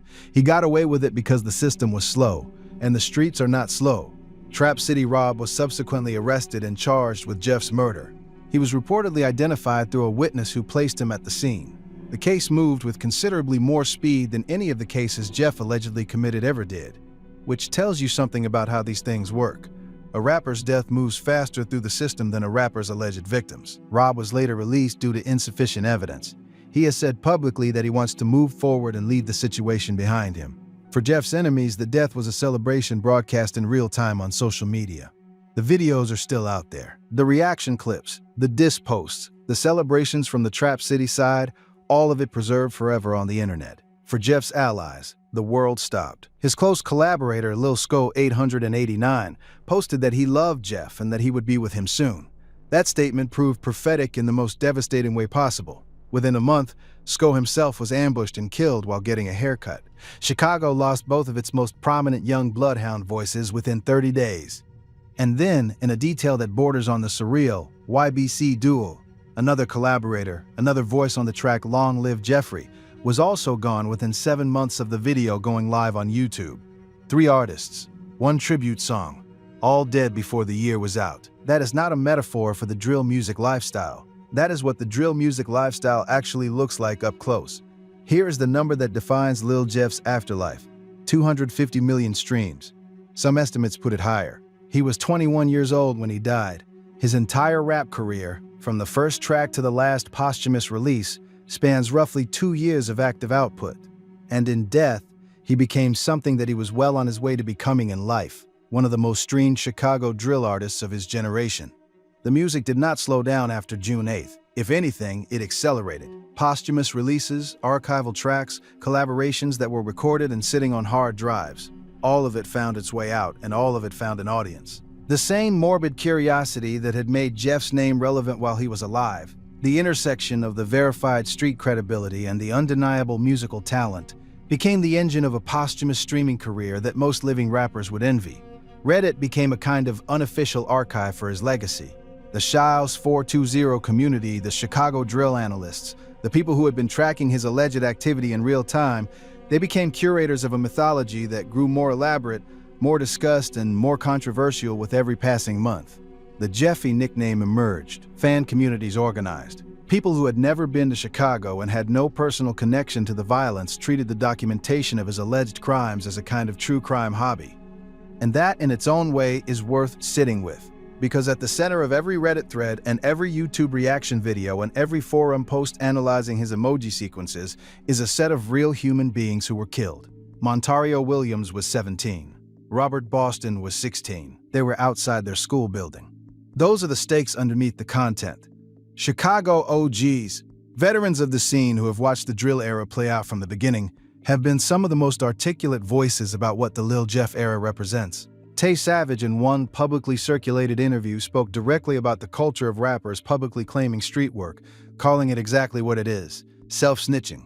That's telling, he said. You're telling on yourself.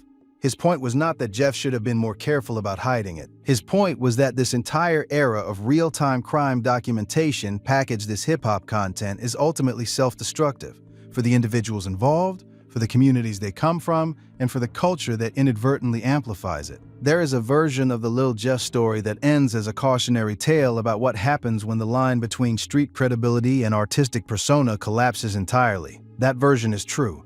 It is also incomplete, because the other version of the story, the version that the streaming numbers and the Reddit threads and the ongoing commentary all point to, is about a generation of young men in American cities who have inherited conditions they did not create and are navigating them with tools that were handed to them by a culture that profits from their most extreme decisions. Jeff did not invent the logic of Chicago drill music. He did not invent the conditions on 79th Street and Maryland Avenue. He did not invent the reality that a 16-year-old who doesn't make the varsity basketball team in that neighborhood has almost no institutional alternatives for building an identity and a future. He found what was available, and he used it with everything he had. Q50, Jeff's closest running partner and collaborator, the man widely believed to have shared some of the alleged Milwaukee contract work, has continued to navigate the post-Jeff landscape. He spent time behind bars on firearm possession charges and was released. In a rare interview, he talked about what it meant to lose Jeff, his big brother, his person, the one who would come downstairs and check on him when he had a hole in his bed. Not a rap partner, a brother. He said that when Jeff died, the people around him had to move him to a different location just to keep him stable. When Sko died a month later, that was the thing that nearly broke him entirely. The Bloodhound crew is still active. The war with Trap City has not ended with a handshake. J.B. Bin Laden, another affiliate, a childhood friend who knew Jeff since he was 6 or 7 years old, barely survived the studio ambush that was documented in real time by filmmaker Brandon Buckingham. 6 masked gunmen, 60 rounds, 4 people hit, a cameraman struck in the jugular and bleeding on camera saying, "Did I get hit? Did I get hit?" before realizing the answer was yes. That is where the Bloodhound story currently stands. Not closed, not resolved, just continuing. with new names on the front line and the same geography and the same conditions and the same cycle that has been running in Chicago for longer than most of the people caught in it have been alive. The last thing worth saying about Lil Jeff is the thing that gets lost most easily in all of the mythology and the numbers and the Reddit analysis and the streaming totals. He was a kid who loved basketball. He didn't make the varsity team. And from that moment on, the city, the neighborhood, the institutions around him, the complete absence of any real alternative, handed him a different identity and let him run with it, until he ran into 19 bullets. Nobody arrested him while he was alive, not because he was too clever, not because Chicago PD wasn't watching, because the systems that are supposed to hold people accountable were not built for what he was. A kid moving faster than bureaucracy in a neighborhood that law enforcement has never fully prioritized, in a genre that legal protections make difficult to prosecute, with victims who had every rational reason not to cooperate with the police who asked them to testify. He got away with it because multiple failures aligned at once, and in that alignment, 12 people, allegedly, never came home. That is the story. That is the answer to the title. And if you are sitting here thinking the answer is simpler than that it comes down to one bad cop or one missed tip or one moment where the system just looked away, then you have not yet understood what Chicago is and what it does to the people who are born inside it with nowhere else to go. Stop the violence. Rest in peace to every victim.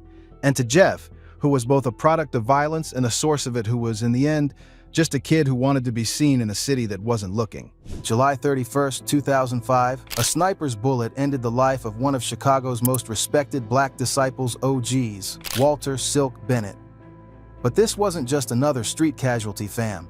This was King Von's father, the man who shaped a legend before Von ever dropped a bar. When that rifle took Silk out at just 30 years old, it created a monster. An 11-year-old Davon Bennett watched his hero get buried, and from that moment, King Von was born. No cap.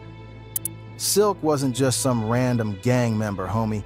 This cat was old-school Black Disciples royalty from Ada Park, the type of OG who commanded respect without saying a word. But here's the crazy part. Von barely knew his pops. Silk was in and out of prison Von's whole childhood, only meeting his son when the kid was 8 years old. Yet somehow, this absent father became Von's biggest influence.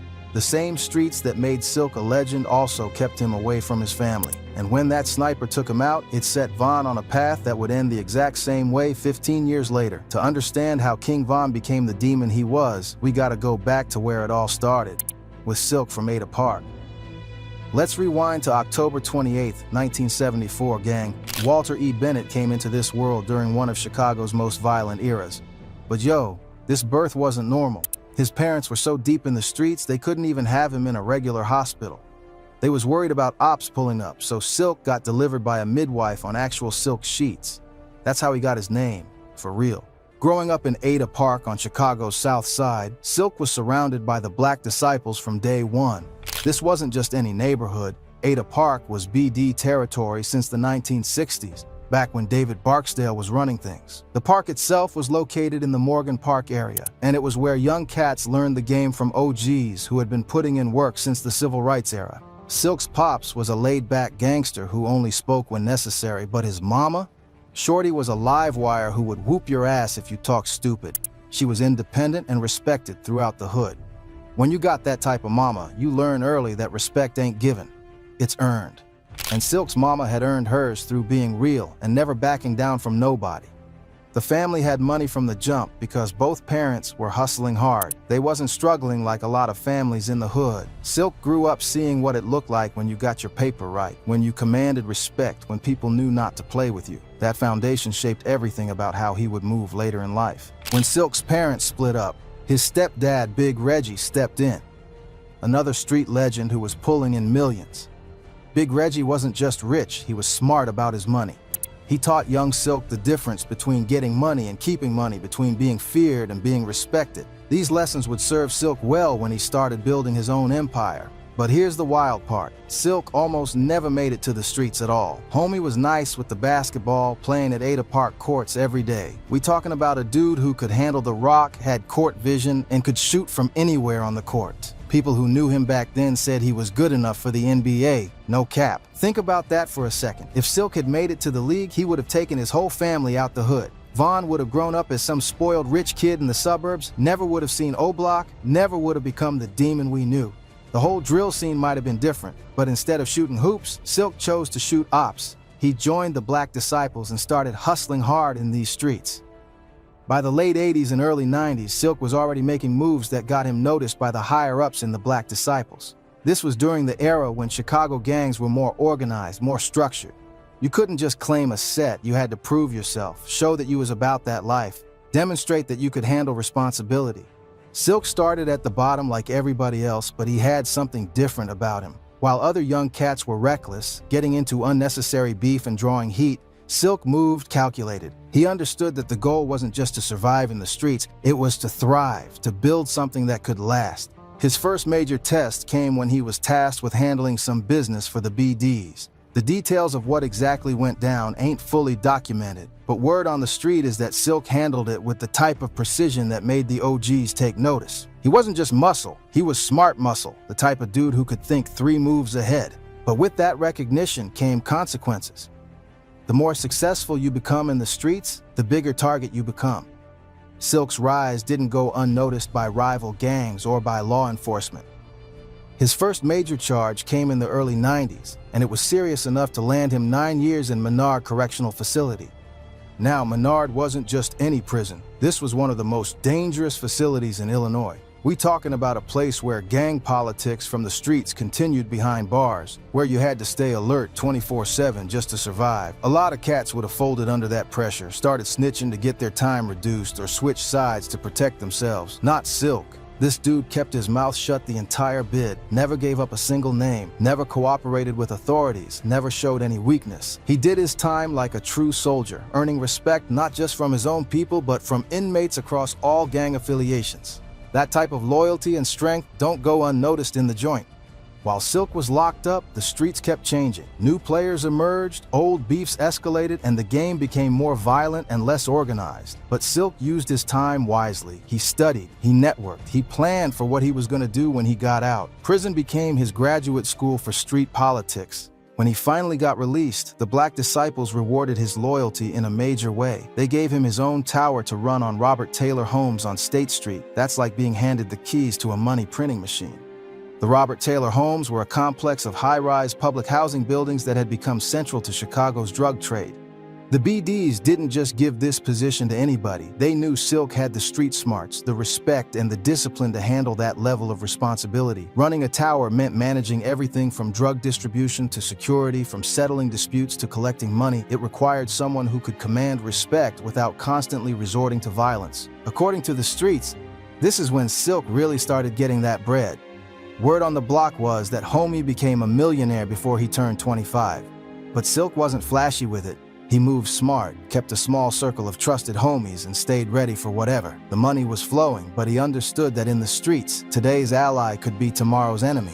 If you was rolling with Silk, you had to accept that shootouts came with the territory. Just like his son would be years later, not everybody could hang with Silk because you had to be on that same timing. He wasn't looking for fair weather friends or people who would disappear when things got hot. His circle was small but solid. The money was flowing, but Silk had expensive tastes. Dude was always copping the newest whips, Cadillacs, BMWs, Mercedes, bringing them back to the hood and turning the whole block up. When Silk pulled up, it was an event. Kids would run up to see the car, older cats would nod with respect, and the ladies would take notice. He was like a neighborhood superstar, but he never forgot where he came from. Silk would pull up to Ada Park in his new ride, hop out in fresh gear, and still kick it with the same dudes he grew up with. That type of loyalty to your roots is what separated the real ones from the fake ones. And just like Vaughn would be later, Silk was a ladies' man. Rumor has it he carried a key ring with keys to multiple women's cribs. They trusted him enough to give him access whenever he wanted to slide through. These wasn't just random shorties either. We talking about women who had their own money, their own respect in the community. This lifestyle led to Silk having 7 kids with different baby mamas, including Davon with Tasha Chambers. But here's where the story gets complicated. Silk and Tasha's relationship didn't last. They separated when Vaughn was still young, and Silk's constant legal troubles meant he was in and out of prison throughout Vaughn's childhood. Now let me break down how Silk and Tasha really connected, because this part of the story shaped everything that came after. Tasha Chambers, born in 1976, was a young shorty trying to make it in Chicago when she met Walter. She wasn't some random chick from the block. Tasha had her own thing going, her own independence, her own respect in the community. The exact details of how they met ain't fully documented, but based on the timeline and what we know about both of them, this had to be around 1993 or early 1994. Silk was in his prime, pulling in serious money from his operations, commanding respect throughout the South Side, and living that high life that came with being a successful street entrepreneur. Tasha was attracted to Silk's confidence and success, but she also saw something deeper in him. Despite his reputation in the streets, Silk had a different side when he was with her.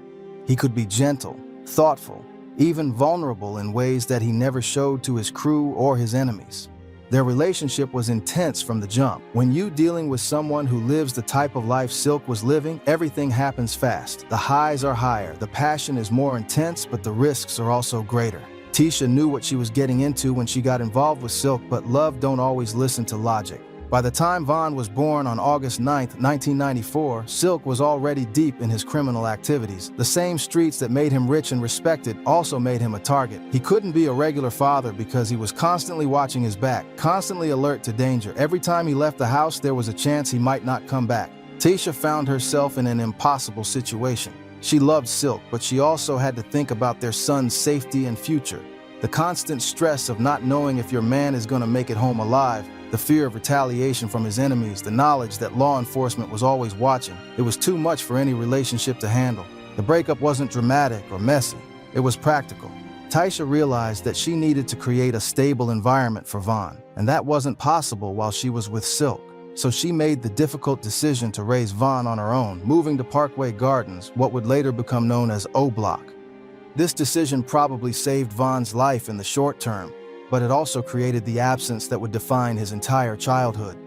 Tasha was now a single mother grinding to provide for her son while his father was either locked up or handling business in the streets that she was trying to escape.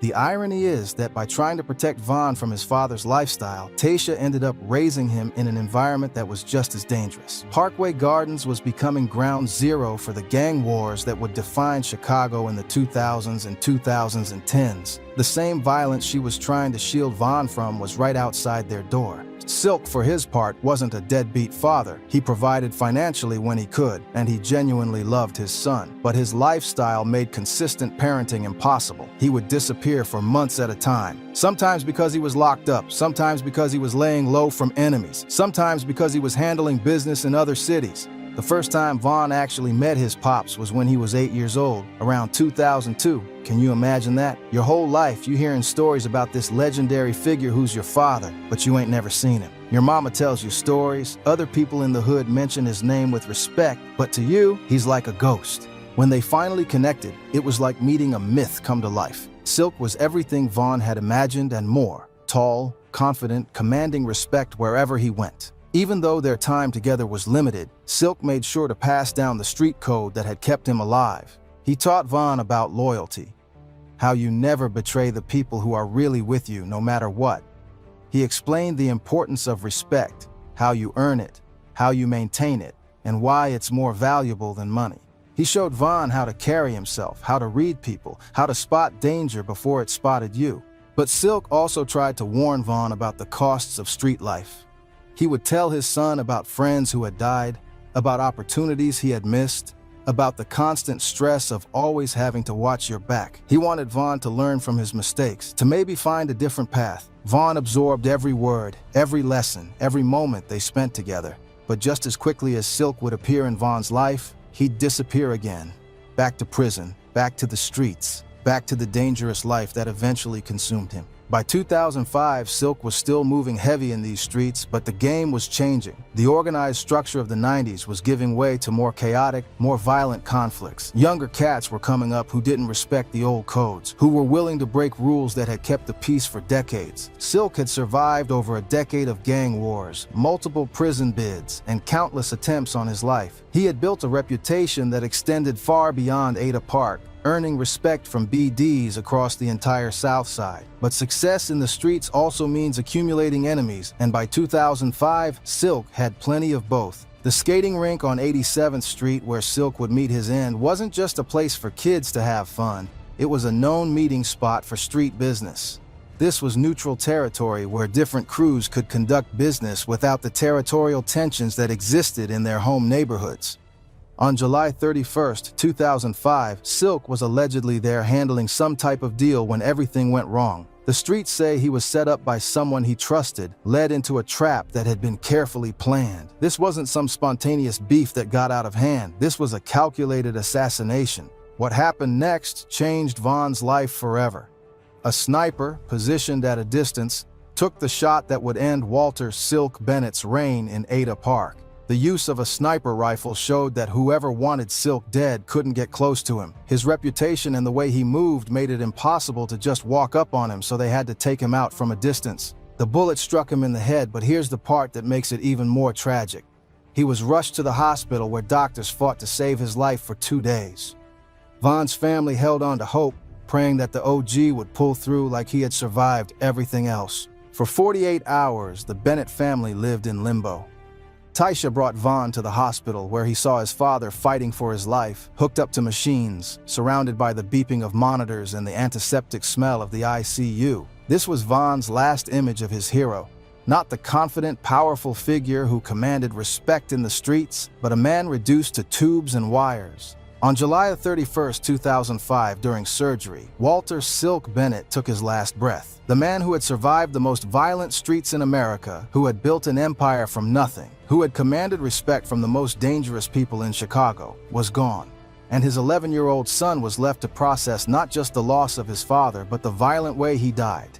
The investigation into Silk's murder revealed just how calculated this hit was. Chicago PD knew they was dealing with something different from the usual gang violence that plagued the city. This wasn't some random street beef that got out of hand. This was a professional assassination that required planning, resources, and inside information. The use of a sniper rifle immediately told investigators that this was personal. In Chicago's gang culture, most hits happen up close. Drive-bys, ambushes outside gas stations, confrontations in alleys. But a sniper attack? That's some military-level planning, the type of hit you use when your target is too dangerous to approach directly. According to street sources, the shooter was allegedly a dude known as Killer Wall from a gang called Terror Dome. But like most street justice in Chicago, no official charges were ever filed. The case went cold faster than a Chicago winter, leaving Von and his family with questions that would never be answered.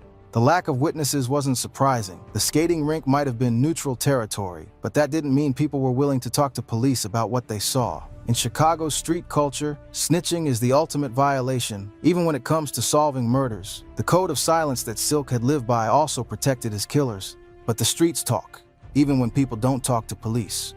Word got around about who was responsible, about why Silk was targeted, about the chain of events that led to his death. Some said it was about money, a deal gone bad, a debt that couldn't be collected any other way. Others claimed it was about territory, about Silk's influence threatening someone else's operation.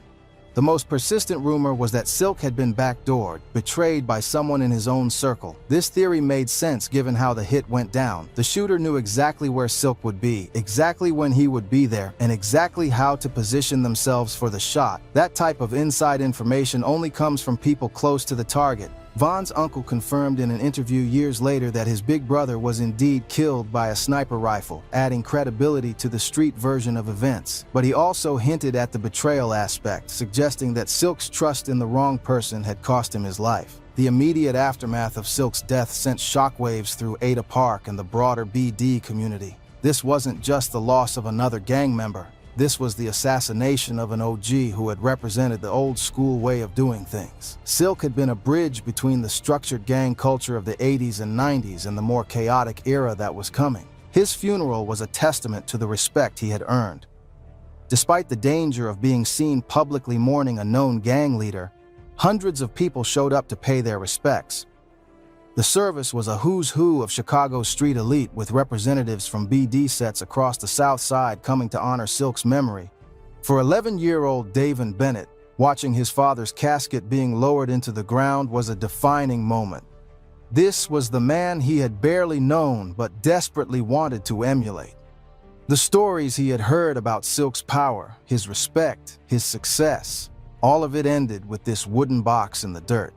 Von's mother, Tisha, tried her best to help her son process the grief, but she was dealing with her own complex emotions. Despite their separation, she had never stopped caring about Silk. He was the father of her child, her first love, and now he was gone in the most violent way possible. The trauma of losing his father to gun violence at such a young age created a wound in Vaughn that would never fully heal. But instead of making him want to avoid the streets, it had the opposite effect. Vaughn became obsessed with understanding his father's world, with proving that he was worthy of the Bennett name. Tasha tried to keep Vaughn focused on school, on staying out of trouble, on building a different kind of life. But she was fighting against forces bigger than herself. The same Parkway Gardens projects where she was raising Vaughn were becoming ground zero for the gang wars that would define Chicago in the 2000s. Without his father's guidance, even the limited guidance Silk had provided, Vaughn turned to the streets for the male role models he desperately needed. The black disciples in O Block took Vaughn under their wing, seeing Silk's son as someone who carried that legendary bloodline.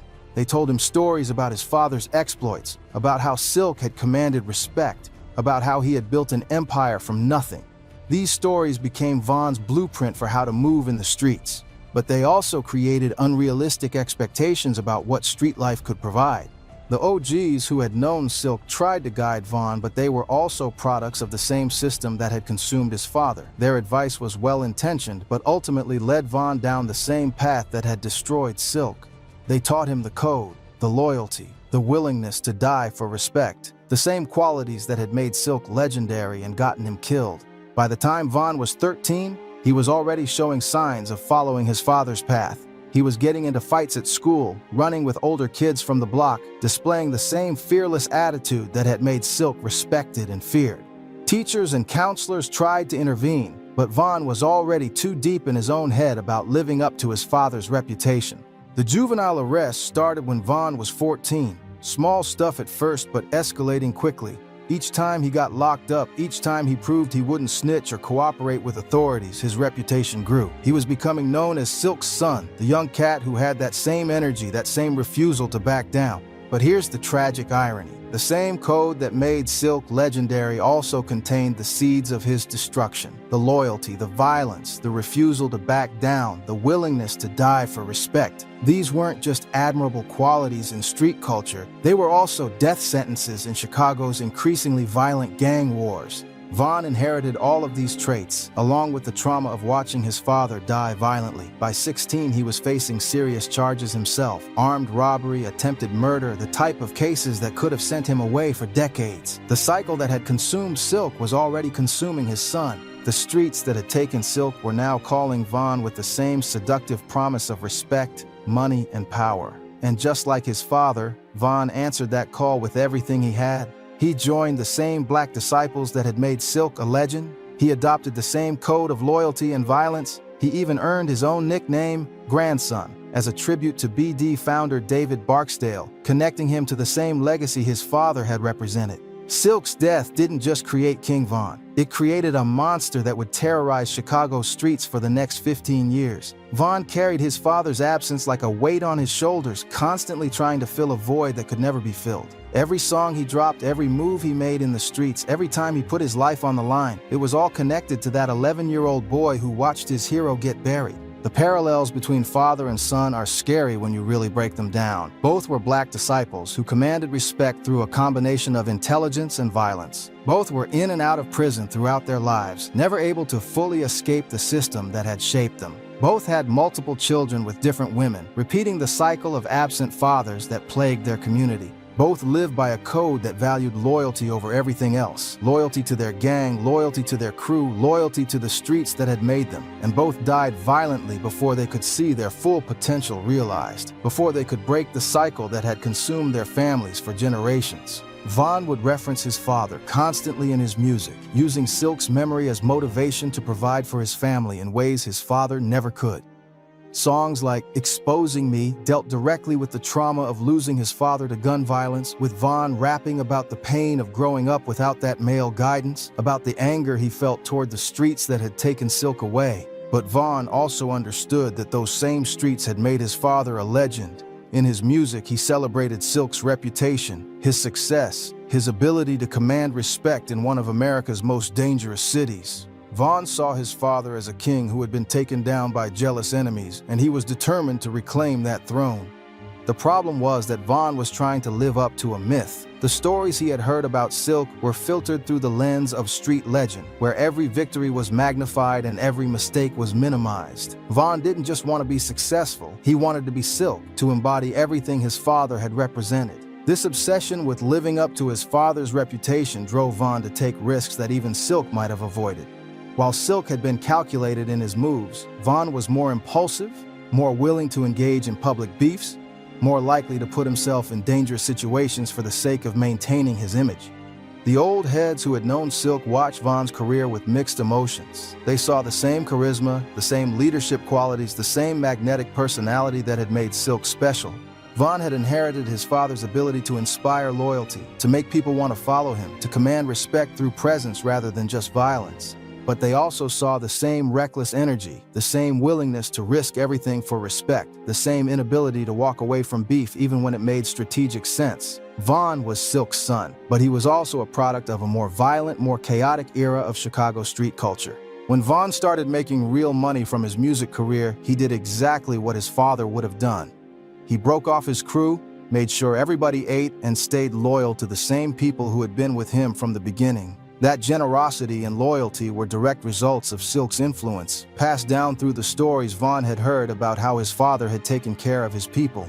Von's first major rap check was reportedly 6 figures, and instead of keeping it all for himself, he split it with his crew from O-Block. This wasn't just generosity, it was Von following the blueprint that Silk had established, understanding that real power comes from having people who are genuinely loyal to you, not just people who are around because of what you can do for them. But Von also inherited his father's enemies. The same gang wars that had been raging since Silk's era were still active, still claiming lives, still demanding blood for blood. Von found himself caught up in beefs that started before he was even born, carrying on conflicts that his father's generation had passed down like a toxic inheritance. The BD versus GD war that had shaped Silk's life became the backdrop for Von's entire career. Every song was a declaration of war, every video was a challenge to his enemies, every public appearance was a risk. Von was living his father's life in fast forward, compressed into a few short years of fame before the streets caught up with him. The drill music scene that Von helped create was, in many ways, a direct result of the trauma that Silk's generation had passed down. These young cats were rapping about the same violence, the same loyalty, the same codes that had governed their fathers' lives. But they were doing it in public, on social media, in ways that made them even bigger targets.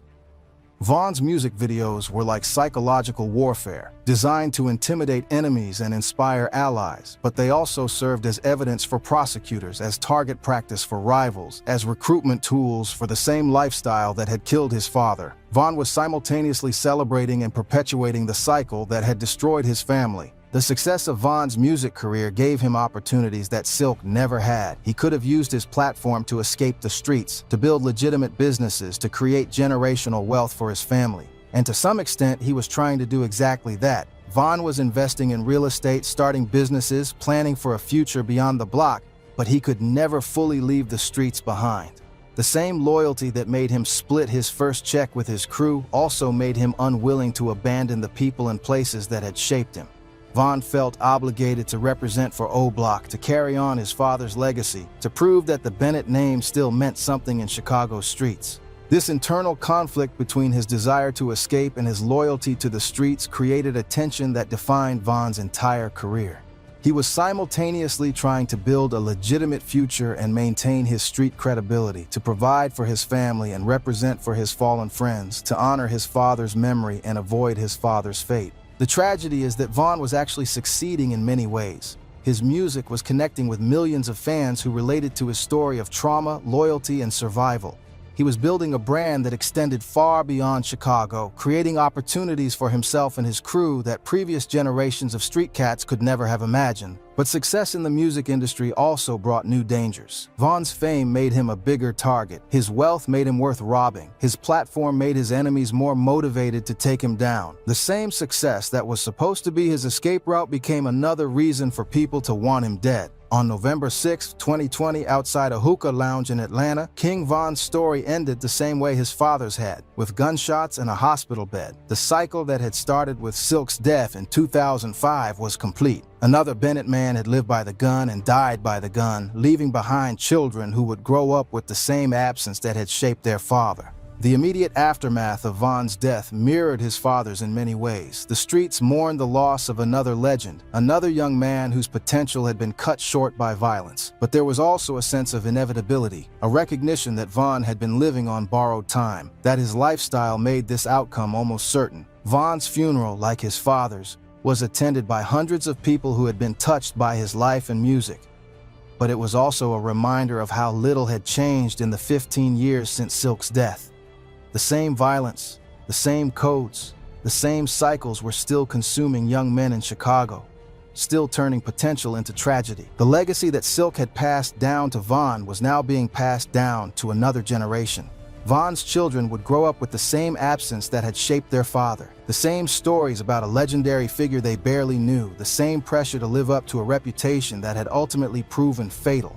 Today, Silk's legacy lives on through Von's music and the stories that old heads still tell about the Ada Park OG, who commanded respect without saying a word. His influence shaped not just his son, but an entire generation of Chicago street culture. The discipline, the loyalty, the structure that Silk represented became the foundation that Von built his own legend on. But that legacy is also a warning about the cost of street life. 2 generations of Bennett men, both talented, both respected, both gone too soon. The same qualities that made them legends, the fearlessness, the loyalty, the refusal to back down, also made them targets in a culture that ultimately consumes its own heroes. The streets that made Silk and Von legends also took them away from the people who needed them most. Their children, their families, their communities were left to deal with the aftermath of their choices, to try to break cycles that seemed impossible to escape.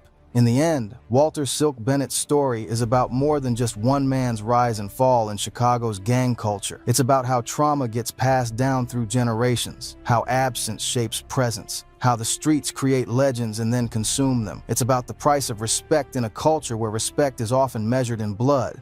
Silk never got to see his son become King Von, never got to witness the success that his own sacrifices had made possible. But his influence was there in every bar Von rapped, every move he made, every decision that defined his short but impactful life. The Ada Park OG, who was delivered on silk sheets and died by a sniper's bullet, created a legacy that outlived him by 15 years. But in the end, that legacy couldn't save his son from the same fate. The streets took Silk in 2005, they took Von in 2020, and somewhere in Chicago right now, another young man is probably hearing these stories and thinking he can be the one to break the cycle. But the streets don't care about your plans, your potential, or your promises. They only care about the code, and the code always collects its debt, no matter how long it takes. That's the real legacy of Silk from Ada Park. Not just the legend he became, but the price his family paid for that legend.